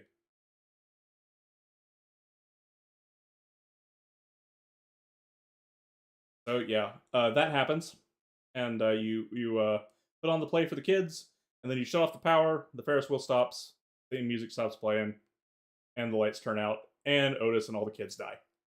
But you did that, right? This is you. This is your heroic mission in life. Yep, and you, the warrior light, are complicit in this little genocide plan. So okay. Like, well, it's too bad you guys believed the wrong thing. Now, What are you gonna do? to be fair, my character's probably not one that would think about all the implications of all this and would just go and push the button because it's big and shiny. But it would be an innocent stupidity, not an act of malicious murder like it is with Wuklamat and her friends. So okay, then we got after we killed all the kids. Next, we gotta remember that whole plot point about Kryl. Remember all that? Remember how she was supposed to look for her parents? You had a plot point. I was too busy watching Lamart put Skittles in a skillet. Yeah. I don't understand. She's cooking what? Sugar? So anyway, Kryl had parents that she wanted to find. Because Apparently so. There was everybody that's not named Wuklamat cares about their biological parents. I did find it reasonably credible that they made that meeting outrageously awkward for everybody involved. I did like Rahati in that scene. I thought that was good writing because I'm pretty sure that that's how it would play out. Unlike the meeting between Wuklamat and her dad, I'm pretty sure that it would have gone down exactly as it did for Kryl. Yeah. So because all of the people in that family are believably autistic. That, and they have not seen each other since Kryl was literally, wrapped in cloth baby. And so our icebreaker for Kryl meeting her parents that she's about to murder, by the way, is Grahatia going and buying giant ice cream cones that she can't taste. She plays pretend that she can. To be fair, Kryl's parents are on the I don't want this unholy undeath train. Yeah. So they break the ice with Grahatia going and buying giant ice cream cones inside the volcano zone. Then Owen need to. And doing the biggest. I didn't get a teleport. Where's my teleport? Damn it! Oh, you haven't gone yet. The teleport is casting. That's why it hasn't gone yet. Okay. I saw somebody disappear from directly in front of me that I thought was you when you said that. So yeah. So yeah, we break the ice with some ice cream, and Kryl can't taste it, but her parents can, and it looks like actually nasty ice cream. I don't know who would eat that. Yeah, I don't know. It looks like those novelty ice creams that some people that they sell to people who haven't thought about the taste, but only the novelty. Yeah, like one of those things that looks like, okay, I gotta say I ate that. Not something you eat because it looks good to eat. Definitely does not do that.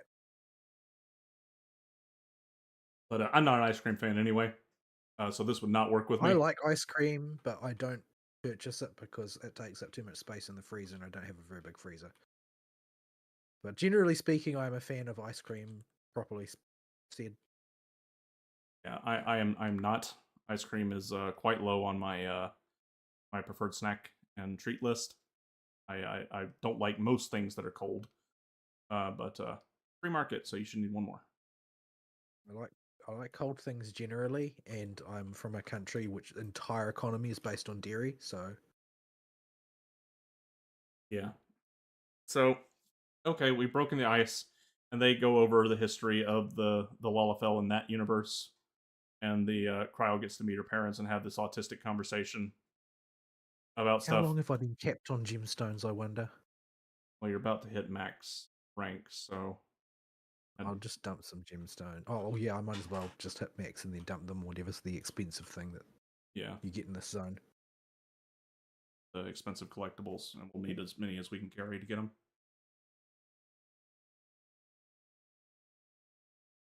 So yeah, we got her having a heart with her parents, and while it's touching enough, this has been a built-up plot point for years, and it's Yeah. rushed so fast in the very It's like last bit of this zone. essentially just one cutscene in an incredibly weird museum tour. Like that's the total of the content. Yeah, like this is not how you wrap up this plot. Oh my goodness, this book scaled to all heck. Those But chuckleheads better show up. I'm pretty sure they're gone. As soon as the last fate disappeared, they would have been off skis for good. This buffalo. It has all That's, of the hit points. we're gonna be here a He while. has hit points for every buffalo in the zone. Buckle up, people. We're gonna be fighting buffaloes for a while. I need to get the chicken out. I'm just gonna turn it on healer mode so I don't have to move out of these AoEs. My chicken keeps dying. Got 10%. Let's go.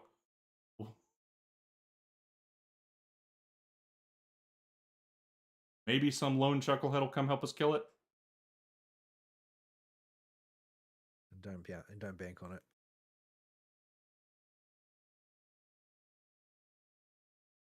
So okay.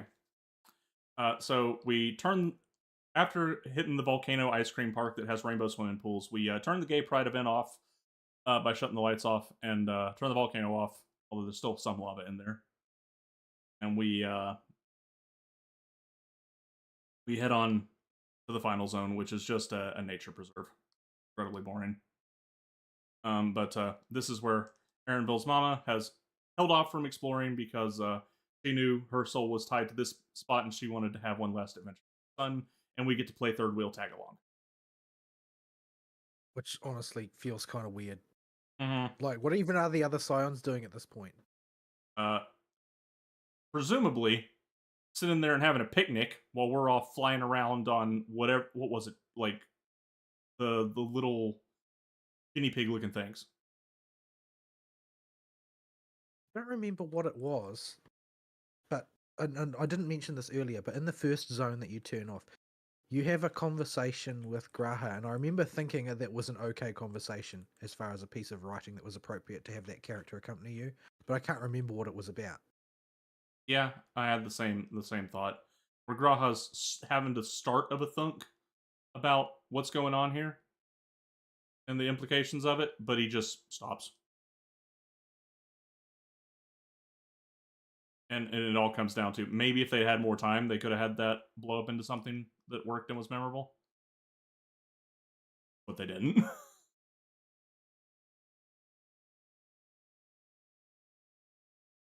So yeah. Yeah, like the thing is that there are all these sort of like little snatches of good character writing embedded in here that just don't get any use because there's no time to use them because they left everything to the last 5 minutes.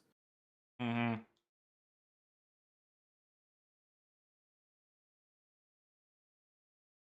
So yeah.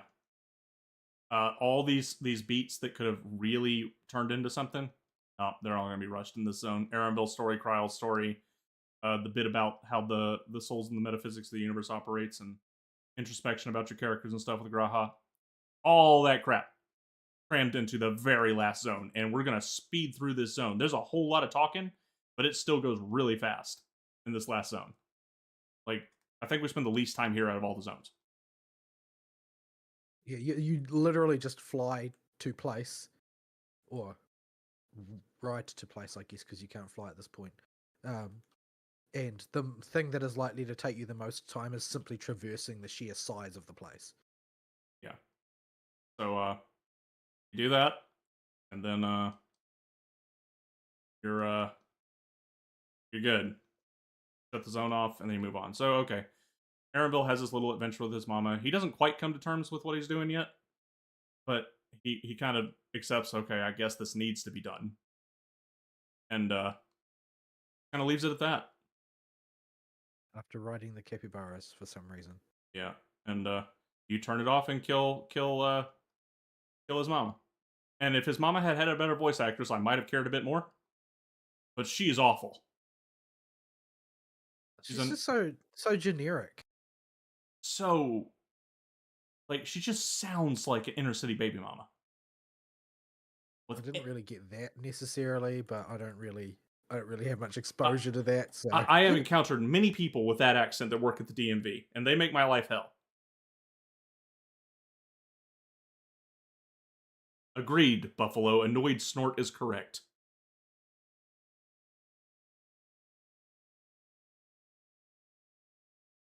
See, the Buffalo's on the same page as me. well, good for him. I don't spend a lot of time at the DMV. Well, he is the thing that you would need a license for, presumably, out here. Murderous Grunt also agreed, Buffalo.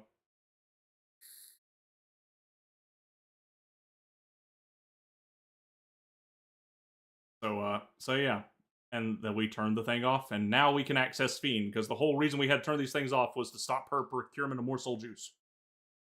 And to, end the unnatural existence of all these people. So, okay, that's done. Now we can go punch Fiend. We go to the monolith in the center, and we give Speen a ring and say, "We're coming for you." "No, you're not. I'll set up a firewall." And they're like, "No." Who is it that's like, "We'll hack it"? Who does the hacking? I forget. Isn't it that the Ellison girl? Oh, the From one. Oblivion. Oh, right, the one from the Resistance group. Right, She seems to do the hacking type things. So she We Hollywood. never even mentioned Geralt's twin. Oh yeah, Whatever his name is. yeah, because Geralt. yeah, it's so fast, literally in multiple ways. Where you meet him, where they're clearly setting him up to be the dude you get your relic weapons from. Because all you do is a quest for him to go get an energy drink, and you get a sample of it too that overjuices you and has you sputing colors and rainbows out of yourself like you're in a Monster Energy drink commercial or something, or a Red Bull commercial. And you get him the even juicier version. So presumably the relic quest will involve collecting ingredients to make even better energy drinks to inspire this. Smearing it all over your weapons, or what? I presume to inspire Gerald. Did I get you there? Yep, we there. All right, just in time to find out what meaningless tat we get for doing this. Hey, I'm still using the Elite Kitty. That was a cute pet. At least give me a triple triad card. It's gonna be something horrible, isn't it? It's gonna be like a tiny Wicklomat. Oh, it's worse. A Barding. Ah! My disappointment is immeasurable and my day is ruined. Oh, I'm off the checklist.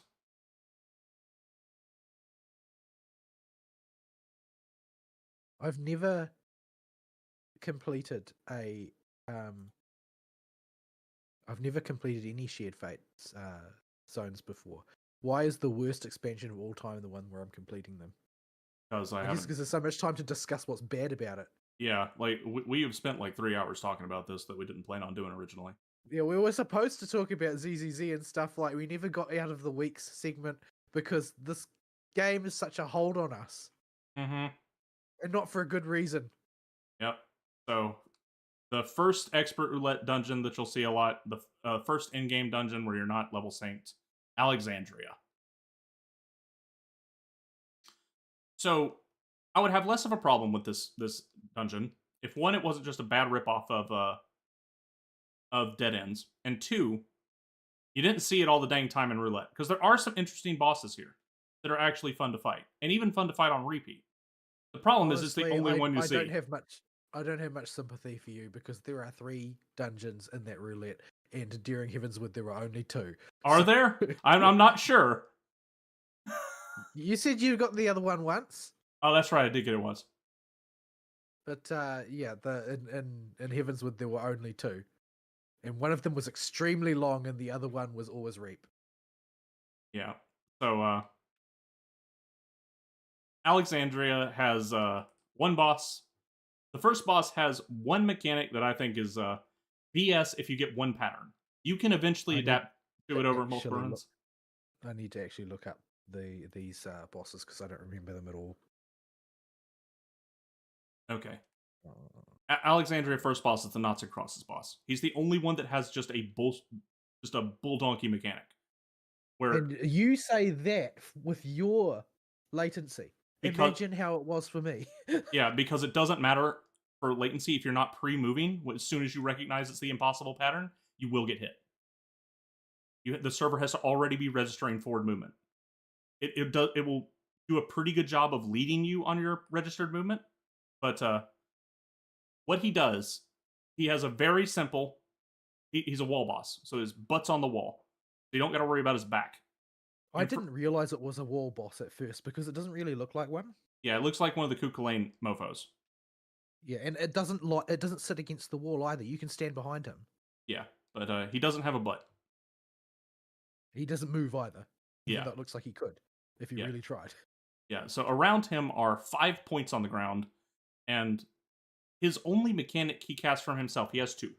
One is a split tank buster and stack up marker, where the tank gets a tank buster marker and everybody else gets a stack up marker. Simple, easy, no big deal. Wiped me once because all of my party ran on top of me because they were trusts and they were dumb. Yeah. So that one's not too bad. And well, it's not bad at all. It's super easy. It's the free one. The other free ones in isolation are the dual flank shot or the frontal conal shot that he does.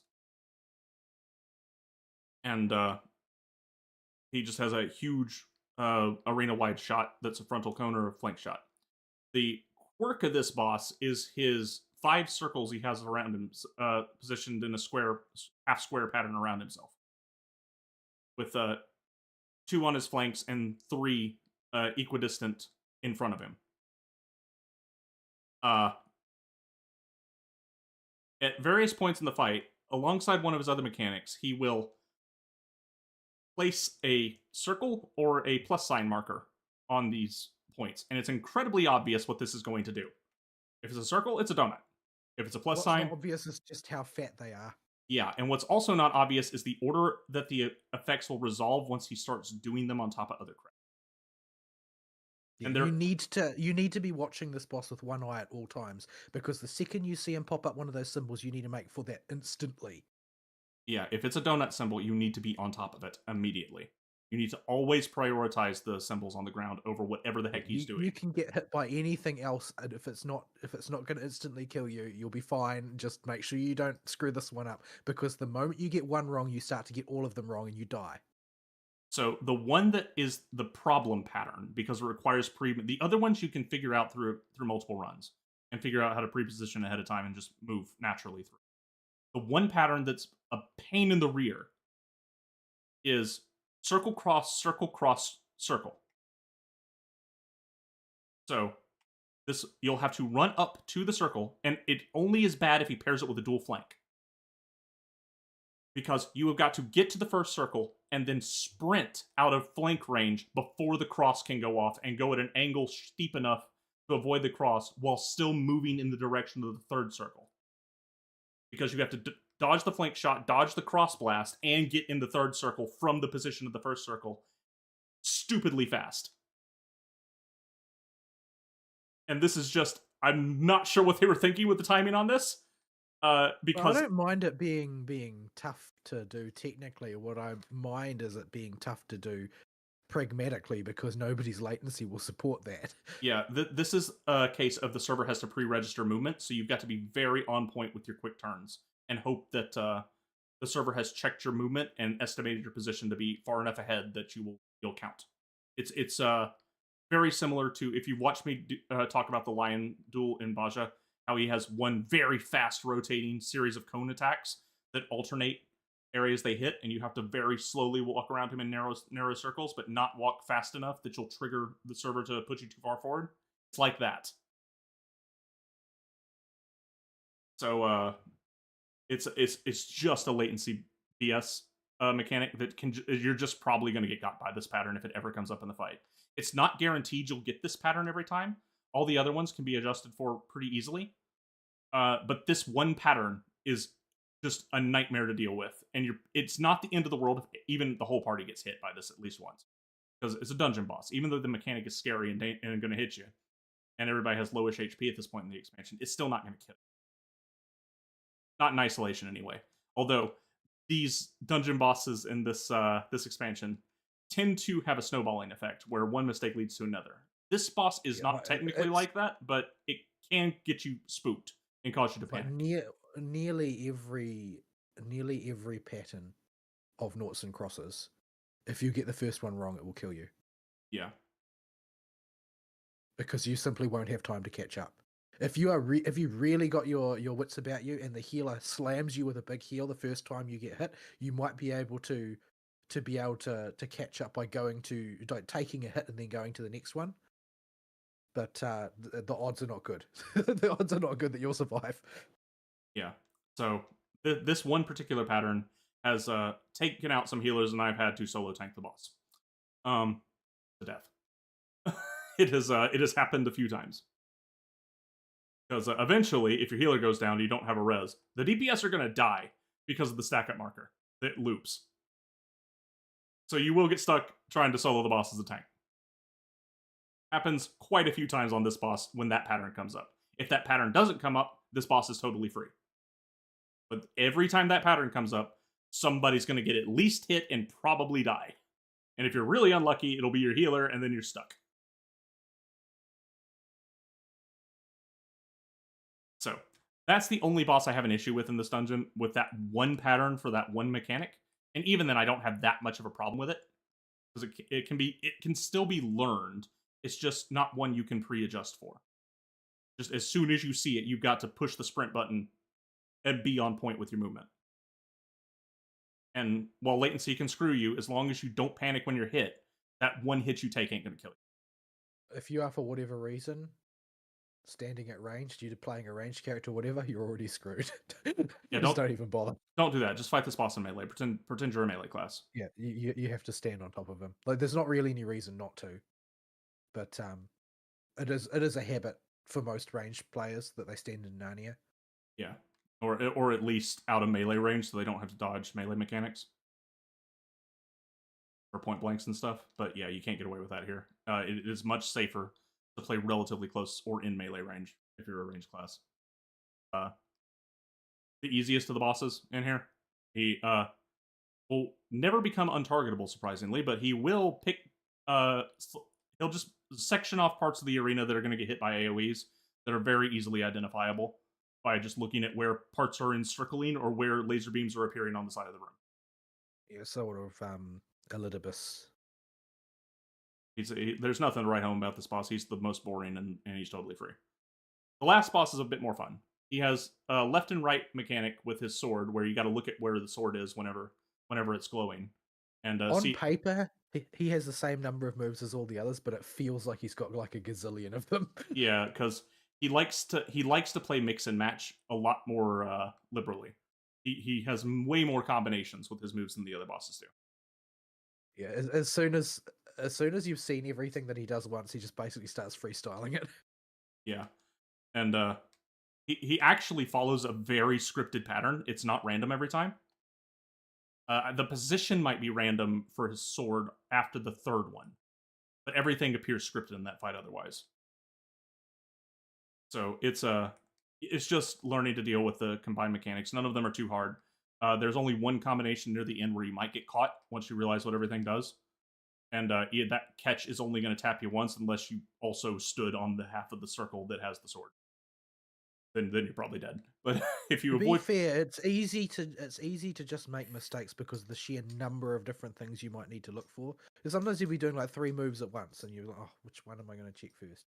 Yeah, so associating, hand with the beams, and hand from the side with the laser, the satellite thing with the donut, and the sword arm with half arena thing, and just identifying them as those mechanics as much is going to help you a lot. That's not sufficient. That's not sufficient, though. You need to remember the order as well. Yeah, the order, you can safely resolve most of them until he gets to the chaos phase, where he just starts freestyling it and wheeling out a bunch of them. The order resolution doesn't matter until then, and in most groups he's almost dead by that point already. Well, I did it with trusts, so the fight was very long.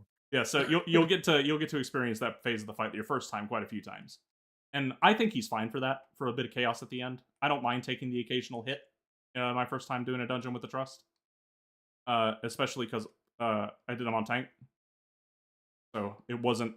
There was nothing that really spelled insta death unless it was a knockback. Or I just or Urianger tried to Urianger went in there, or Wuklamot tried to kill me. But yeah, and that's Alexandria. You'll be seeing this a lot.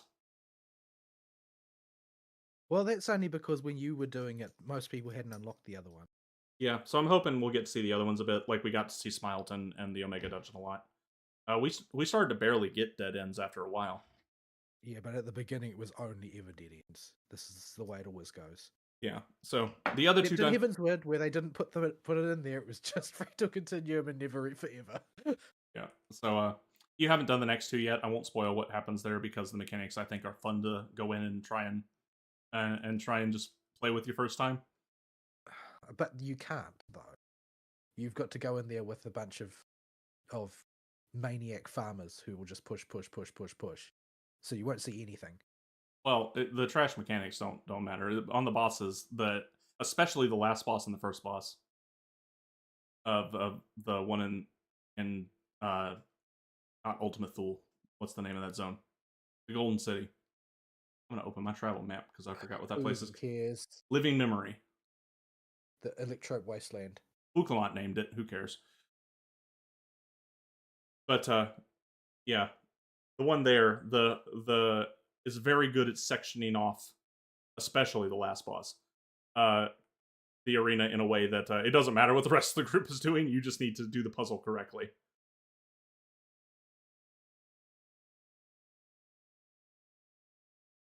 But the amount of people that do that place for their first time in that dungeon and don't pay attention to the name of the cast that the boss is doing, that's really, really long when he's not doing anything else, that is a very clear indication of what's going to happen, is hilarious.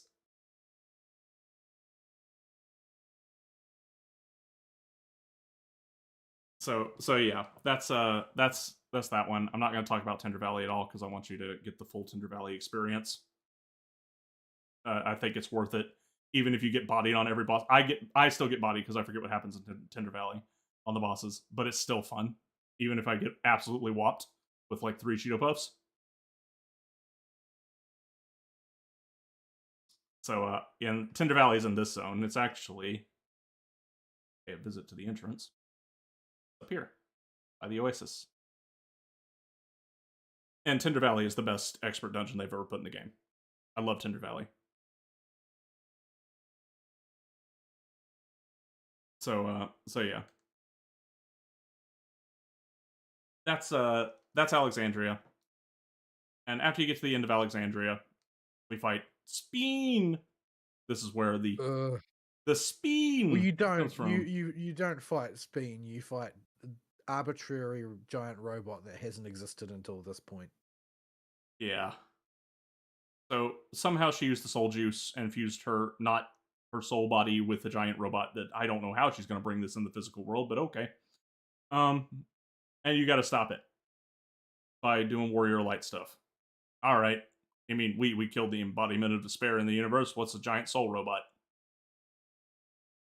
And we're doing fine. We're bopping this thing pretty good. It's a fight. It's a pretty fun trial. And then it's ruined. With more of some like absolute 5-star miserable voice acting. So you may have heard me going Speen because Wook Lamau. Because you can't do this one in the trust. This is the only trial in the expansion they don't let you trust. So you got to pug this one. And at the about 30% point of the boss, you just hear Wook Lamau cry "Speed!" and the sound of shattering glass as she busts into the arena. But it's the same sort of like, it's that gutless shout that you get when you can't actually project. Yeah, because if you project, then everybody would know that you're actually a man. Yeah, so the Speen I've been doing through the whole show is more emotion than is given in the.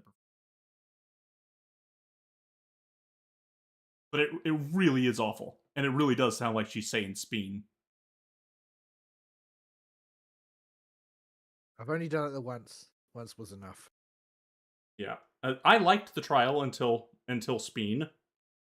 You mean so you like the first 2/3 of the trial, and then the last third you basically don't do anything except line dance from side to side. Yeah. So There's no other mechanics. Mechanics basically disappear. yeah, it's just random sequential AoE spam that has a pattern to it that's incredibly boring. While Wuklamal does most of the damage. Yeah, she solos the boss because I saw somebody put it that they were incredulous that for some reason Wuglamark can solo a boss that takes 8 warriors of light to fight, even though she was kidnapped by King Karul and his cronies just a few zones earlier. Mm-hmm. So it is a good trial until then. I like the way they telegraph stuff through waves on the floor. The only part I had trouble reading the first time was the walls that come at you. I had trouble lining those up with the gravity mechanic, which seems to be a theme. I thought that was extremely obvious, comparatively speaking, because compared to Trogdor, like that one made perfect sense to me. Oh, it made sense what to do. I just had trouble lining it up. I just moved the camera and it was fine. I didn't have any difficulties with that one. Because if you look, they actually draw all the lines on the ground for where everything is positioned, and you can just position yourself above them. I see. But it's like with the last boss of the first one, they only draw it initially, and you have to be watching when it happens, and the lines will shoot out from the wall across the platforms, and then they'll disappear. I see. Yeah, and if you're watching, it's easy to line up. If you don't line it up correctly, however, it's an instant death mechanic. Because it pushes you off the platform. Which I thought was fun, actually. I don't mind instant death mechanics or gacha mechanics. So I've really warmed up to them as time has gone on, especially the people I dislike complain about them. Call me a contrarian. I don't mind them at all, provided that they aren't just based on your latency. Yeah. Because I don't care, that's gonna be a perennial problem for me and for lots of other people in the world. If your entire fight is based on how good your latency is, then you didn't design a good fight, you just designed a reflex test. Yeah, and until they fix the netcode, or do some kind of netcode update, which they won't, because they don't believe that there's a problem. They say no, everything is fine. There are no latency problems. Yeah, more than that, the entirety of the game as it exists right now accounts for the netcode as it is. So changing it is going to be very, very difficult.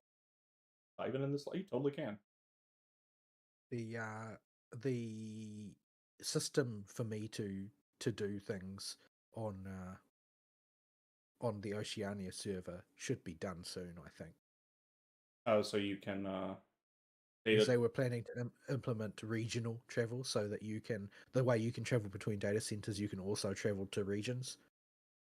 Yeah. So if I want to do something particularly sensitive to latency, I can just go and do it on Oceania instead. If it's something like spawning the Baja bosses, I guess you can call me over to help spawn them. Something like that. I don't think I have enough time in my life to do those. No, it took me weeks per boss. And like I keep saying, I'm just not really enthused about it right now. Like, they could put in another Baja. They could, in that sort of magical ideal scenario, they are working pedal to the metal, saying, okay, everybody hates living memory. We need to turn this in the best zone ever in the subsequent patches. Everybody hates hates whatchamacallit. What were we talking about just a second ago? Basically that they need to be working really, really hard and really fast. So it's like, oh well, the people don't like this, they don't like that. You need to make the best patch content of all time, basically, to salvage the situation. So I'm expecting Bosnia to show up. Yeah, we'll probably imminently. Best deep dungeon ever, best exploratory in-game zone ever, like best crafting in-game zone ever. I want all of these things, and I want them now, because you people need to make it up for me. Yeah, you realistically, we'll probably see most of that in 6.2, or the drip feed will start in 6.2. 6.1 usually 6.1 is already done. Yeah, 6.1 is already done by the time the game comes out. So, and 6.2 is the point where they can start doing things like starting to drip that stuff out. If they're in any emergency writing pivots, they wouldn't be at least until The only scenario which I would accept them not doing it is if they decide to just put the kibosh on this expansion, just trot out the minimal amount of stuff and hope that they can recoup it in 8.0. Like, because that would mean that they have truly recognized the depth of their mistake. But Yeah. there would be no way for us to tell that that's what was happening because they couldn't admit it. Yeah, and It would people, cause too much shareholder damage. yeah, I don't think they will go that route because even if all shareholders and retention wasn't a factor, this fact is people love the Arcadian, the fights right now. I want to see more of it, and Well, the thing is that the Arcadian fights will all be designed already. yeah, It's just that they'll probably just be polishing implementation and doing testing. yeah. So they wanna get those raid tiers out, and probably want to pace them accordingly because they if there's anything they hate, it's not it's deviating from their script. So yeah, there's that, and then we've got oh, what you call it? Oh, the end of the trial. We haven't even finished the story yet. Yeah, it's nearly 8 p.m. in my time. yeah, so after Wukla Mao comes and murders Speen, after they have a try to have a heart to heart, I thought you purged your emotions, girlfriend. But okay, No, she unpurged them by magic because reasons. but okay, sure. You got Wukla Mao come in, and Speen is now dead, and Living Memory is now a dead gray paste, and we return to Julio Lal as the credits roll, and situation is resolved, and the awful song plays again. It's so bad. We have just murdered a whole bunch of people, including parents and friends, mostly parents, of our of several of our party members, and we're gonna play this knockoff, It's like the sort of song that they composed for the Olympics, sort of thing. especially modern Olympics. I don't want to think about modern Olympics. Yeah, you don't want to talk about Scrotum Gate. I don't want to talk about Scrotum Gate. I was happy in the world where the worst Olympics ever was the Atlanta one. Nah, But like many things from Georgia, we may have once been the worst, but progressivism has found a way to make something even dumber. Remember, Jimmy Carter came from us too. is he still alive? There was a rumor that he finally keeled over. He's in hospice in terminal care, but he's been there for like 6 months.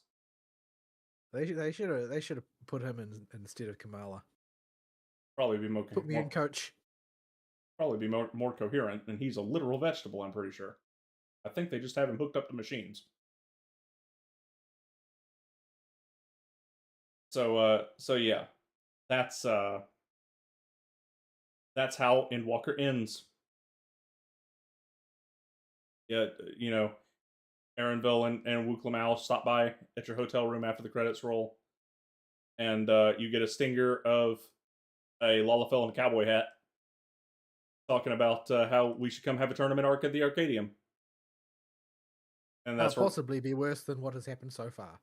Yeah, like anything is better. And I'm wondering how much both my enjoyment of Arcadian is. I think my enjoyment of the fights is genuine.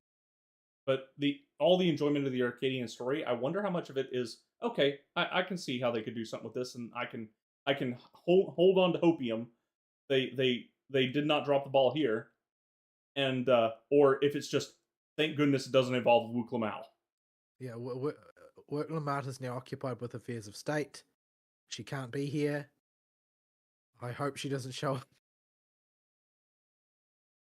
Yeah. Did they say anything about what they were planning on for Alliance raids? I don't remember. Final Fantasy 11 themed.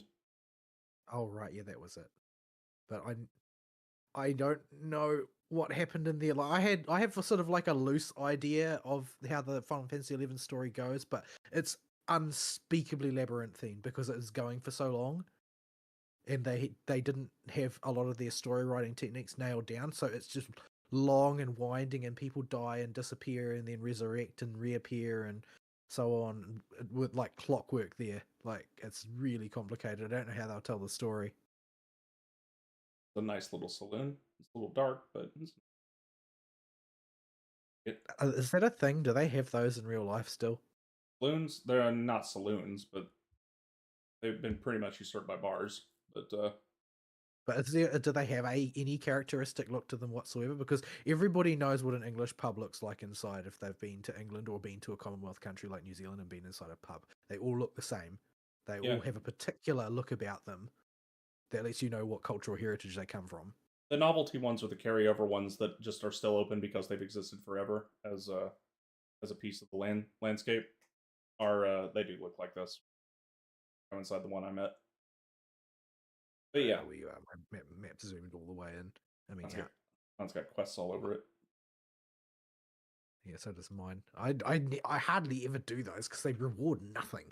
I clear them out eventually in the expansions, but just to get the markers off my. Last time I went into a bar that looked like this, the floor was so sticky it was hard to walk. Probably. Have you look at these? It's probably that way here. Look at the position of the bottles on this table. Yeah. In fact, there wasn't in that particular bar. There wasn't that much hardwood floor. It looked like at some point they'd given up and it was just gravel. Yeah. At least I have a glamour for this zone. I don't go to bars. I've been to some really ritzy ones, but they make me uncomfortable. Like they don't feel very natural at all.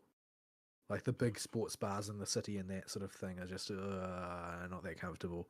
The sports bar at the casino is comfortable, but I don't remember much about it because I fell asleep there. It's very easy to fall asleep in those chairs. But oh man, they got free bread rolls. what makes you think they're free? They look moldy. Wouldn't eat those. Yeah, the mold in Death Valley is really dangerous. Like lethal dangerous. And this is basically Death Valley, right? But yeah. So story's over. Hooray. That's your spoiler coverage. As Ferd gets to it, we will likely reiterate to continue processing our trauma. It's just so frustrating. It is. If they had just started the story if like the first zone was Adventures with Erenville, and then the entire rest of it was properly developed and stretched over the 6 zones, with just omitting the first three and a bit. So it starts with Erenville. Like, then it would have been much easier to swallow. It might have been a mediocre expansion, but it would have felt like they were telling me a story instead of doing a whole bunch. Basically, it felt like they had, rather than telling the next chapter, it felt like they were trying to reboot. Yeah, it felt like a part 1 and a part 2. Like, or Right, rather, 'cause not a part. it did feel a lot like the experience of like go outside Gridania and kill 3 ladybugs. Yeah, like the stuff that is in this zone feels like start of expansion tier content. Like this would be a solid. This zone would be a solid start to an expansion. But the first 3 zones are start of MMO. They're Yeah. not start of expansion. Yeah, this is the first 3. I wouldn't even call them that. The first 3 zones are garbage visual novel history lessons About people you do not know and do not care about. Yeah, it's just awful. So yeah, that's where we're at with Dawntrail. If you want to see my full post, I am posting my Kiwi Firms write-ups on the in the Final Fantasy 14 Free Company thread. They are quite wordy, much like our show. I don't think I've ever typed this many paragraphs for a video game, ever. Just from processing it, and I had a lot to say about Dino. But man, oh man, this MSQ was a mess. It just it has killed motivation to really play anything. You'll notice I have the exact same number of level 100 classes as I did last time. Got Viper up to 90, but that's just from doing a few baby roulettes this week. Well, if it's pre-90, you're also not doing Dawntrail content. Yeah. You're playing the game as it was. Yeah, and it's also roulette content. So that's all I've done this week. The rest of my week has been spent going through the new Trails game, which I have not finished yet, not even close. Uh, but we'll tell you about adventures with the truck and dirty hookah water next week, I guess. Yeah, you need to pet every hidden Kelvin. No, our head pet counter is up to 3 now.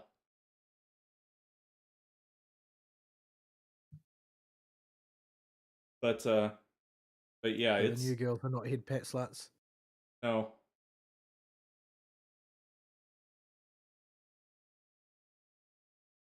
I don't So know. You said that one of them was soliciting head pets.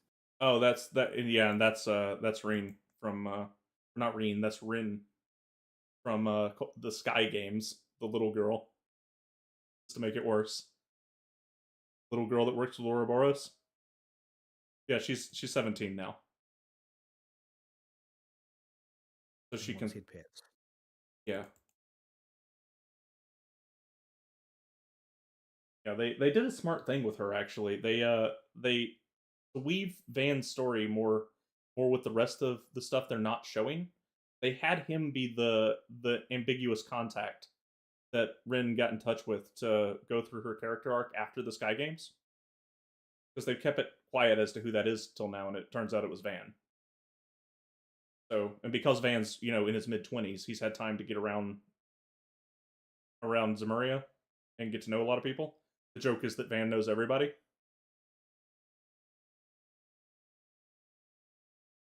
But yeah, they use him pretty well there. I'll talk about a whole lot of praise for the game. We've had a few bumps in the localization department, but they are mostly just speed bumps, not anything bad. And the performance acting, aside from one character, has been outstanding. A significant contrast with Dawntrail, which is awful.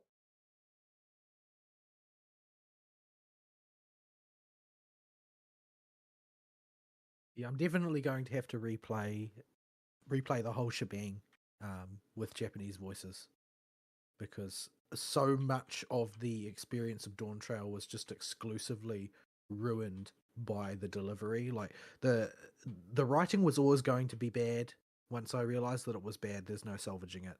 But the fact that it was also delivered incompetently just made it that much worse. Yeah, every single person on that localization team fired. This is awful tier. Like this is unacceptable. I would change the language tier. I mean, we're at Don Hung level for Gulul Jaja and Wuklamau. I think that Wuklamau actually sets a new standard for bad, because while Don Hung's voice actor is bad at his job, Wuklamau cannot even do the job in theory. Yeah, there's too many extra. Like there's no world in which she had trained or practiced more and did it better. Mm-hmm. It's just not possible. Yeah, it's literally physically not possible. It adds extra layers to that you need to jump through. Yeah, the Adam's apple is kind of a problem.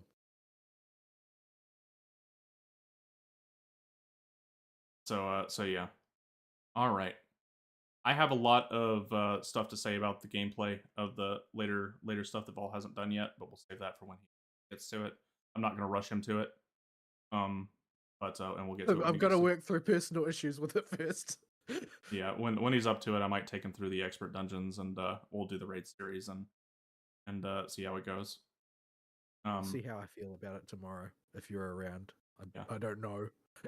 And I feel I'm trying to decide if I feel like I'm doing the wrong thing by continuing to play at all. Yeah, the going through the more fun dungeons and the raid series helped put some aloe on the sting of the MSQ, but it didn't make it stop. And it won't stop because it's going to be the framing device for the entire expansion. But it will not ever expect to fondly recall Zero. Like, I would actually rather go through that again. Yeah, I because at least there were some funny scenes in there. There was some Estinian time. There was the spicy food. Oh yeah, Estinian's hanging out in Cowboy Land. He has a poncho, and he's doing Estinian autistic things. Oh, we didn't even mention the second invasion. When Seralja comes back to invade for the second time, or sends his troops out. We mentioned it in the context of the fact that at that point, his plan is basically over. Like, it doesn't really matter whether you kill him or not because he's got no army anymore. His army's just been completely wrecked. Yeah. And it wasn't hard. All it took was, oh, well, they know I'm coming this time. Oh, dear. Yeah, literally, they make a phone call to Thabnir. And this is one of the many things that just frustrates me about Zeralja's character. Like, and it all sort of, it's tied into the same sort of emotive response as, I don't like this guy fronting in front of me because I know that I can kick his ass. Like, that's the first reaction you have to Zeralja. But it's just reinforced over and over again, where, like, in order to fight his father, he fights his father when his father is sickly and nearly dead, or half dead, as you put it. And then he cheats because he gets beaten. And then he acts like, oh, well, look how strong I am, I defeated my father. Then, when it comes to the invasion, the only reason he's met with any success whatsoever is because it's a surprise attack. He doesn't have the military strategic chops to actually successfully close out the deal. And when he has another go at it, again, a semi-surprise attack, because they don't know what time it's coming, they just know that it is, he gets absolutely wrecked. Like, it's a total failure, and they go into total retreat. And they've got no follow-up plan whatsoever. His only idea is to walk out there personally and take the fight to the capital by himself, because that's his level of strategic command. Like, this guy as a villain is absolutely hopelessly incompetent. Yeah, and just to labor the point here, his army getting squished is a matter of Grahatium being like, "Hey, we the Scions are in pretty good terms with big F off Dragon and his buddies in Thabnir. You guys are the rulers of a country now. We can expedite the diplomatic situation as long as you accept a deal with him. I'm sure he'd be willing to come down and chew on some airships." And that's exactly what happens.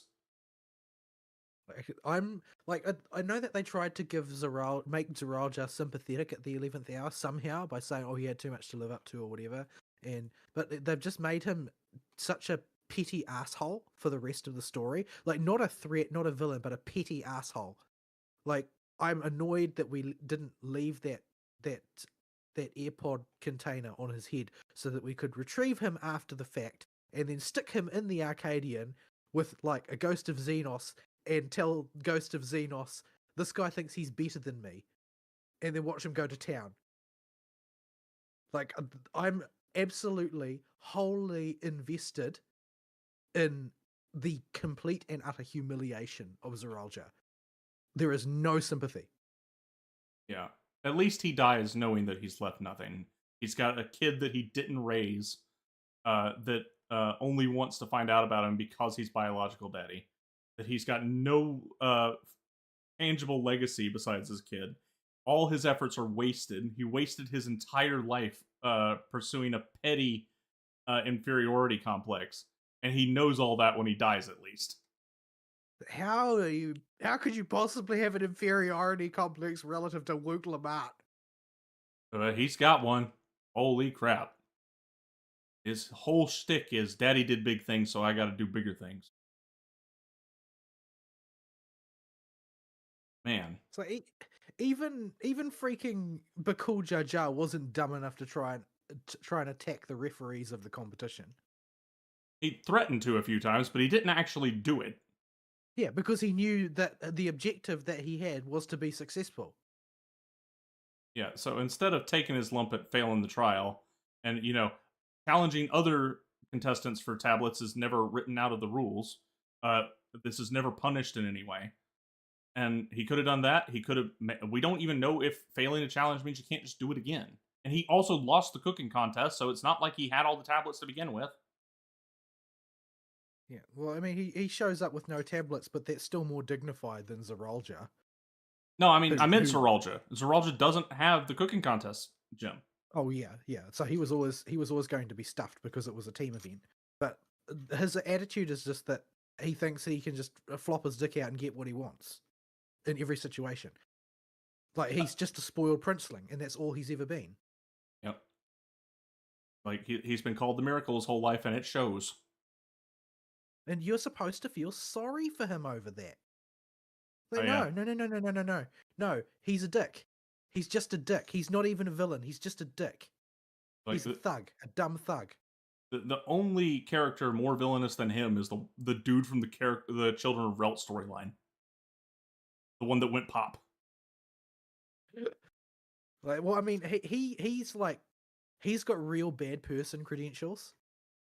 Yeah, Like, Zoralja doesn't have bad person credentials because he just doesn't seem to be intelligent enough. Like, he's just a dumb thug who he gets his hands on a lot of power because he's strong, and he just tries to exert it over people and loses eventually because there's always a bigger fish. He's a really low tier bully of a character.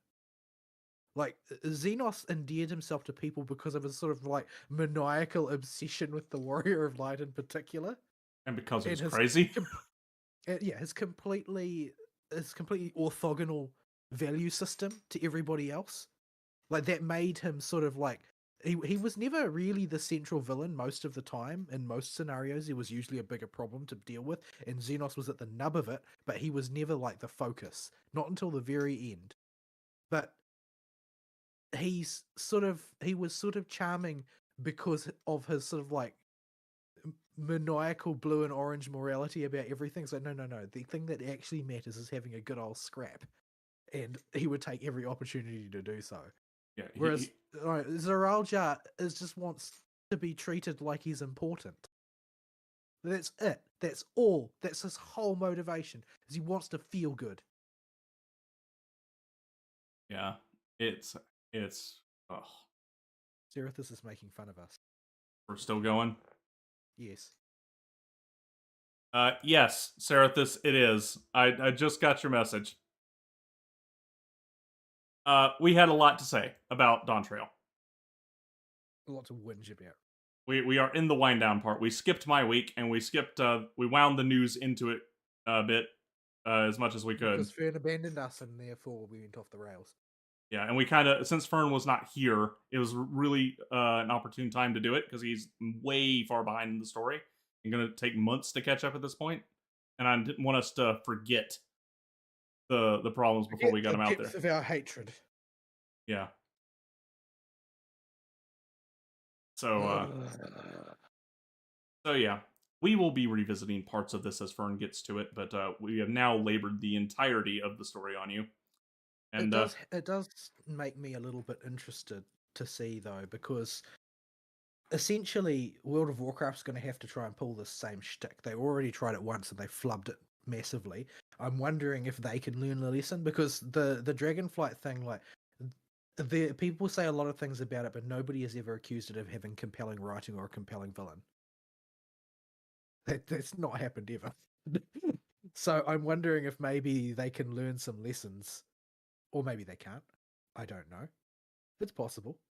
You know, we never moved to the recording channel. But I haven't been doing that the past several weeks on purpose because it was wigging out and causing lag before. Oh, okay.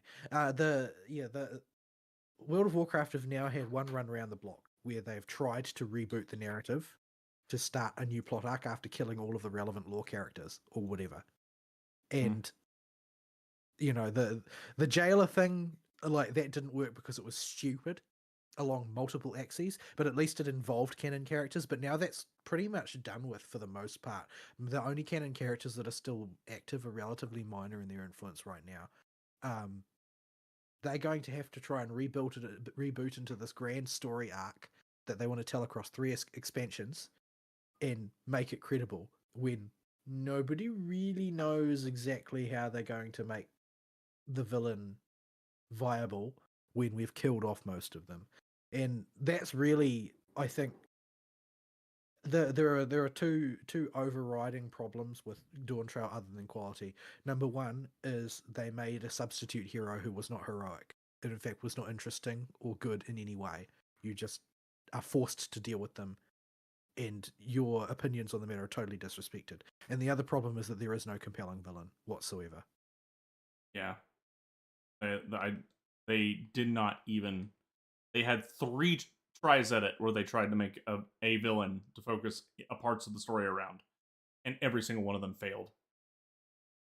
Like they try and draw a distinction between Bakul Jaja and Zoralja, but they do the same thing. They are trying to exert their authority, and eventually it falls through for them because they're not as tough as they think they are, and in the end, the story blames it on them being desperate. That's it. They have the same story. They are the same person. Yeah. At least BJJ is funny. Yeah, well, because he's sort of like dumb and guileless, and ultimately he has at least one good motivation, which is that he doesn't like genocide. Yeah. Wonder if he'd be on board with our kill all the endless plan. Yeah, so I mean, I think that he's probably the protagonist of the story in the end, compared to Wook Lamart. I think BJJ is the leader Terrell deserves. Yeah, BJJ 2024. The point where you walk in, there's a lot of points where a whole lot of click moments happen where you realize just how bad this is.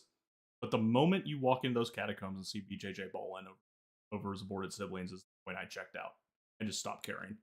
Like, all right, fine, we'll roll with it. Why not? This is already so stupid.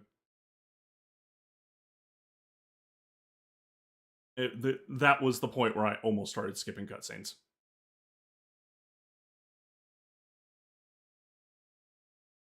Okay. I don't think I would ever skip the cutscenes. I feel like you need to go through something in its entirety to hate on it properly. Hence why the both of us exhaustively played through Dino May Cry. I didn't just play through it, I plattied it.